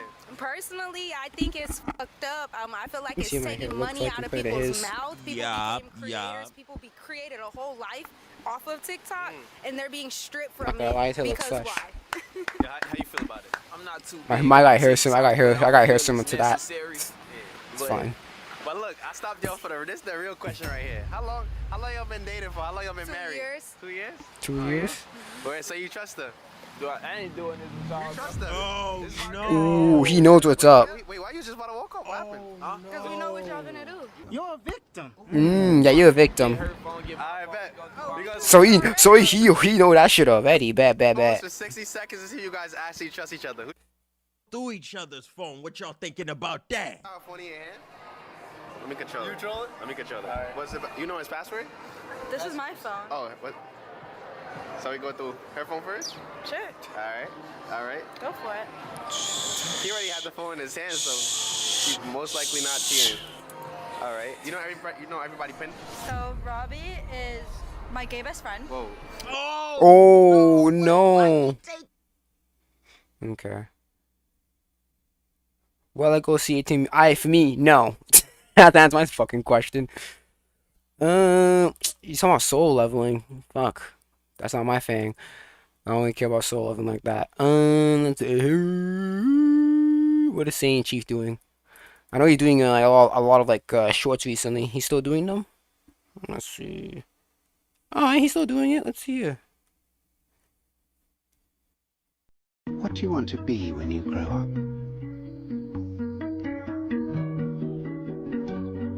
Kind. 5 centimeters per second. A whisker away. Guardian of worlds. Children of the sea. What do you want? This. Oh crap! Let me see that shit. Children of the sea. Jesus Christ. Okay. 5 centimeters per second. I'm a fast fucking. I'm not a fast typer, but I wanna. It's a movie. Huh? It's like 1 hour. I can watch that on my own time. 2007.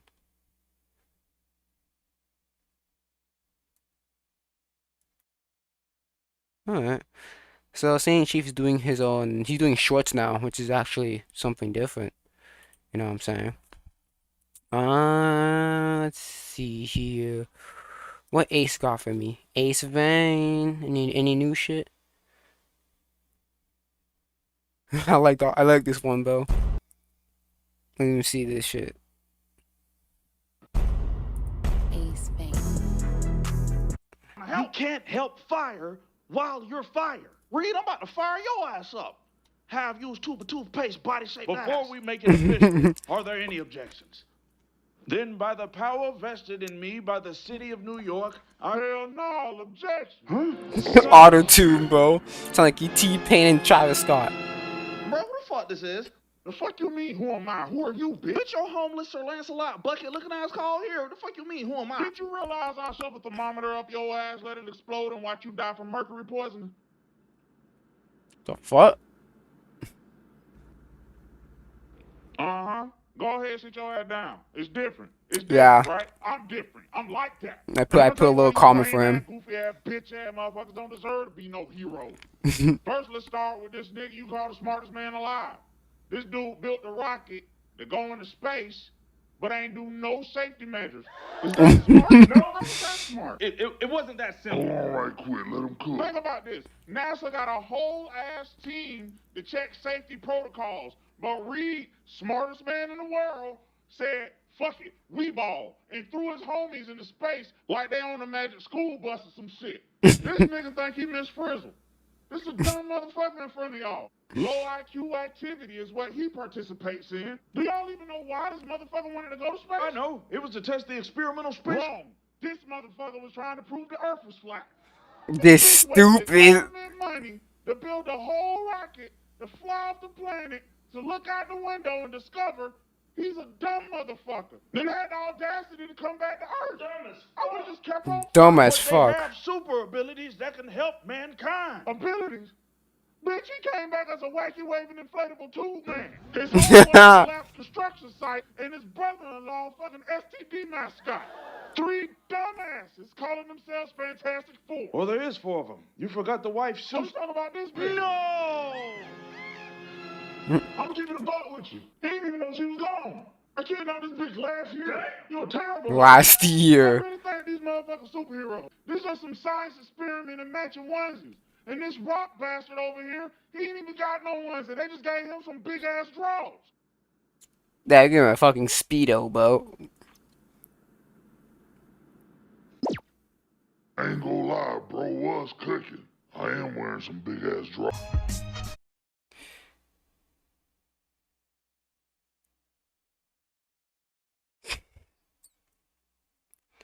Hold on a second.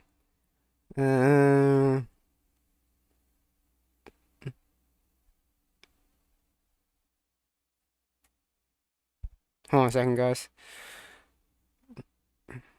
Let's see if Reese got anything. Give me a second. You may be. Today we are watching. We found evidence? Let me see that. Today we are watching Judge Mathis, and the first lady name is Jamelia Pierce, and she Jamelia. is suing Giovanni. Yes. Rumor on social media that you got a disease. Where that come into play? Where it comes into play, you posting her intimate photos online. Where that come into play? Because what we talking about right now? She's not in the room. So me and her friend get into an altercation. I ain't gonna lie, I stood up. I said, okay, then what you want to do about it? I said, it's not your house. You can't tell me what you're tired of hearing. So she she got walks buck in the room, teeth. see what's going on. She did ask us both what's going on. But me being her best friend, she just met this lady at a shelter. So I'm thinking she was gonna, you know, back me up. She say, Judge Mathis' hair is crispy, bro. Whoever doing his lineup is a good man. yeah, because in Memphis, you and your friends, I say, wait a minute, stop. Memphis was 2 days ago. If you had a problem, why not bring it up 2 days ago? That was that. That was June 1st. Now, I left her house. Now, mind you, I did say she stayed with us October 2021. So, from that point on, her clothes and some important documents she said she had was at my house. From June 1st through June 10th, my mom been asking her to come get her things. Yes. She finally came June 10th. Now, I'm at work. My mom called me hollering, this B is crazy. This B is crazy. She's outside threatening me, doing this and that, doing this. I said, okay, I'm on my way.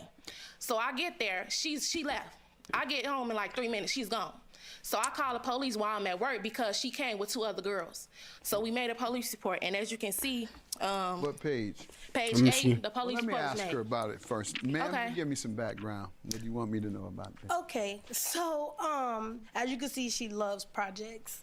She likes to find her people that, you know, she feel like she can, what's the word I'm looking for, level up or something like that. You called this girl like to help people as projects. Did you need a place to stay or not? How her trying to give you a better opportunity in life, her working on people as a project? Was she not supposed to help you? I'm confused. She's saying that like that was a bad thing, like she want to help you. And she sound like she like to help other people. It was around the anniversary of my mother's death. I had probably stayed at her house probably 2 weeks. I was Okay, at her where'd you go house. from there? I went to Olive Branch Missionaries, a shelter here in the south How side long of Chicago. did you stay there? Probably about 2 weeks before I went to another shelter, Ujima, which I was able to find my own place. And When did you get your own place? probably the end of March, beginning of February. Okay. So I was homeless for You 6 said months. end of March or the beginning of My bad. Sorry, end of February, end of March. Yeah, what was it like when you were staying with them, those 2 weeks, as you say? Honestly, it was probably the worst time of my life. I had never really been homeless before or had to depend on living another with them person. gave you the worst experience of your life. No. It was the homelessness itself. Got it. With them, it wasn't really the Okay, worst that makes experience, sense. but I could tell that her mother was afraid that I was going to be using her. She kept trying to help me get jobs as if I wasn't capable of finding my own job and getting myself on my feet. Who was helping you? This one right here. My mom and my sister and me. I'm so confused. Is that a bad thing? They trying to help you get some money in your pocket, and she is eluding all of this like it's a problem. What's going on? Some job. And you act like you resent that they were trying to help you get it on my own. You hadn't. You were homeless. You couldn't get too much of a job to put a roof over your head, and you're going to resent these folks and talk about them helping you. How long afterwards did you get your job? It wasn't, I think it was that same day that I had got hired when I had left the job that they had, no, I found a new job. No, it was a job I got for myself. Okay, when? The place that she had sent me to, I really didn't like it, but I still went. They ended up hiring me, but I found another job that I like. She told me. And my sister took her. Let's move on. You complaining about them helping you find a job, but one of the jobs you got was because they helped you. Am I missing something? Nah, just pride. I'm not ungrateful for the help. Let's get back to you. Go ahead. So anyway, June 10th, she finally comes to get her things. So me and her go back and forth making posts about each other on Facebook. We both said some things, but she took it to the extreme and said I had an incurable STD, and she sent it to my sister. Ooh. She posted on Facebook about 10 times. You have it? Yeah. 10 times. Page. Page 2. Herpes. Ooh. Jamelia Herpes Pierce, that's one. Page 3, Mm-hmm. somebody I don't even know. Jamelia Herpes Pierce. She put it as her nickname. She said it as if it was her nickname. That's crazy. That's crazy. It's like, that's... Page 3, somebody I don't even know. Yeah. Page 4, what she said it once again. Page 5, bro, you're mad because I told everyone you got herpes. Who is this? Hold on. That's her, China. China Whiny? Yes. That's we her? call her China, yes. Everybody calls her I wonder China. how many... You care for the elderly? Yes, I'm a home care aide, and I'm a nurse very at honorable, CPS a Grammar very, very honorable career. I wonder how many elderly ladies she gonna have to bathe before she get a new car. Same car. She's making fun of her job. That's crazy. For a person that was struggling to get one herself, that's freaking crazy to be talking about someone's occupation when you couldn't even acquire one yourself. Elderly women she gotta bathe before she could get a car? That's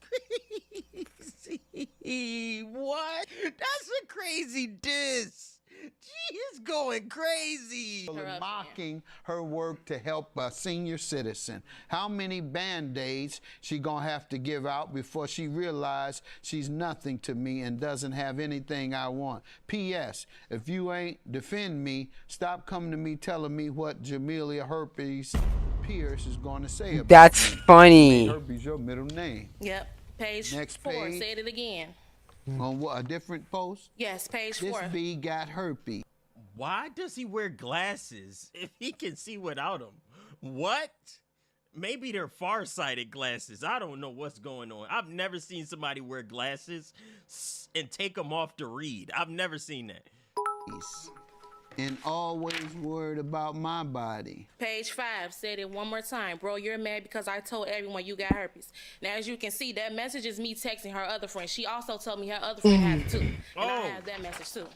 Boo, you mad because I told everyone you got herpes.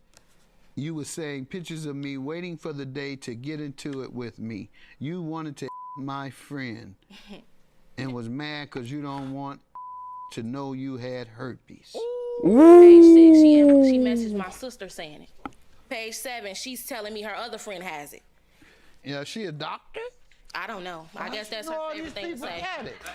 Wow. You sure know she... Now this is all your friends have herpes. You got a sign on your back? Friend of herpes?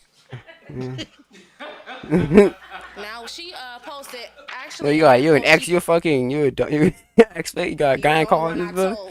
But how is I'm the only one if you Let me just get posted to it her. on Ma'am, Facebook?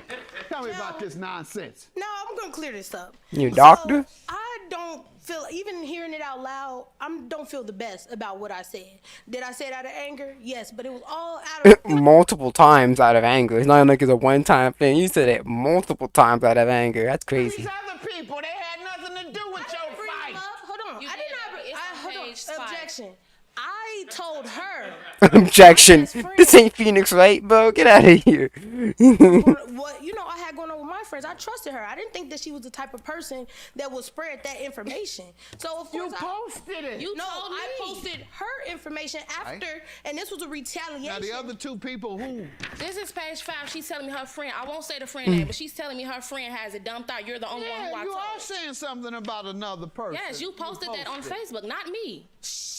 First of all, another person. That's my I point. told it to her messages. I'm sorry. She sent the message. I have the Yes, same I message. told her. It was in reply to my friend who had had told me that she had inboxed her. Yes, and said, You're the only one that mentioned herpes on this. No, your other friend business. I never would have disclosed her personal information if she didn't disclose personal pictures. All I of me can tell on you, the you need a internet. new set of friends if all your friends got herpes. But even if they do, why are you telling me her business? Why are you telling it to the world? Jamila used to be somebody I could trust. Even so much so after I'm dealing with a domestic violence situation that I called her and I asked her for help. And I want to clarify that. I was never ungrateful for the help that I had got from her and her mother. If anything, even all the way down to my public speaking event I did for the Chicago. Yeah, but you quit your job though. The job that she gave you didn't like it, so you quit.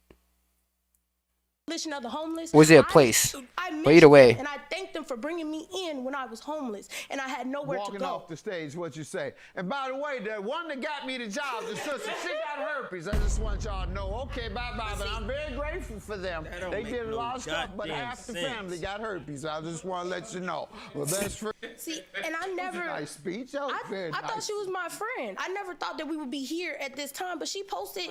She posted personal information and photos, as you can see on page 3. Ma'am, you should go to jail. Me? You should go to jail. Jail for which one? What? You mean for which one? What is on that picture? What is on that picture? How did the judge tell you you need to go to jail? She posted her nudes online. I told y'all that's serious. I told you. And now he holding up the evidence in broad daylight. That's not my picture, actually. She posted it. Look, on page 10, that's her Facebook in the corner. First of all, I posted that picture. That's a swimsuit, baby. That's you and Memphis She in a took swimsuit. photos without my consent. I did not That take those doesn't photos. I gotta My give you friend some took time, those ma'am. photos. Now, this is not even a criminal court. I've already. Wait, y'all not blurring it no more. We can see that. Those some raggedy ass feet leading up to some funky nastiness down here. What is that? You were saying that I have something that's incurable to the world. What do you mean? You put my body on the tarnishing my internet. Both of these girls are dumb and dumber. Why are y'all spreading this information about each other? And why does that homeless lady thinking that her finding her a job wasn't actually helping her? And her giving her a place to stay, she is a project to people. I don't know why she think that lady got ill intention, trying to get her a job, get her a place to stay. Damn, you trying to get me a job? You a villain. Okay. Yeah, enough of these for today. What else do you have here? Oh yeah, Kanye just woke up and chose violence. I don't know what the fuck's going on. If you're an anime fan and you've probably been on... Yeah, pout faces. I'll watch them at my own time. It's not really much of anything. Not only turns its hit... Different watch it.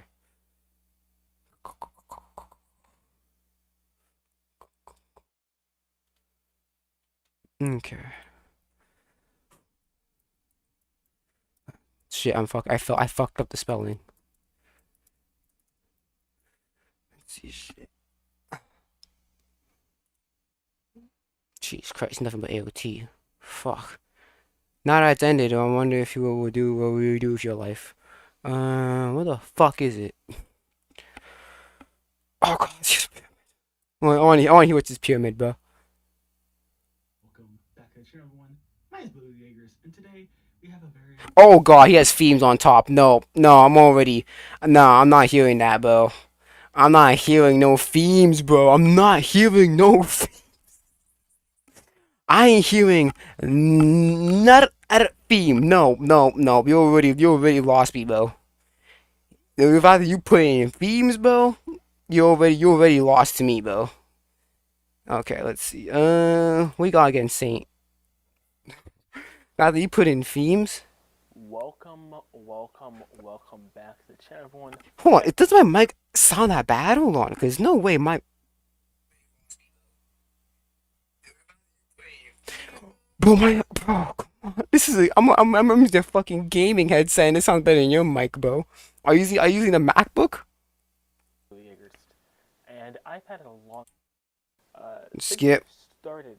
Just tell me, just go on. Me as a person. Bro, your audio sucks. Your audio sucks. Thank you, Dark Flame. Thank you, Clout, bro. Your audio sucks. Jesus Christ, your audio fucking sucks. Gee, bro, I don't know. I don't think this is the best you can do, bro. I don't know if you need like you broke or some shit, bro. Like, Jesus Christ. Again, with its down to earth take. What are you using? What app is this? I'm recording it. I'm recording this shit on an OBS and on a MacBook that needs a battery change, and I'm using a gaming headset with tape to hold them together, and it sounds better than this shit, bro. Jeez, at least the comments are saying, yeah, your audio sucks. Because it does. And what exactly makes us any different from the mindless monsters that the series was originally based on? Okay, and I love how he starts out like this because, and I know people hate this phrase so much, but it's that's not me. That's him. That's him. His fans are dropping like shit. applicable. You don't understand the story. That phrase is so annoying because it sounds like super pseudo intellectual. When you're trying to say you don't understand this, so that's why you don't like it. But what if you do like this? What you do understand it and still shit? What then? Competitive. So I'll use a different phrase. You misunderstood the story. That was not the main message of the story. And okay, I don't care about messages of the story. Get on with the fucking thing, bro. I'm not hearing about messages. Please, just use what the show give you. I don't know if he's doing this on purpose. Excuse my coffee cup clanking. I don't think he's doing it on purpose, but if he is, this again just shows how educated he is. This is something very similar. Is he not said something very similar to this? He's in an interview. He got the. Oh my goodness, I can't fucking hear him. This is max volume too. Jeez, but it's. Oh my goodness, audio quality sucks. People who say that, Aaron he's so inconsistent in the end. He changes modes all the time. There's like 5 or 6 stories as to why Isayama made Attack on Titan, like the origin story. There's like 5 or 6 of them. Does it mean he's inconsistent? Does it mean that Attack on Titan didn't happen? No, just there's different things that played into it. There's different angles. Like what? There's multiple reasons why he made this. It wasn't just one. And so you can ask him one day. He'll say one answer. You can ask him another day. I'm not asking him shit, nigga. Bro, you're just saying, okay, well, you have to ask him to get the answer. That's nothing. Nigga, I ain't gonna have an opportunity to ask that nigga. Man, tell him to pull up to Canada. I'll ask him. Fuck out of here. He ain't pull up to Canada. I'm not sure he has a social media account, so no. Fuck out of here, man. Talk about going to ask him and find out. Fuck that. But no, he said he was in a coffee shop and he started internet cafe. He used to work at an internet cafe, and there would be drunk people. I don't need a backstory on his fucking internet cafe bullshit. Just tell me what the fuck is going on. One of the schizophrenics who pour through the interviews like I do, so I'm sure it's intentional. But I'm just giving brownie points for that because that image of what we all more than this. Yo, oh my goodness, bro. This is not me. This is him. This man, I don't know what software you're using. Delete that shit. Use OBS or something, bro. Cause this shit's unlistenable, bro. The shove. If the ends just Yo, bad audio, bad. That trifecta of trash, bro. What the fuck? by the mean. See, this is why. See, okay, If there was no Pause before you say you something, cause nobody can hear you cause that loud ass audio. option, we would eat each other.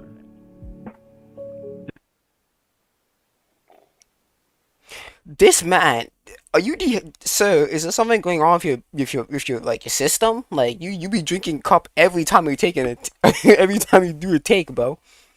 Like you dehydrated as fuck. Drink some, get some water in your system. Okay. Oucha. He's right. No, he's right.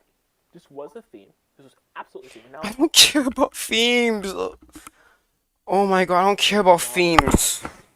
Title: Give Up on Your Dream and Die. This was a theme, for sure. This was present in the story, for sure. Here's the issue. Here's the problem. Again, he's building up this narrative that the story was truly, if you were to boil it down, take away all the window dressing, take away all the unnecessary stuff, take away every gratuity, and just boil Attack on Titan down to what it truly actually is. It is truly a story about humanity being pushed into a corner and eating each other and doing what they need to do to survive. That is untrue. If you boil it Pause, but literally Aaron was pushed into the corner because he was trying to. He literally went to the Marley meeting, and Marley, they said, nah, we ain't fucking with that. Then the Hezu shit talking about 50-year plan. Hopeful, it's a hopeful that they can somehow make a treaty. And then you had fucking Willie Tiber. Hey, let's unite and kill Parody. I don't want to die. It's like me being an Eldian as well. So kill him on the island though. They good. So yeah, he was pushed into a corner. To what it truly is, you would remove that. And what I want to really clarify what I mean by that. Please do. What I mean by that is that if you were to it's kind of like the ship of Theseus. If you were to remove that thing, a characteristic, or a part of Attack on Titan, a component of Attack on Titan, if you were to remove that part, it would no longer be Attack on Titan. That's what I mean. You can remove the foreshadowing, and then you're saying, oh, foreshadowing makes AOC special. Listen to what I said explicitly. I mean, if you remove that thing, it is no longer the show. Alright? What is Attack on Titan? I'm not talking about like the literal sense. It's literally a story. What is it? Like, Well, that's up to your interpretation. What do you think it is? It's literally up. That's literally up into your.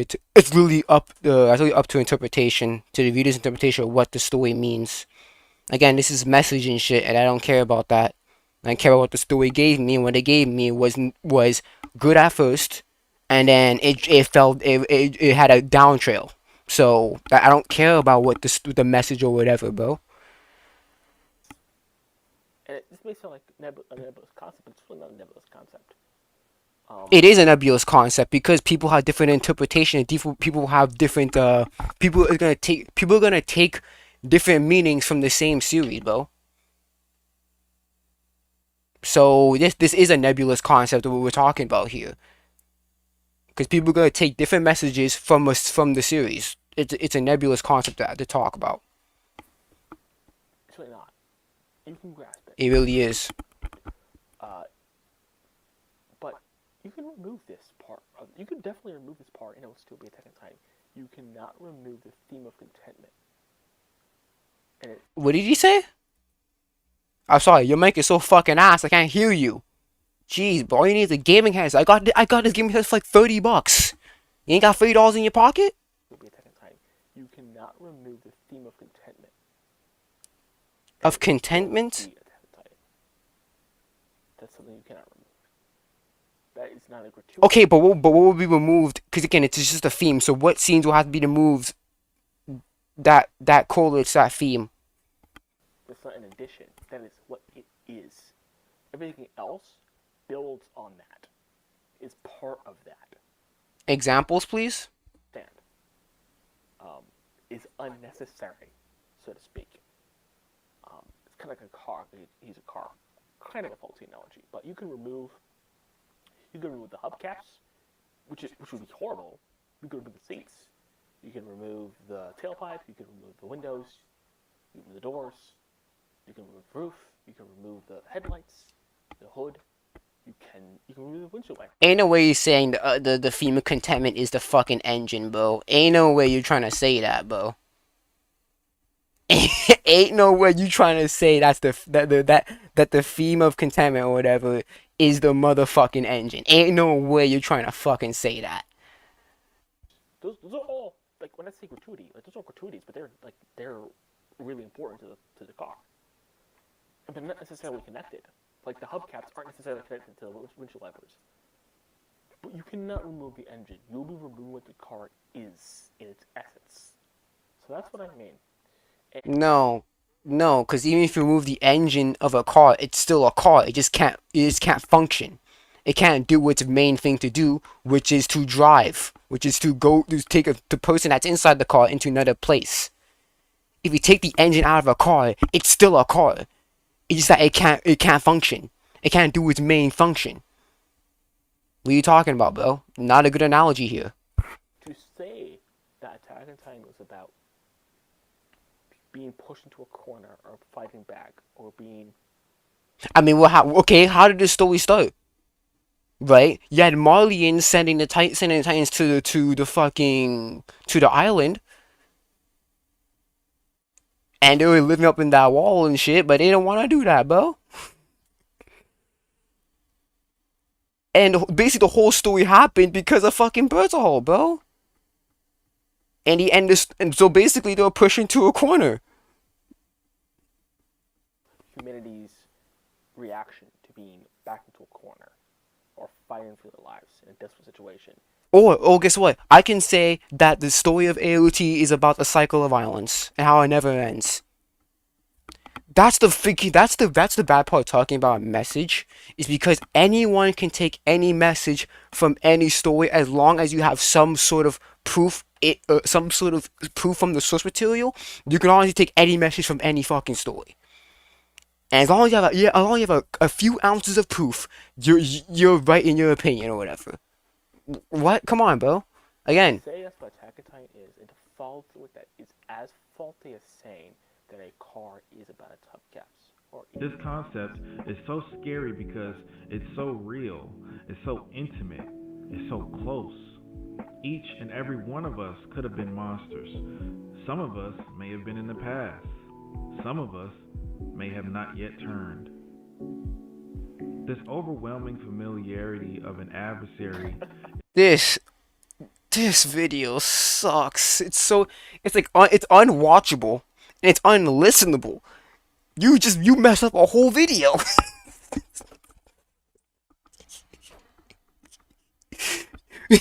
you have to make your video watchable and listenable, and you messed up both. You messed up on both of them. This is yay, bro. Separated Attack on Titan from other zombie-like series like Game of Thrones, because as the Nightwalkers themselves are very much a force to fear, they at least appear to have intelligence and some sort of motive. For the most part, Titans do not have this quality. Yeah, okay, yeah. He's right on that one. The Nightwalkers do have a motivation. Too bad George is gonna finish the books, you lazy, fat, old bastard piece of shit. Fucking God. And this is what made them the most terrifying beings and the perfect creatures for our characters to attempt to overcome. Yes. Oh! What? Yes. He just talked to him, please. I agree, but the true, again, this doesn't sound corny at all. It's Vader's nonsense, it's Sasha's weird philosophical beliefs. You can say it, that's fine. You can say it's weird, but... All he talked about was the comparison of the Nightwalkers into Titans. What take do you have here?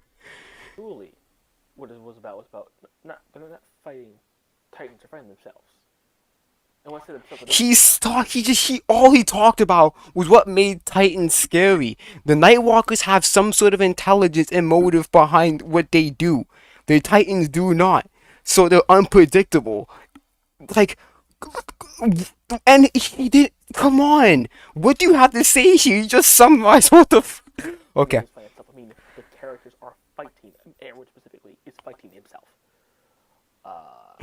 That's what it's about. That's what it's about. That is truly what the story is about. And this is why, by the way, the Titans become less relevant over time. Right? Yes, because we know why the Titans are being made. Because we know that it was Marley that's sending them Titans there to freaking basically torture the ones on the island. Yeah. Because we now know why those pure Titans exist. We know the source of it. We know that. At least I know that. Particularly in this context, we have whole arcs where the Titans are relevant. We have Uprising where they're not relevant. We have Marley still not relevant. And I'm going to argue that in Rumbling they were not as relevant and they're not served the same function that they served here. The Rumbling Titans were different. They served a different function and they were different. What, mindless beasts that kill people? I mean, they serve the same function like they did previously. They're just mindless things that killed people. Their fear, their theme, whatever. Fucking theme. As the series went on, and then Aaron's actual personal slavery, his personal imprisonment, was taking the center stage. So it was brewing in the beginning. What do you mean? As soon as Aaron turned into the founding Titan, he became nothing. Legitimately, as soon as he turned into a founding Titan, he literally became nothing.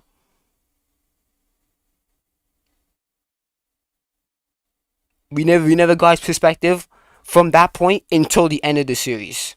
He literally became nothing.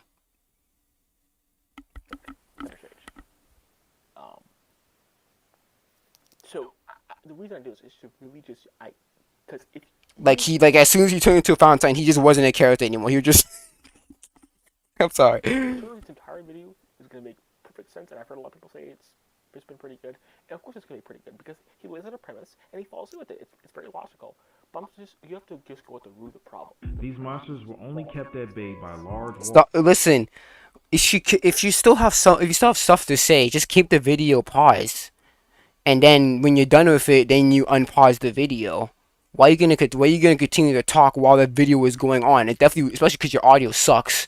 And you can't balance your audio fucking properly. Like, dude, when you're done, if you're not done with your points, keep the video paused.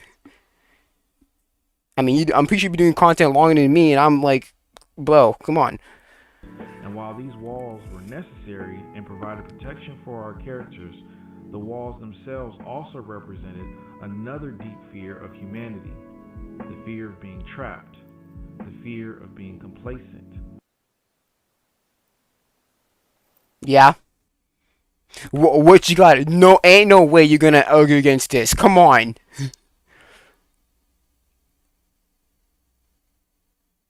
Literally, Aaron was complaining about these walls, bro. How they make them feel like a trapped and shit, and how people were complacent behind these walls. They didn't really bother to explore what's beyond it.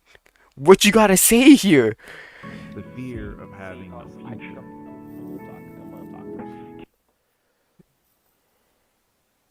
What? He's not wrong. Come on. He's not wrong what he said here. Because that's how literally Aaron was in his introduction. He got mad at Harness for being so complacent, not caring what's beyond those walls. Legitimately. What you talk? Don't. No, he can't. I'm not even a theme guy, and then I know Saint's right here, bro. And this is what I mean about the contentment and Aaron's self-imprisonment being the main theme. Don't care about themes. And I know I keep saying Aaron's self-imprisonment, contentment. Is this video only gonna be about themes? Because if not, I'm just gonna exit out this video, bro. Because I mean, he had a theme on a top house thing when he talked about his trifecta of writing. So What are you talking about? I will explain. I will fully explain. Don't worry. But this is what I want to talk about because you guys have to remember that. Okay, and I always love to do this exercise instead of just telling people what I actually mean or what my point is. I like to remind people of the story so they can put it together themselves.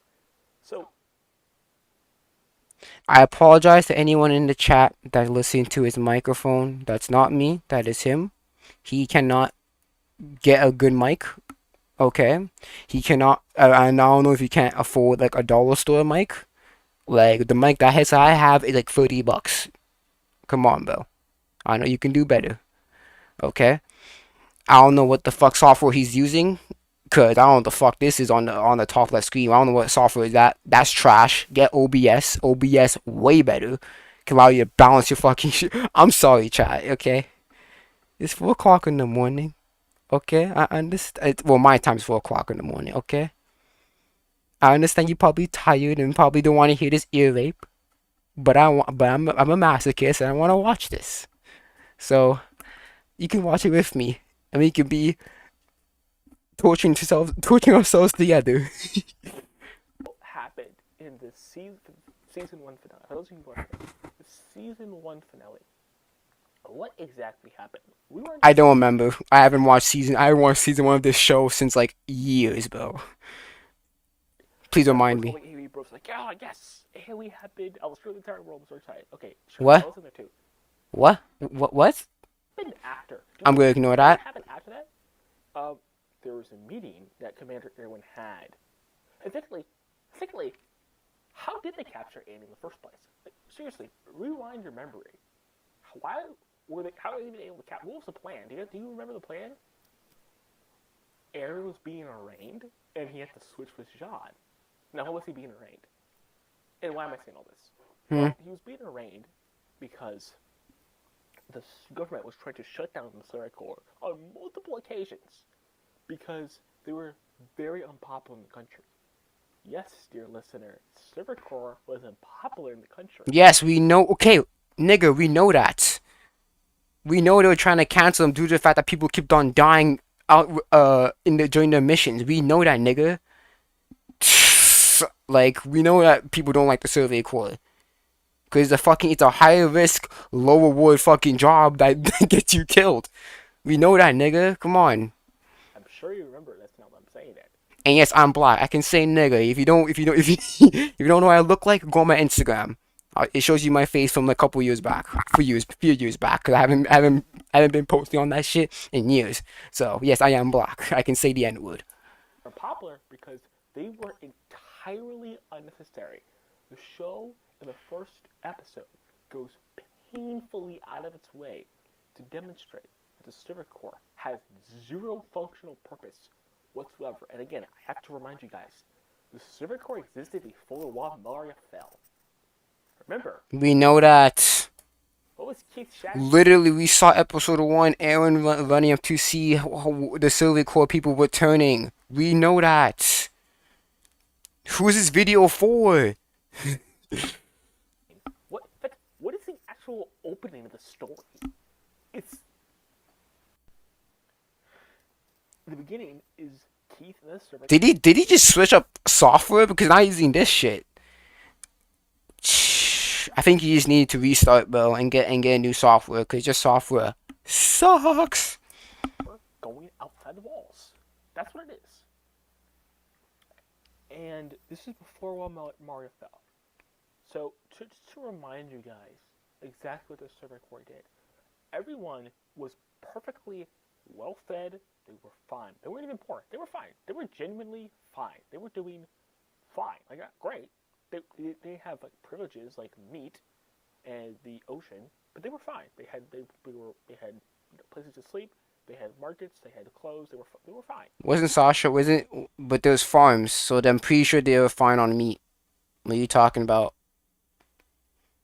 They just have no ocean. They had meat. What are you talking about? Sasha literally stole a whole fucking thing of meat. What are you talking about? What are you talking about? They had no meat. In poverty, they were fine. I've seen a lot of people on Twitter say, "Oh, well, Perry was an impoverished nation." No, it's not. It's not impoverished. It was a pre-industrial nation, but it wasn't impoverished. Oh my gosh, it was okay. You had the underground, which was poor people. You had the metras, which was the rich people. Then you had Waldo, which was the middle class, so little high upper class. And then you had the lower class, middle class in around Raw Maria. We know this. Who cares? Who says this stuff? Who said that? No one. I have never saw anyone on Twitter saying that Paris a poor country. What are you saying, bro? Who are you talking to? Some stuff with food, but they were fine. Before Maria fell, they were fine on food. They were genuinely fine. The whole point of Circular, people were mad because it was entirely unnecessary. It was purely about the thrill of, or the joy of going outside the walls and seeing and getting those privileges, seeing those new things, seeing the ocean, seeing meat, the fresh air Levi mentions. I mean, these people were. More power, or what? Or why not? Oh, why not? Also, okay. We can also say that. We can also say. Well, I mean, yeah. There was a lot of fucking land and parity in the walls. You didn't need to. You didn't need to do shit about that. But again, like, who's the one that convinced them? Was it? Was it Owen who convinced them? I'm not too sure. Right? Because if I'm correct, I'm pretty sure the serial killer had been going on for a long time. So again, that's an issue of world building because we need to know what made them stick. Who's the one that made them stick? So that it wasn't Owen all that time. They sacrificed their lives for fresh air, and that's not an exaggeration. That's what they were doing. That is what they were doing. It was for that purpose. Now, What do you mean fresh air? You can really just go outside and get some. Yeah, acting like the walls are blocking the like it's like a dome. What is it, like a dome? Air can flow. I'm sorry. Of course, they want humanity to reclaim the world. Of course, I did, but it was not because for any functional reason. It was because of they wanted to experience the world. And so they were very unpopular, and them capturing Annie was able to keep them alive because they actually showed their usefulness. Their usefulness, which by the way had nothing to do with what they originally were doing. They had zero intention of capturing any Titan shifters when they were founded and when they were started and when they were going on the mission. Yes, but, oh my god, I don't think you're understanding, buddy. Because they didn't know that they existed. The populace didn't know that they existed. That's why they didn't care about the fucking shifters. Because they didn't even know that people could turn into Titans. What are you saying, dude? It took 13 other or 12 other commanders for that to happen. It took 12 commanders, and all of a sudden now we're going outside. Now we're fighting Titans. Now we're capturing shifters. Because they didn't. Oh my! I don't think you understand. Because they didn't know that they fucking existed. You can't just say, "Oh, they didn't. They weren't. They wasn't trying to capture shifters during the conception of the circle being created." Yeah, because they didn't fucking know until until fucking present time, or the start of the story. They didn't know that they even fucking existed. They didn't even know that people turn into Titans were even a concept until the earlier part of the show. What are you talking about? We're capturing Titan shifters and going to reclaim land. So clearly, with that knowledge, clearly the cervical wasn't conceptualized for that intention about Titan shifters or whatever. Previously inhabited reasons, to be perfectly precise. So the reason I bring this up, the reason why I bring this very long tour through history, the history of the book, is because I want to make this. It's so funny how Saint never is not talking about that, but he's been on all his history and shit. That's just not really explained in the series about the conceptual of circle, whatever. Very clear that Aryans, they did not feel trapped or stifled inside the walls. Humanity didn't. That was never a main theme. That was never. I don't care about the fucking theme. That's how Aaron felt. Jeez Christ, bro. What was happening was, and also I really hate that people also forget this as well. Aaron did not join the Circuit Corps or want to fight Titans or Great Titans because his mom died. That is a complete misconception. I don't know why. What? That's not a misconception. That's one of the reasons why he joined the Survey Corps. But he was planning to join the Survey Corps even before his mom died. So whoever you're talking to are fucking idiots. Okay? Because his mom's death was just a bigger motivator into joining the Survey Corps. He already had the plans. Well, he didn't have the plan, but he had the motivation to join the Survey Corps prior to his mom's death. Who's saying, bro? I don't know, bro. I don't know who the fuck you're talking to, but we clearly not talking about. You're not talking about to the right people, bro, or to the ones that actually know what the fuck's going on. Believe that. Again, I would love to just remind people, what did Mikasa tattle on Aaron for? What happened there? What she tattled on his mom because he went to the Circuit Corps. Yeah. So basically, you're just saying people are stupid and didn't watch episode 1. What? Bro, come on, man. But this was not about humanity being stifled behind the walls, or that there were discontent behind the walls, or that they were in fear of being trapped. That was never what it was about.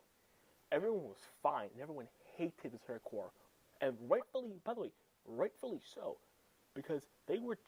Summarization. I don't fucking care. I know this shit. Like, fuck. Like, this is just synopsis. Tell me what the fuck you're trying to say. Being poor, being hungry. This was about Aaron wanted something and he didn't have it, so he could not rescue the Titans from taking that away from him. So do not revise history. And this, I could have explained this in a much shorter amount of time. But I want people to really mentally go back and remember, oh, right, that's what happened. That's what happened. I could explain this very quickly, but it's really important that people understand the events that led up to. Okay, what is hitting? What's that sound, bro? What are you doing? Like, are you fucking scratching your beard or some shit while you're recording, bro? Like. This was about Aaron wanted something and he didn't have it, so he could not rescue the Titans from taking that away from him. So do not. Yes, cause the Titans killed his fucking mama. Let's go. Like 20 minutes. He had no beef against Titans. It was only when they killed his mama. That's when he started to say, "Oh shit, fuck the Titans. Let's go, please." The fear of being trapped, the fear of being complacent, the fear of having no future. And again, I wish I was debating whether to bring my books. I'm actually packing for a very long trip. I'm going from Maine to Alaska, so it's a pretty long trip. But I would love to just get what Aaron's saying, hotness. That's another scene that gets recontextualized, and even its context. I'm sorry about the little scratching noise. I don't know if he's touching his mic a lot or what, bro. Even in its contemporary context, the story is giving a clear message. Don't care about the message. I care about what happened in the story and if it's good or not. Don't care about the fucking message. Go down with it. And he was saying the message was, it's good that Hans is drunk. That was a good thing. I mean, that was portrayed as a good thing. You can argue with me and say, oh no, it wasn't really good. No, he was portrayed as being bad and negligent, complacent. Aaron saw it as bad because he was being complacent. He was complacent of him living inside the walls. He was complacent with Hannes not being curious on what's beyond the walls. So how Aaron saw it, yeah, he saw Hannes as being complacent. Because instead of joining the Survey Corps and actually seeing what was beyond there, he decided to be a garrison and fuck around. Yes, he was. That's why Aaron didn't like what Hannes was doing, because he was being complacent. Continue, please. I don't think so. I think Aaron's the one who was portrayed as a crazy person. And if you look for a crazy person in that situation, and Hannes was the one who was like, you know what, we're happy. It's good that I'm not vigilant, because I have no reason to be vigilant. I'm sorry, he mumbling a lot, so it's hard to understand what the fuck he's saying, because he's going off little rambles and then he's mumbling. It's kind of hard to understand what he's saying. I mean, later it just proves that whole narrative, but I understand that, but there's still a meta theme or meta narrative. So. Ain't no way to talk about meta theme and meta narrative, bro. I don't fucking care about meta narrative, nigga. I care about the narrative itself, boy. Keep that to yourself. Cages can be physical, Cages can be metaphorical, but the walls are both. You know what he missed? What? Physical, metaphorical. You know what else they can be? You know what else they can be? Self-imposed. He missed that part. He missed that part. Now How is it self-imposed? Explain that, please. I've been telling people that contentment was the first theme, the last theme. Don't care about content. Again, you just please just talk about the story itself. Please stop talking about the theme. I mean, Saints video is mostly a theme thing, so I guess I kind of expected it. Bro, how this is 22 minutes. This is 22 minutes into his video, and he only seen 2 minutes of Saints video. Oh my goodness. That's the main theme of it. About imprisonment and being trapped and all that was absolutely a theme. And I completely skipped my head that the walls were a metaphor. Yes, they were a metaphor. What were they metaphor? What were they? What were they metaphor for? I wonder. Okay, continue. The walls are so strong that they can keep the large titans at bay, but at the same I guess not the colossal one. He kicked that shit in. You can't keep all the Titans at bay, not that one. Berthold just boot that shit out, bro. Get out of here.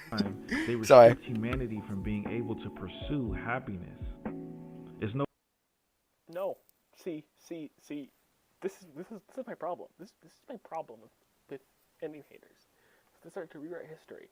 That is, as I spent so much time explaining earlier, I'm not gonna repeat myself because it's gonna be like a 4-hour video if I do. That is wrong. That is wrong. Everyone was perfectly happy. You can't say nope. You can't do that. You can't say everyone was happy. You can't really know. You can't say everyone is happy because if that was the case, then why not? Why people join the survey course, bro? You cannot say everyone is happy.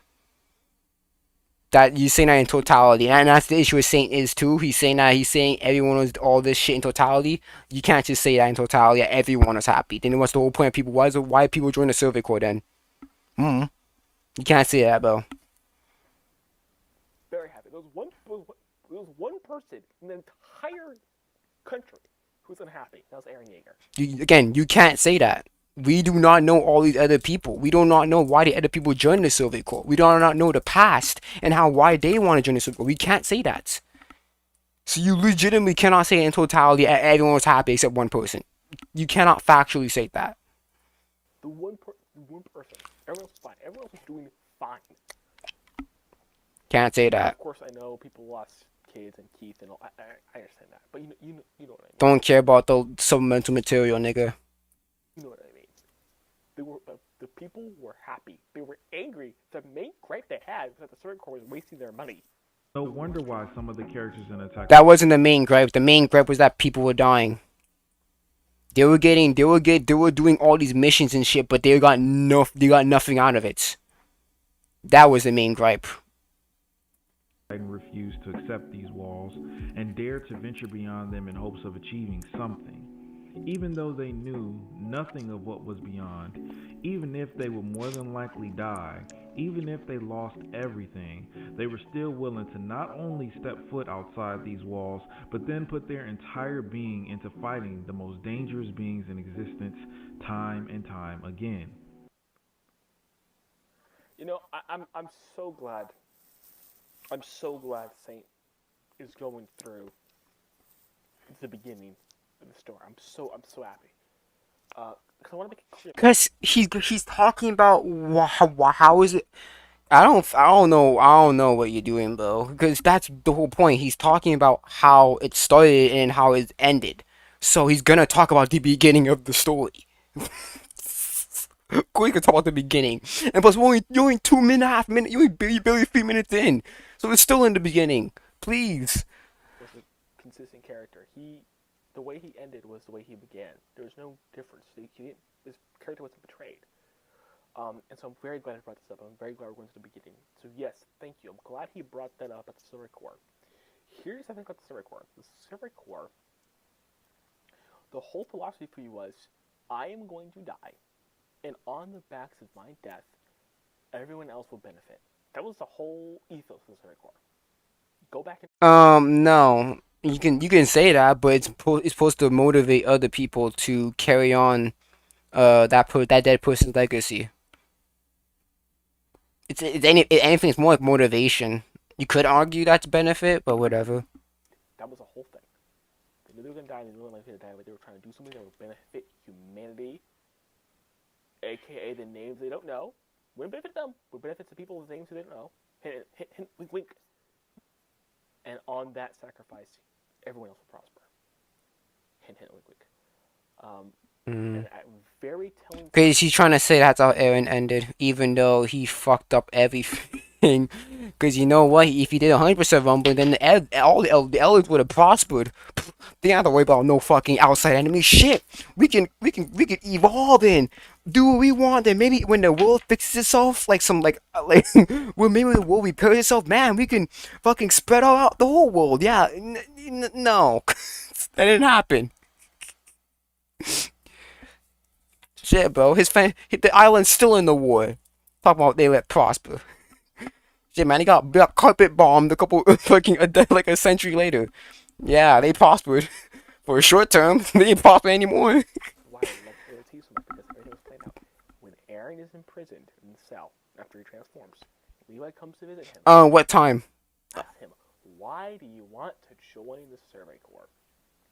And he says nothing about. I mean, he does mention it, but the answer he gives is a vengeful, self-focused answer. He has a personal vendetta, a personal score he's trying to settle. Can you tell me what he said? Erwin, which ironically like the best people for the Survey Corps, were diametrically opposed to the actual mission and ethos of the Survey Corps. Very interesting. And of course, this of course carries out to the end. Right, and the alliance. That's why people say, "Oh, the alliance came out of nowhere." Ridiculous. This whole ethos of the Survey Corps gets carried out to the end. That's why Armin's the commander, by the way, gets carried out to the end. A very glad you brought this up. It's showing that Aaron was. What? Again, it's so hard to say. It's so hard to understand him, bro. Cause the mic is trash. It's so fucking hard to understand him. Was not who. There was always that secret evil inside of him. As Akuma Neko brilliantly puts it. Yes. Don't care about the song. Please use the source material itself. Don't use no song, supplemental material, no nothing to try and prove your point, bro. Yeah, as Devil's child. Brilliantly puts it. Behind justice, inside of sacrifice, there's a child of evil. What kind of courage must it take to be willing to sacrifice everything you have for a chance at finding something that may... We're only a few seconds in. And if it wasn't clear, I just realized that I really didn't hammer home a point a few seconds ago. The point of me saying all that was to say that this was always about Aaron's discontentment and self-imprisonment. The fact that the Survey Corps, they were not fighting because they were discontent. I'm not saying they weren't discontent. I'm saying the reason they were fighting was not discontent. Be very careful when you're listening. The reason they were fighting, the main reason they were fighting, was to sacrifice themselves for humanity, not because they're discontent. Even if they were discontent, which I'm sure that. Shane's not even making that point, so like. But many of them were discontent situation. Aaron was fighting because he was discontent. Very, very important distinction. May not even exist. But okay, we'll pause but what about Erwin? The reason why he even joined the Survey Corps, he wanted to prove his father's theory correct. So it did seem that Aaron's the only one, huh? Into the unknown for an almost guaranteed death make you brave, or does it make you insane? Perhaps it's both. But either way, even as a bystander... Oh, why did Mikasa join the Survey Corps? Because she'd be discontent of not being aware of Aaron's safety. Oh my goodness. You're acting like Aaron's the only one who's discontent, bro.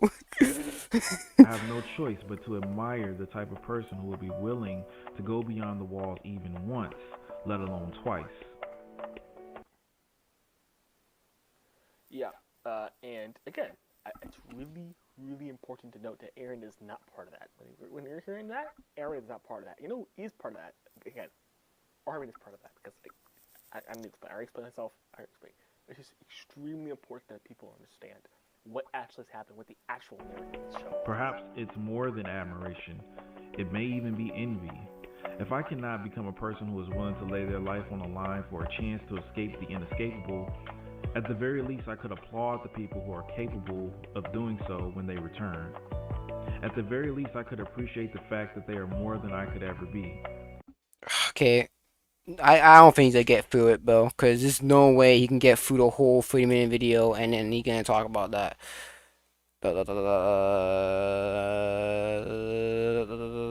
Okay. Let's see how it lost its way. Oh my goodness. Well. This mother. Okay, that's my fault. Maybe I need to turn on my shit, cause.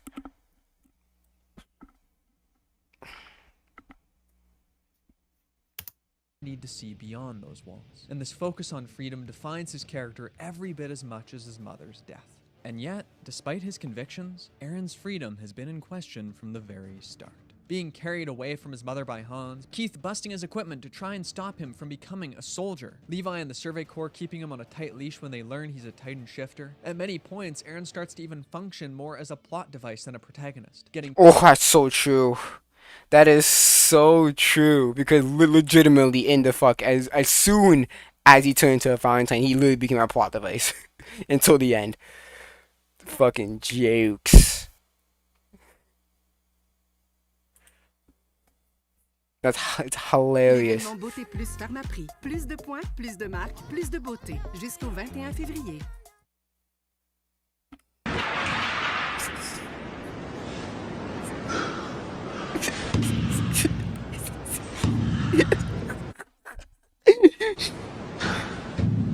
Look at that sadness.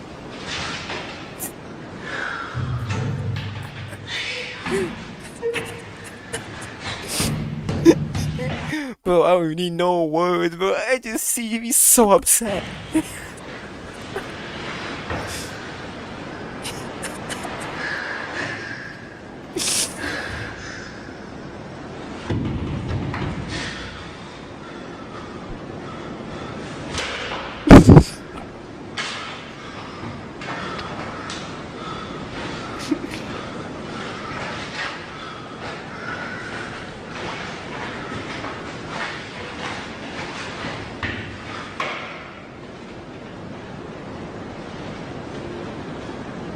He's trying to eat the food off the floor. He's so sad. Hey, hold on for a second. I don't blame him, okay? That man is hurt. This is a different level of hurt. Like, this might be worse than breakups. You feel what I'm saying? Oh, like, definitely. If it was a good ass relationship, you know what I mean, and y'all was close, real tight. You feel what I'm saying? When y'all break up, you gonna feel that in your heart. This is different right here. This nigga felt this pain through his whole body. I don't think doctors could help him. I feel bad because bro looked like he was having the time of his life until he hit them damn stairs. Did they have an elevator for him? He was happy as hell, frolicking, just excited, on his way back up to the room, probably about to watch some Sunday night football, probably got a girl up there. Nigga just wanted to eat. Nope, Stairs said, nigga, not the way you stepping on me. You better walk up these motherfuckers. He done hit his big toe and then his whole world came crashing down. Does somebody have an update on this man? Because I really want to check on his well-being after this. This man is having a whole temper tantrum on the 4th floor of his apartment. He didn't even make it to the door yet. I get it though. I've been here before. Like, oh man, especially when it's a good-ass plate of food. Oh yeah, it looked definitely. Like he had some Chinese food, so that's a hit or miss. You feel what I'm saying? But if it was like some soul food, oh my goodness. I know he's hurt because he started eating that shit off the floor like a guinea pig, just eating morsel by morsel. It's probably been all time. he probably think that the 5-second rule will still apply, and now it passed 5 seconds. Home, you can't eat that anymore. Shoes and Crocs and all types of Timberlands and shit that been all through that flow, with all types of bacteria and shit on the bottom of them. But he didn't care.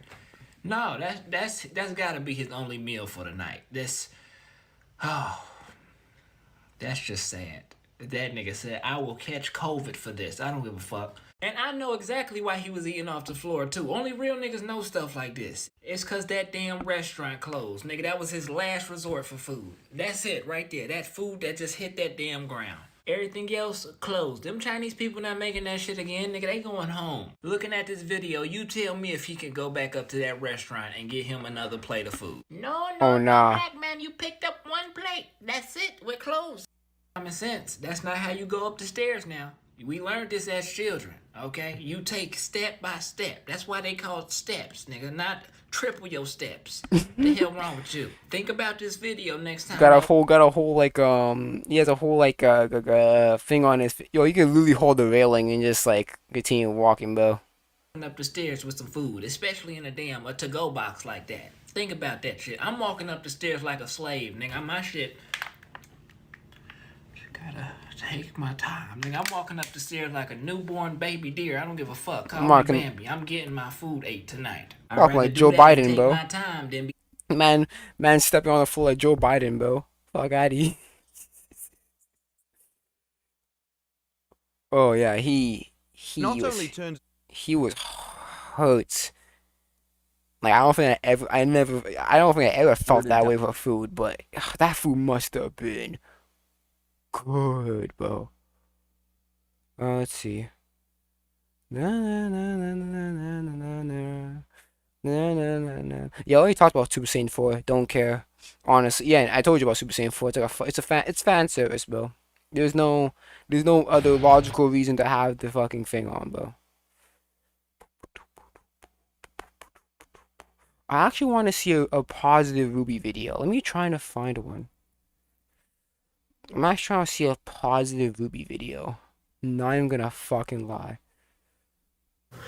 I don't think I want to know about lesbians reacting. Ruby makes it so hard to care anymore. Jesus Christ. Is there some? Do the last two volumes suck? Oh, they do.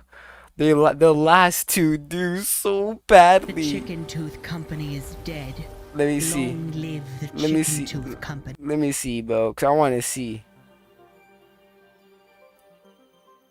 Volume 8 is my most hated volume of Ruby. Oh, now, okay, I good. don't think it's the worst on a technical level. That award would have to go to Volume Let's Sit Around and Wait for the Villains to Kill Us All 5. Though you must admit, 8 inherited a lot of 5's problems. But no, for me, Volume 8 is the culmination of all the show's worst problems. Oh, Volume 8 sucks. Whatsoever. And naturally, we always cut They away. had such a good fucking. They had such a good opportunity to talk about, like, you know, who's better, what's a better plan, Ironwood or Ruby's? Like, would you rather sacrifice the few to save many, or attempt to save the few even though you might sacrifice the many?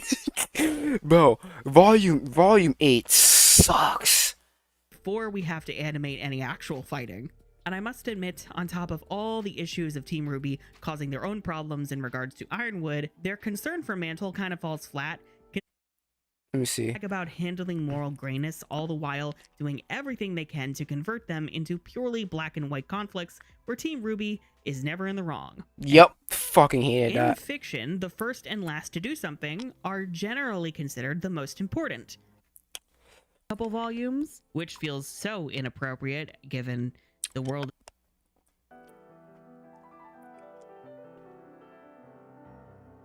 Volume 9 is odd. Strangely, Volume 9 is fucking filler.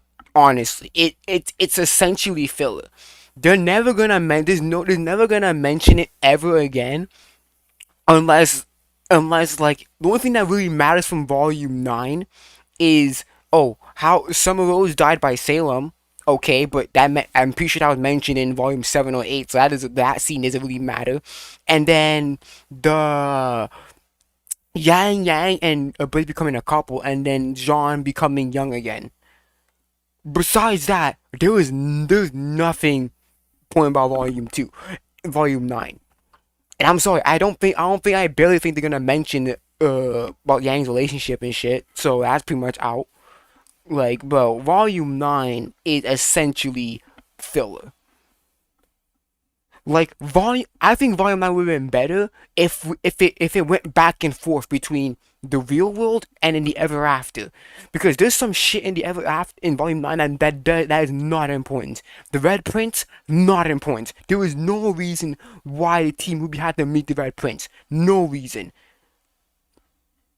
Represents both the best and worst of Ruby. It feels unnecessary, removing itself from its own plot for an entire. It is. Oh, Vale got destroyed off screen. Wow, that's so cool. I wished Volume 9 was back. It was actually back and forth. Ever After and Real World would have been so much better. Volume 9 sucks. Not the worst volume, but it's definitely up there. It sucks. Season to needlessly expand lore no one asked for, and at points. Yeah, cause what does the Ever After do in the grand scheme of things? Honestly, yeah, it's good for world building. Yeah, but for the plot, Ever After has nothing to do with it. Oh, turns out the god of good and the god of evil came from this land, and they were doing experiments, and they wanted to do it somewhere else. They were unsatisfied here, so they wanted to. No, come on, bro. Volume 9, ugh, it is such fluff. It's as brain-numbingly juvenile, uncreative, uninspired, and downright dangerous in its fumblings of serious topics. And I mean, Ruby has been doing that for years. It fumbled on racism. It fumbles on mental health, and then they tried. And not only that, they in the little animatic epilogue, they wanted to do colonization. They suck when it comes on to doing serious topics. They fucking suck. it is also the first and only time that Ruby has felt like not only the protagonist, but an actual character. Well, allegedly. It took excising the entire cast of screen hogs. But it doesn't really mean anything, because Ruby starts talking about these. I know it was she had to start having these issues back in volume 8 or 7, but she essentially did a 360. But she's back to normal, so essentially none of this even matters anymore. Eliminating the world-saving plot that many cite as their reason for abandoning the show, for the girls to feel like protagonists again. It strangely echoes a lot of the mundane, lighthearted antics of the first couple volumes, which feels so inappropriate given the world is literally on fire and ending, and also odd given most of our girls are still somehow in very sour moods. Yang. Oh, Yang was the worst one. No, I don't think. No, Weiss was sour, but it was played off as comedy. So was Yang's. Blake was like, meh. Blake was just there, but yeah, it was Yang though. Yang was a total bitch this volume, I swear. Specifically is a killjoy. Oh Jesus. Its release also warrants interest. Before Volume 9, Ruby volumes had a pretty consistent, horrifying schedule. Start in the fall, end in the spring, and then start up again the following fall. The wheels of the sweatshop go on and on. But after Volume 8 wrapped up in the spring of 2021, Volume 9 didn't premiere until the late winter of 2023, 2 whole years later. And by that point, alongside general waning and jeez, maybe give the animators a fucking break. You put them to work into the bone. Fuck. Show, disdain towards Volume 8, and all of the controversy surrounding the Chicken Tooth Company, Volume 9 was entering a climate where the world had moved on from Ruby. Or really, the world had moved on for a long while, but... Not only that, but you love the bad taste in everyone's mouth because how Volume 8 ended. And Volume 8 ended poorly. Penny's a human again, only to die within the same fucking... Why make Penny a human? Honestly. Like, there is no point in making Penny a human if she's just gonna die in the same volume. Good job. The diehards who kept the show afloat found themselves leaving Ruby behind. The way it was released didn't much help either.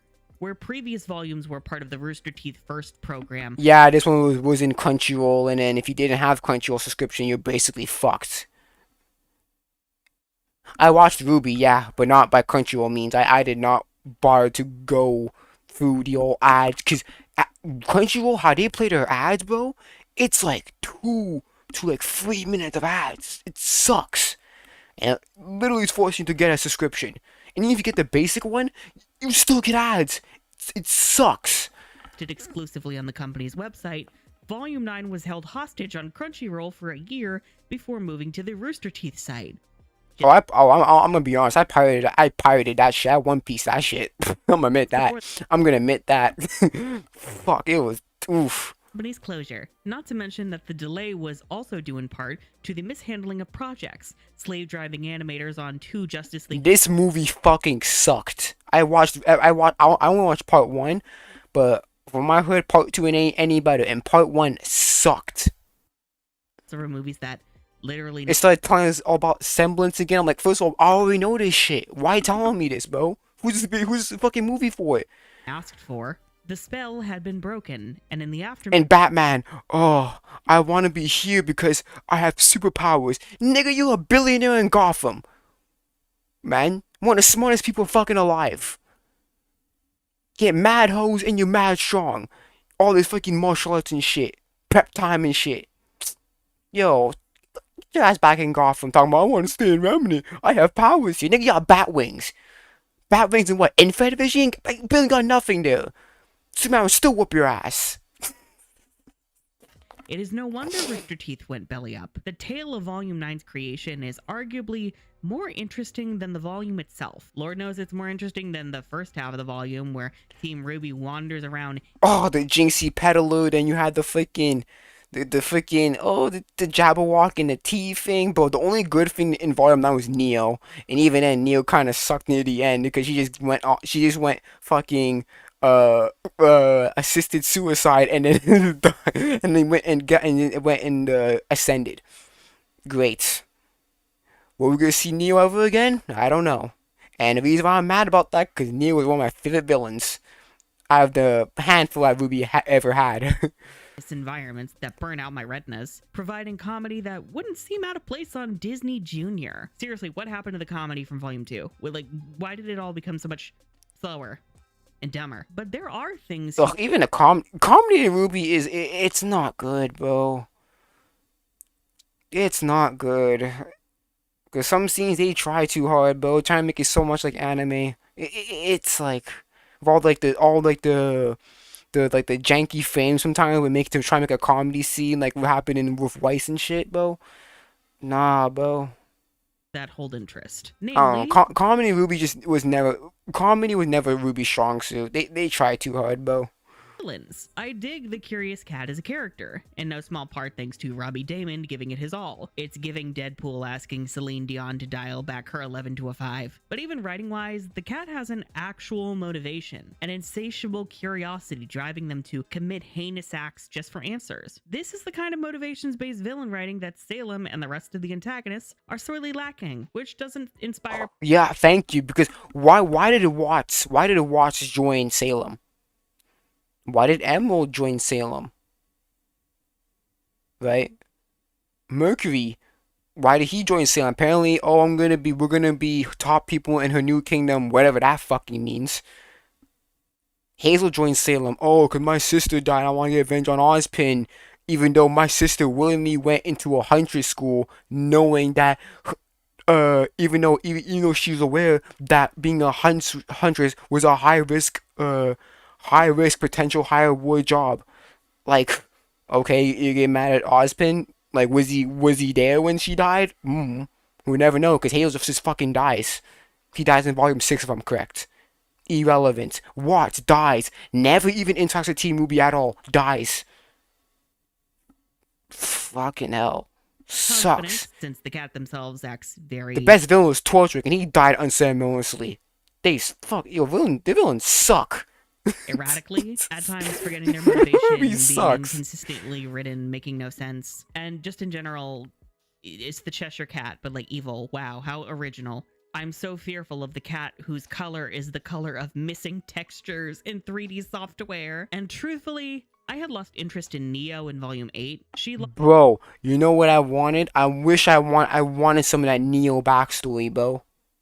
because she was so angry at like Ruby for like for getting tortured dead somehow, and then I wanted to see a glimpse of her backstory so that way we understand so we understand how deep Neo how connected Neo how impacted Neo is towards Torchwick's death. Oh no, but do you want part of Neo's backstory? Read the motherfucking books that we made. Yeah. So yeah, I had to read so much material to understand why how Neo and Torchic met. Yeah, how about instead of, that Red Prince pisses me the fuck off. Such a waste of episodes, waste of it. All the fun, playful charm she possessed in earlier volumes, and I found her desire for revenge against Ruby incredibly cliche and uncompelling. It was so clear she'd only been brought back to revive fan interest. Remove her and Clearly. nothing about volumes 7 and 8 would change, which is so frustrating because you could just have her posing as other characters to stir the pot in volume 7. But I digress. And so finishing her story here outside of the plot with Salem makes sense, in the sense that we're admitting that she has been a walking dead end, especially in a realm so strange it pairs- Legitimately, because like why is she even working with Cinder? She was never associated with Cinder until Cinder convinced her. You want revenge on the little redhead, on the Red Riding Hood, don't you? For somehow being the cause of death, even though like she should be mad at Salem because Salem creates the Grim and whatever. Mad at Ruby with then. her reality warping semblance. She gets to be a threat all of her own without any other villains getting in her way, and she's so cruel, it actually kind of makes her interesting again. Not sure why we forgave her for making Ruby, want to unalive herself, but okay. But I don't know anyone who forgave her for that. Unironically. Maybe because I would have said as a joke, like, yeah, you're doing me a favor because Ruby's a shit character. But yeah, I'd be in the form of a joke, not actually, like, unironically. The Ruby torture ascension. I don't mind the concept on its own all that much, since to me it reads as a form of rebirth. No, I wish the torture was like a mental torture. Like, fuck, man. You know why I'm so mad at you? Because here, this is how close I was to Torchwick, and then Ruby like, oh shit, don't blame me. Like,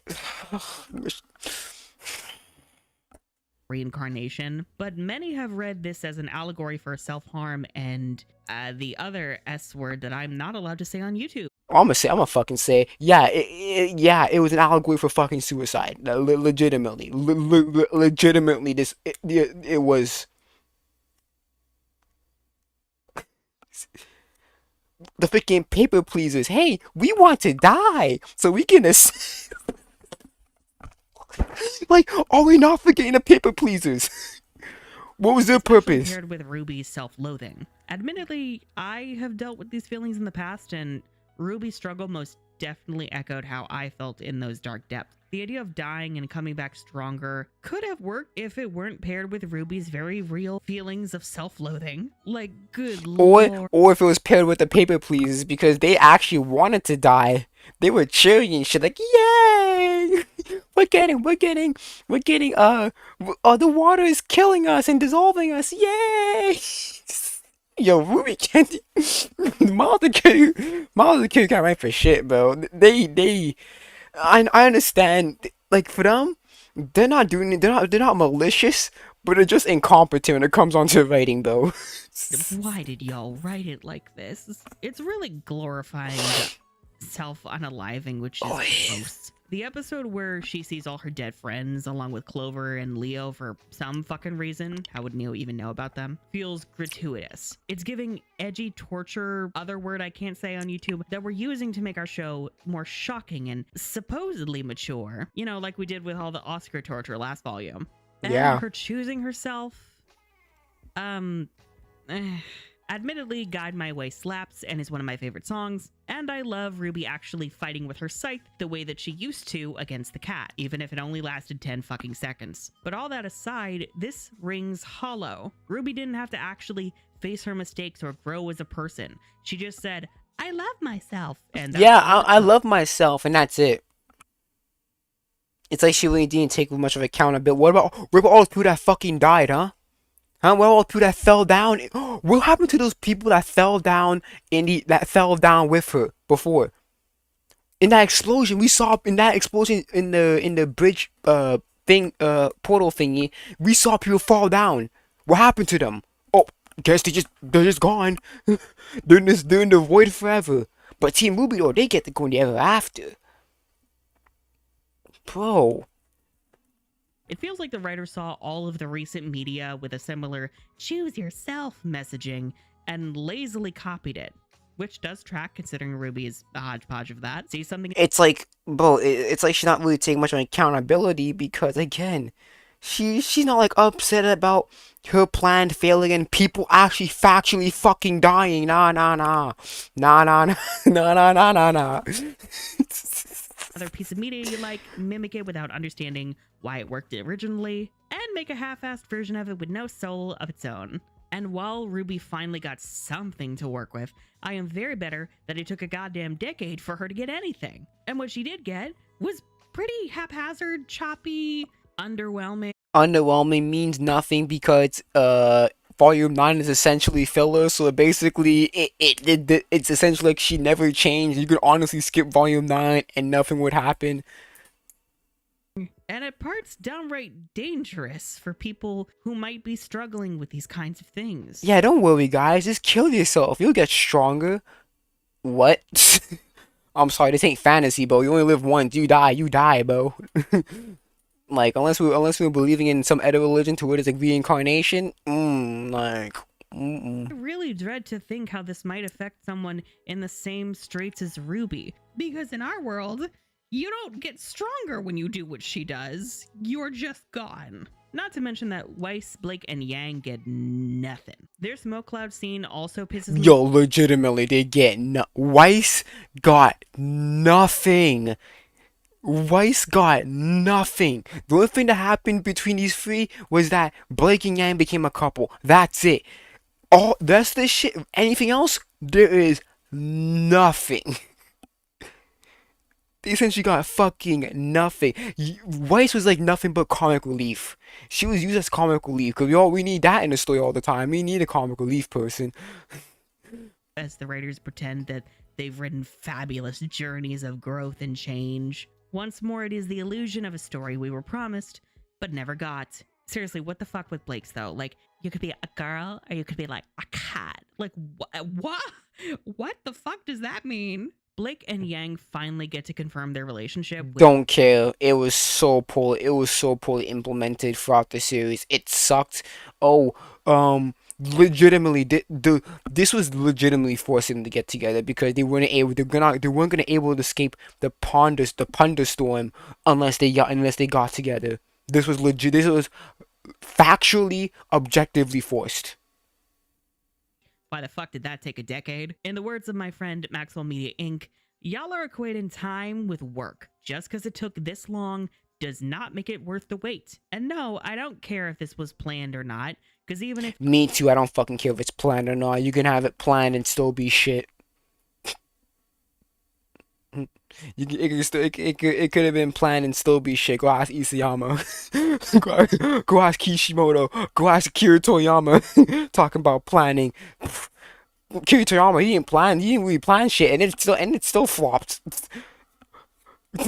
Shit, bro. Plan, it's still bad, and it's still queer bait. It wasn't a will they, won't they. It was a are they or are they not queer. At so many points, the writers could have is it make them queer or else they can't fucking leave the damn pond of storm. Make them queer. The girls were queer, but they didn't. They could have had them date earlier, but they didn't. Because we don't want to scare off the homophobic reactionary viewers who also give us money. Because in reality, most of Ruby's audience, and Rooster Teeth's by extension, were men of that demographic. I mean, yeah, because they were from southern Texas, and you got a lot of conservatives, very right-wing people down there. So yeah, again, I don't fucking care. I don't care that they're gay, but I don't care if Blake's bisexual. I don't care if Yang's also bisexual because Yang was interested in dudes back in Volume 1, and then Blake had a thing for Sun before all this shit happened. So I don't care about the queer shit. What I care about is how this shit was executed, and it was executed fucking poorly. And especially how they got together, because again, they were stuck where they were. They were not able to leave unless they got together.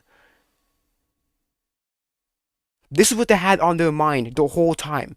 Was that, oh yeah, we want to get, fuck that, trash. Not risk it until the very last minute when we need a Hail Mary as our company lies dying on the floor. Oh yeah, and Yeah, and it's so funny. As soon as they got confirmed, they went pumping that merch out.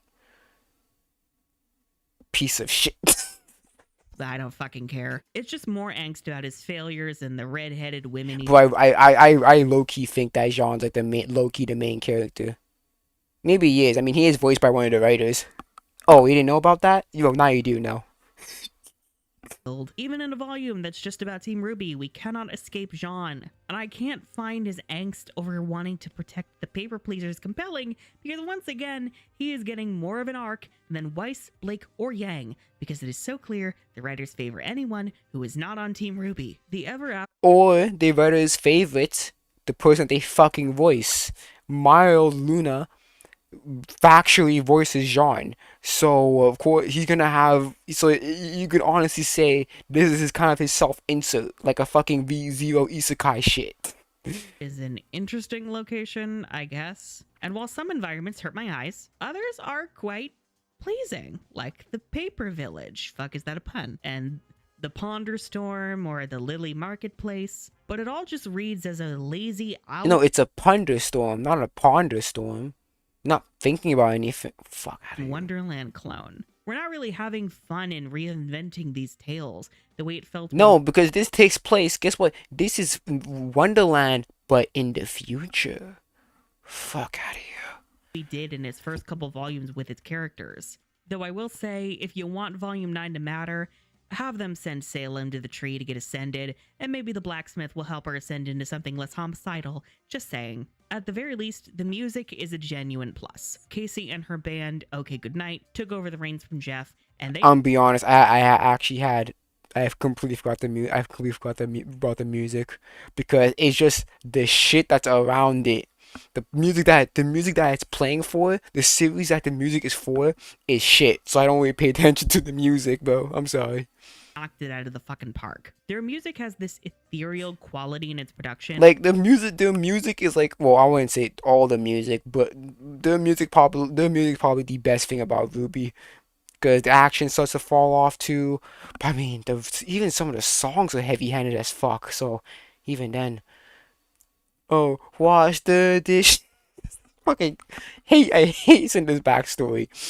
Cinderella and murder. Yeah, subversion.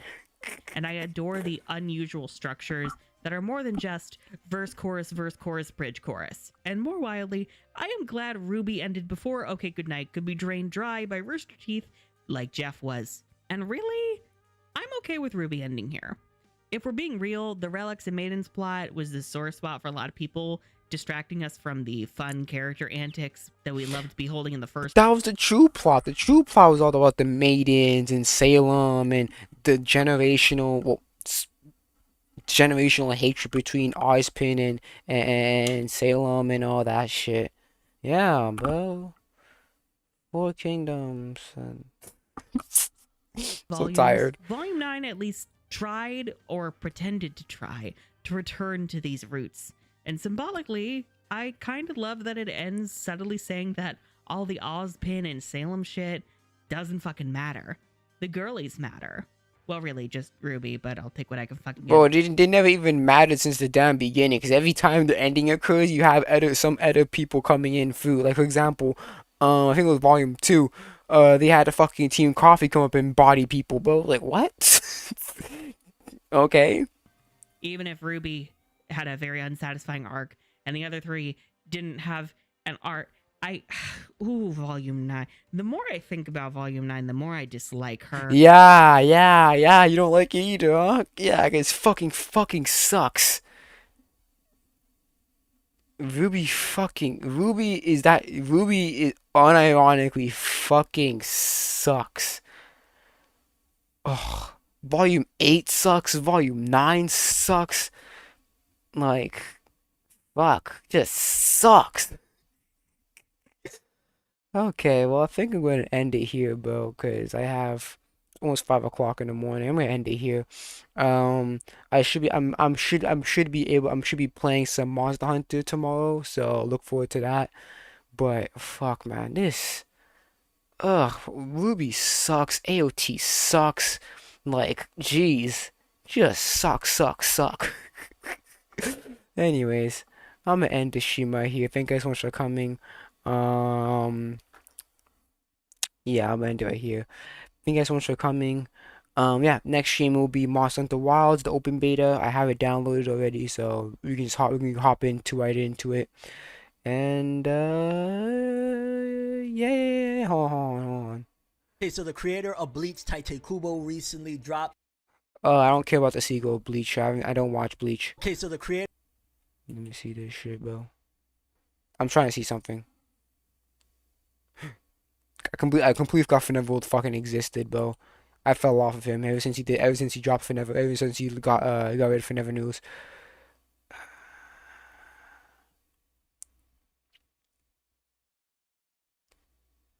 Both fans need to stop doing this to Naruto. Yeah, continue going. It fucking sucks. My Hero Academia. Oh, My Hero sucks too. The ending sucked. And it's not like the ending. It's not like My Hero's ending ruins the story, but it's just nothing. Oh, crime went down. Okay, is he telling me there's no power vacuum that went on since All for One went down? I guess that doesn't exist for the past 8 years. Oh, freaking, fucking Deku became nothing. He became a nobody, essentially. Fuck, my hero sucked. The ending sucked for My Hero. And it's not as bad as the AOT where like it ruins characters. No, it's just nothing. Like, it's just empty. Oh, Miracle is this ranking? I don't fucking care. Oh, Mirio is #1. Okay, it doesn't really matter, does it? Fucking sucks. Oh, Headshot's still alive somehow, even though he was a shriveled up fucking prune, like a string when he fucking came out. Yeah, bruh. Ochiko and Deku, they're not officially dating, but they could be dating, even though no, they didn't. Fuck out of here, bro. Freaking Momo says nothing. Toga is somehow like a spirit. Like is she like is she like a spirit? Okay. Oh, fucking, what's that fucking light that can't stop twinkling guy? That guy. Oh, I feel ashamed. I'm not gonna be I feel ashamed of myself. Oh yeah, apparently he's okay being a hero now off screen. Okay. Oh, Denki opened up an agency next to Jiro. Okay. We're not dating though, but like okay. Toru, oh, I opened up an agency too. Who the fuck are you? You don't care. Like, bro. Ugh. Fucking sucks, man.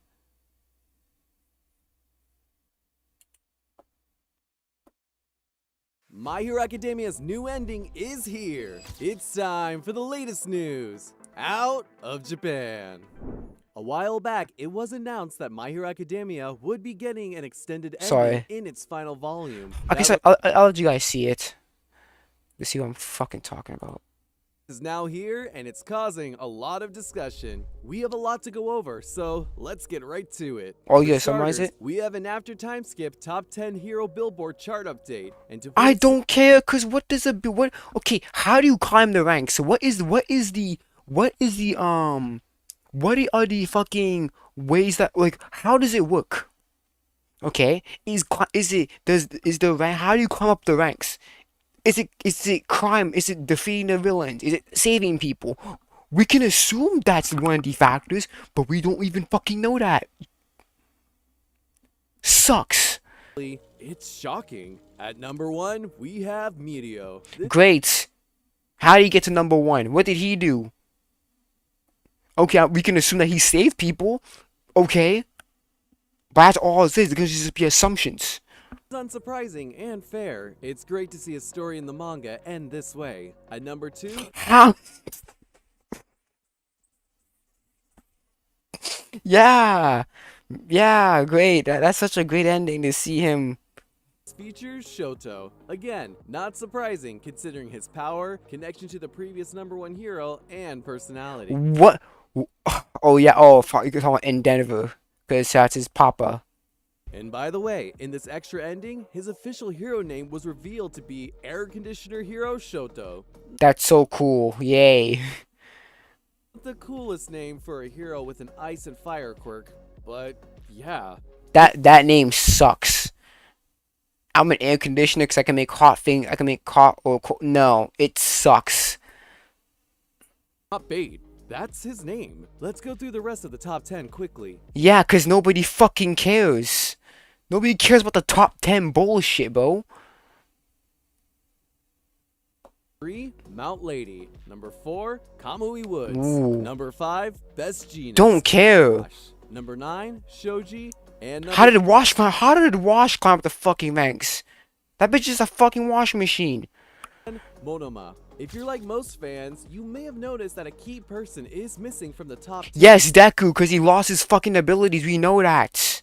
The series' most popular character by a wide margin. Yes, Bakugo, because Bakugo's a hate because apparently his personality has affected his ranking for some reason. Because apparently that's also a factor, even though that's never actually said in the series itself. We can assume. Didn't end up a top 10 hero. Fans are saying he's washed. It's important to remember the hero polls in My Hero Academia. Legitimately, that's Serene's literally right. Bakugo's not even time because his attitude. Legitimately, because apparently attitude has something to do with rankings. Wow. Are not just based on power. It's more like a popularity contest. So what is the point of being a number 1 hero then at this point? Just to say that you're number 1? There is no reason to be number 1 anymore, bro.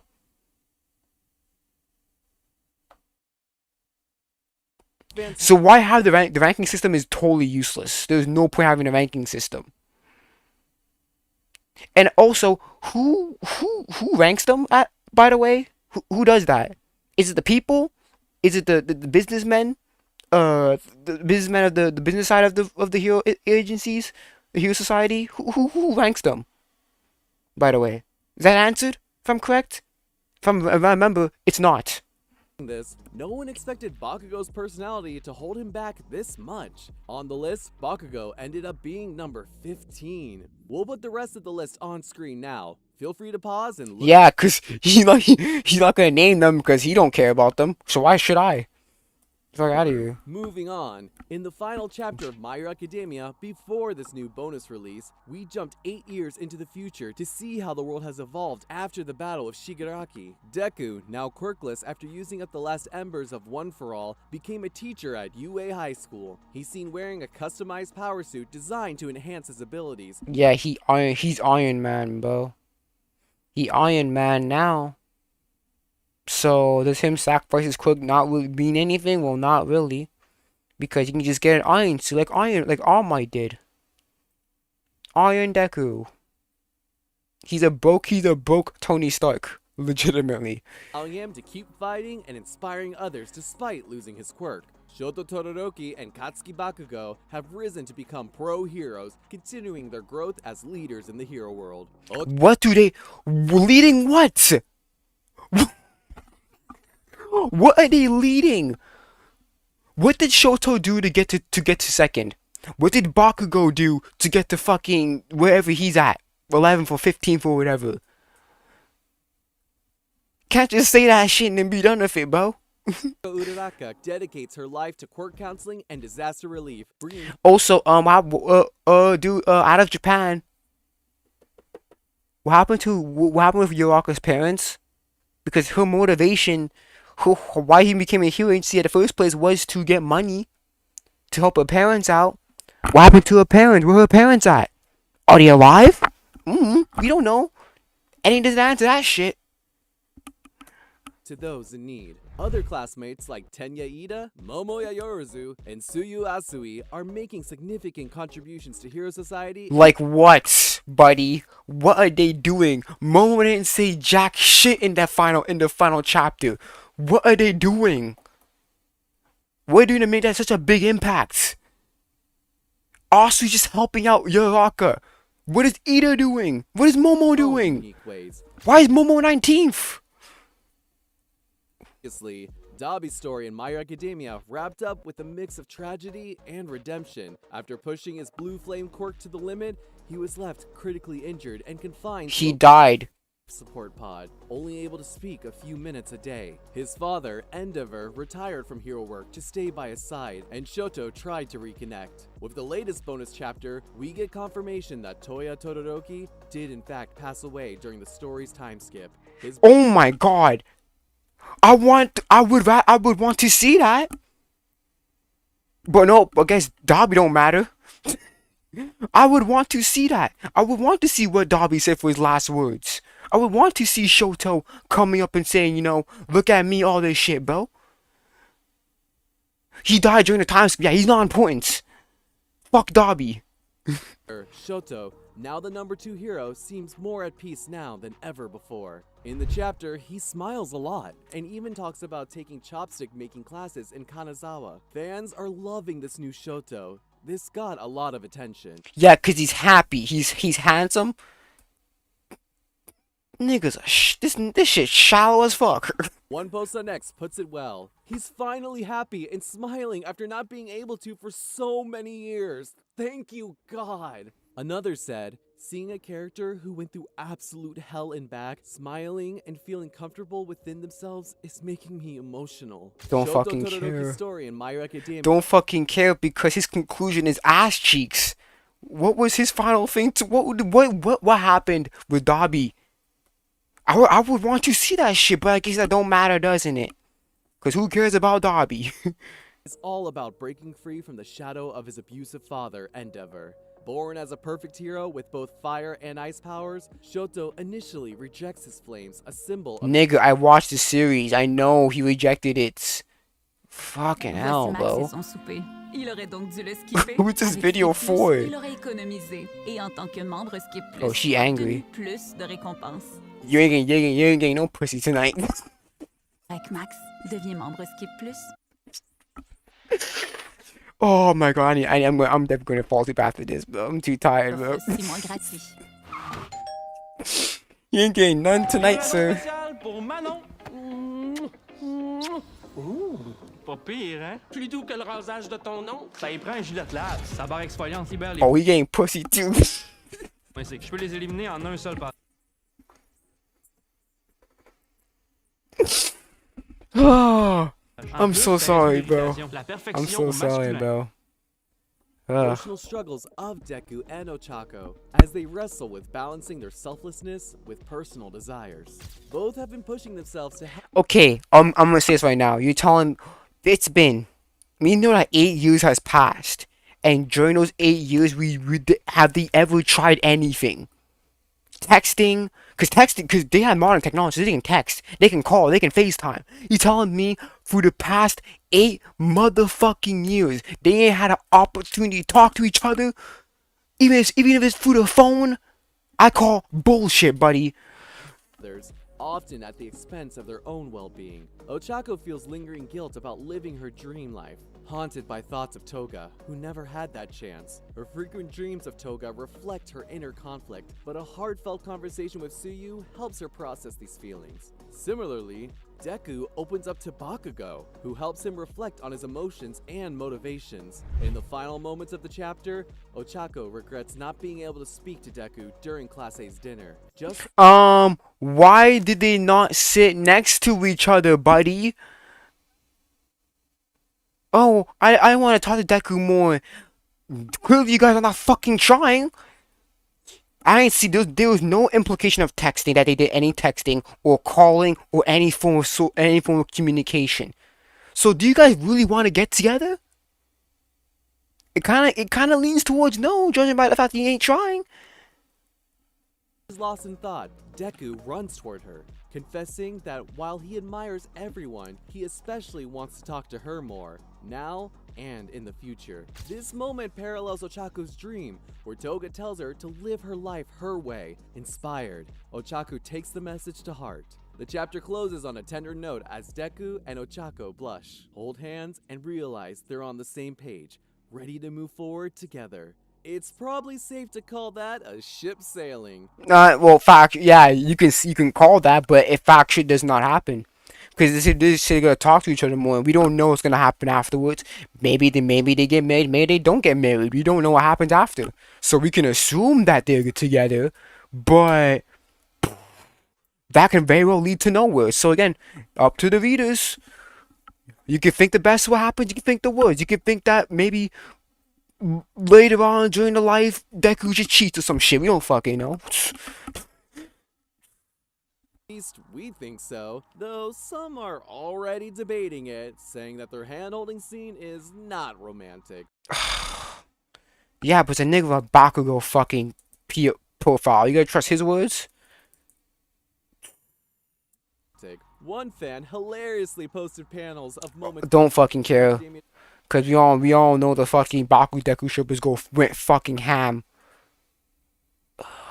Twitter is about to be an ugly place for certain people, of course, referring to Deku Bakugo shippers. Yup. We agree with this post. All the signs are there that this is an official confirmation of a relationship. No, it's not an official confirmation, cause they never literally said let's start dating. Never said anything about that. They just said we're gonna talk to each other more. So that could lead to them dating. That could lead to them realizing, okay, maybe we're not together as a relationship, but we can still stay friends. We do not know. Okay, it's just we can interpret it that way, or we can interpret it another way. We don't know. Maybe in the future, maybe Deku realizes, oh shit, I'm gay, and then he goes to Bakugo. We don't fucking know. We can assume that. Between the two, Midoriya running to catch up to Ochako, Ochako being flustered just by seeing him, the flashback of them in school, the shoujo romance light bubbles in the background. Stop reading the fucking tweets. The latest volume and chapter. A big one is that the series author Horikoshi opened up about a mistake in what was originally in the final chapter. What's the mistake? Remember Kota, the Who? little boy that Deku previously Who's saved that? and became close to? Who's that? He was shown as a high schooler after the 8-year time skip. The series author admitted that this was a mistake, as the boy is actually not old enough to be in high school. Some That's just fan art. were initially confused by this because the boy was previously 6 years old. After the time skip, he'd be 14, old enough for— Bro, that it literally says the person's name there. You telling me? Okay.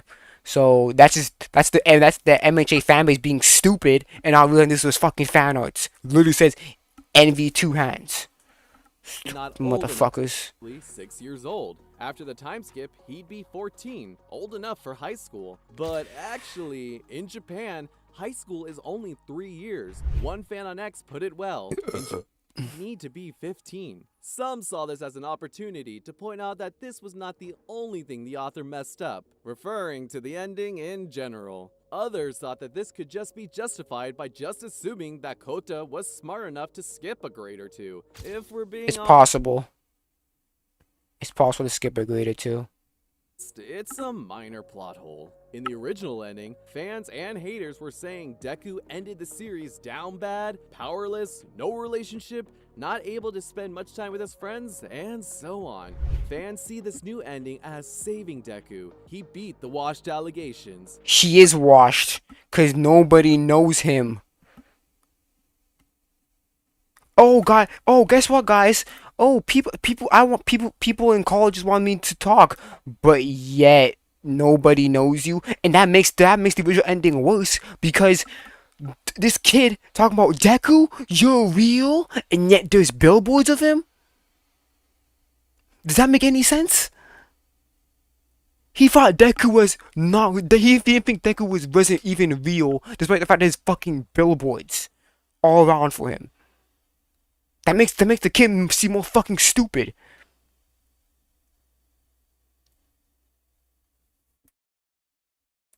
Funny tweet put it like this: Deku ended the series inspiring. And he's not dating Ochako. So he didn't beat no allegations. The only allegations he beat is the second one. Because the third one doesn't make any sense because he was a nobody. All of a sudden, he has billboards now? What? How is he a nobody? But he has billboards. Is he a nobody or is he not? Pick one.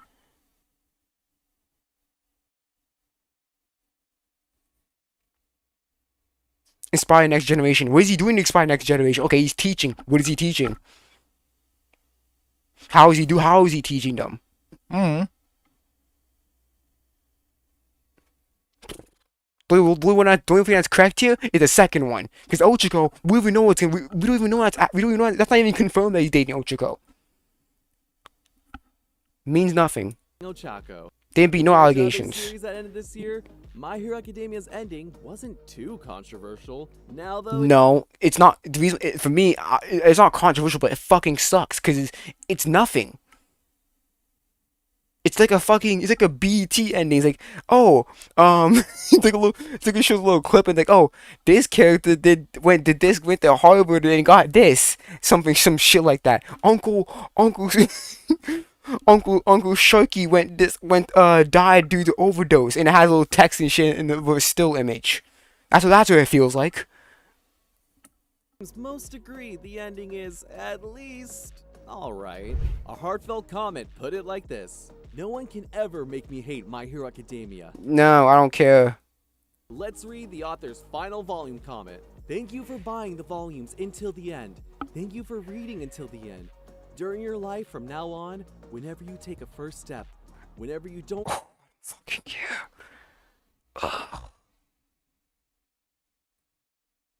Some fans found humor in this. One of many similar Whatever. latest volume, like always, did make some improvements to artwork with the Oh, I don't care about the artwork. No, the ending was trash.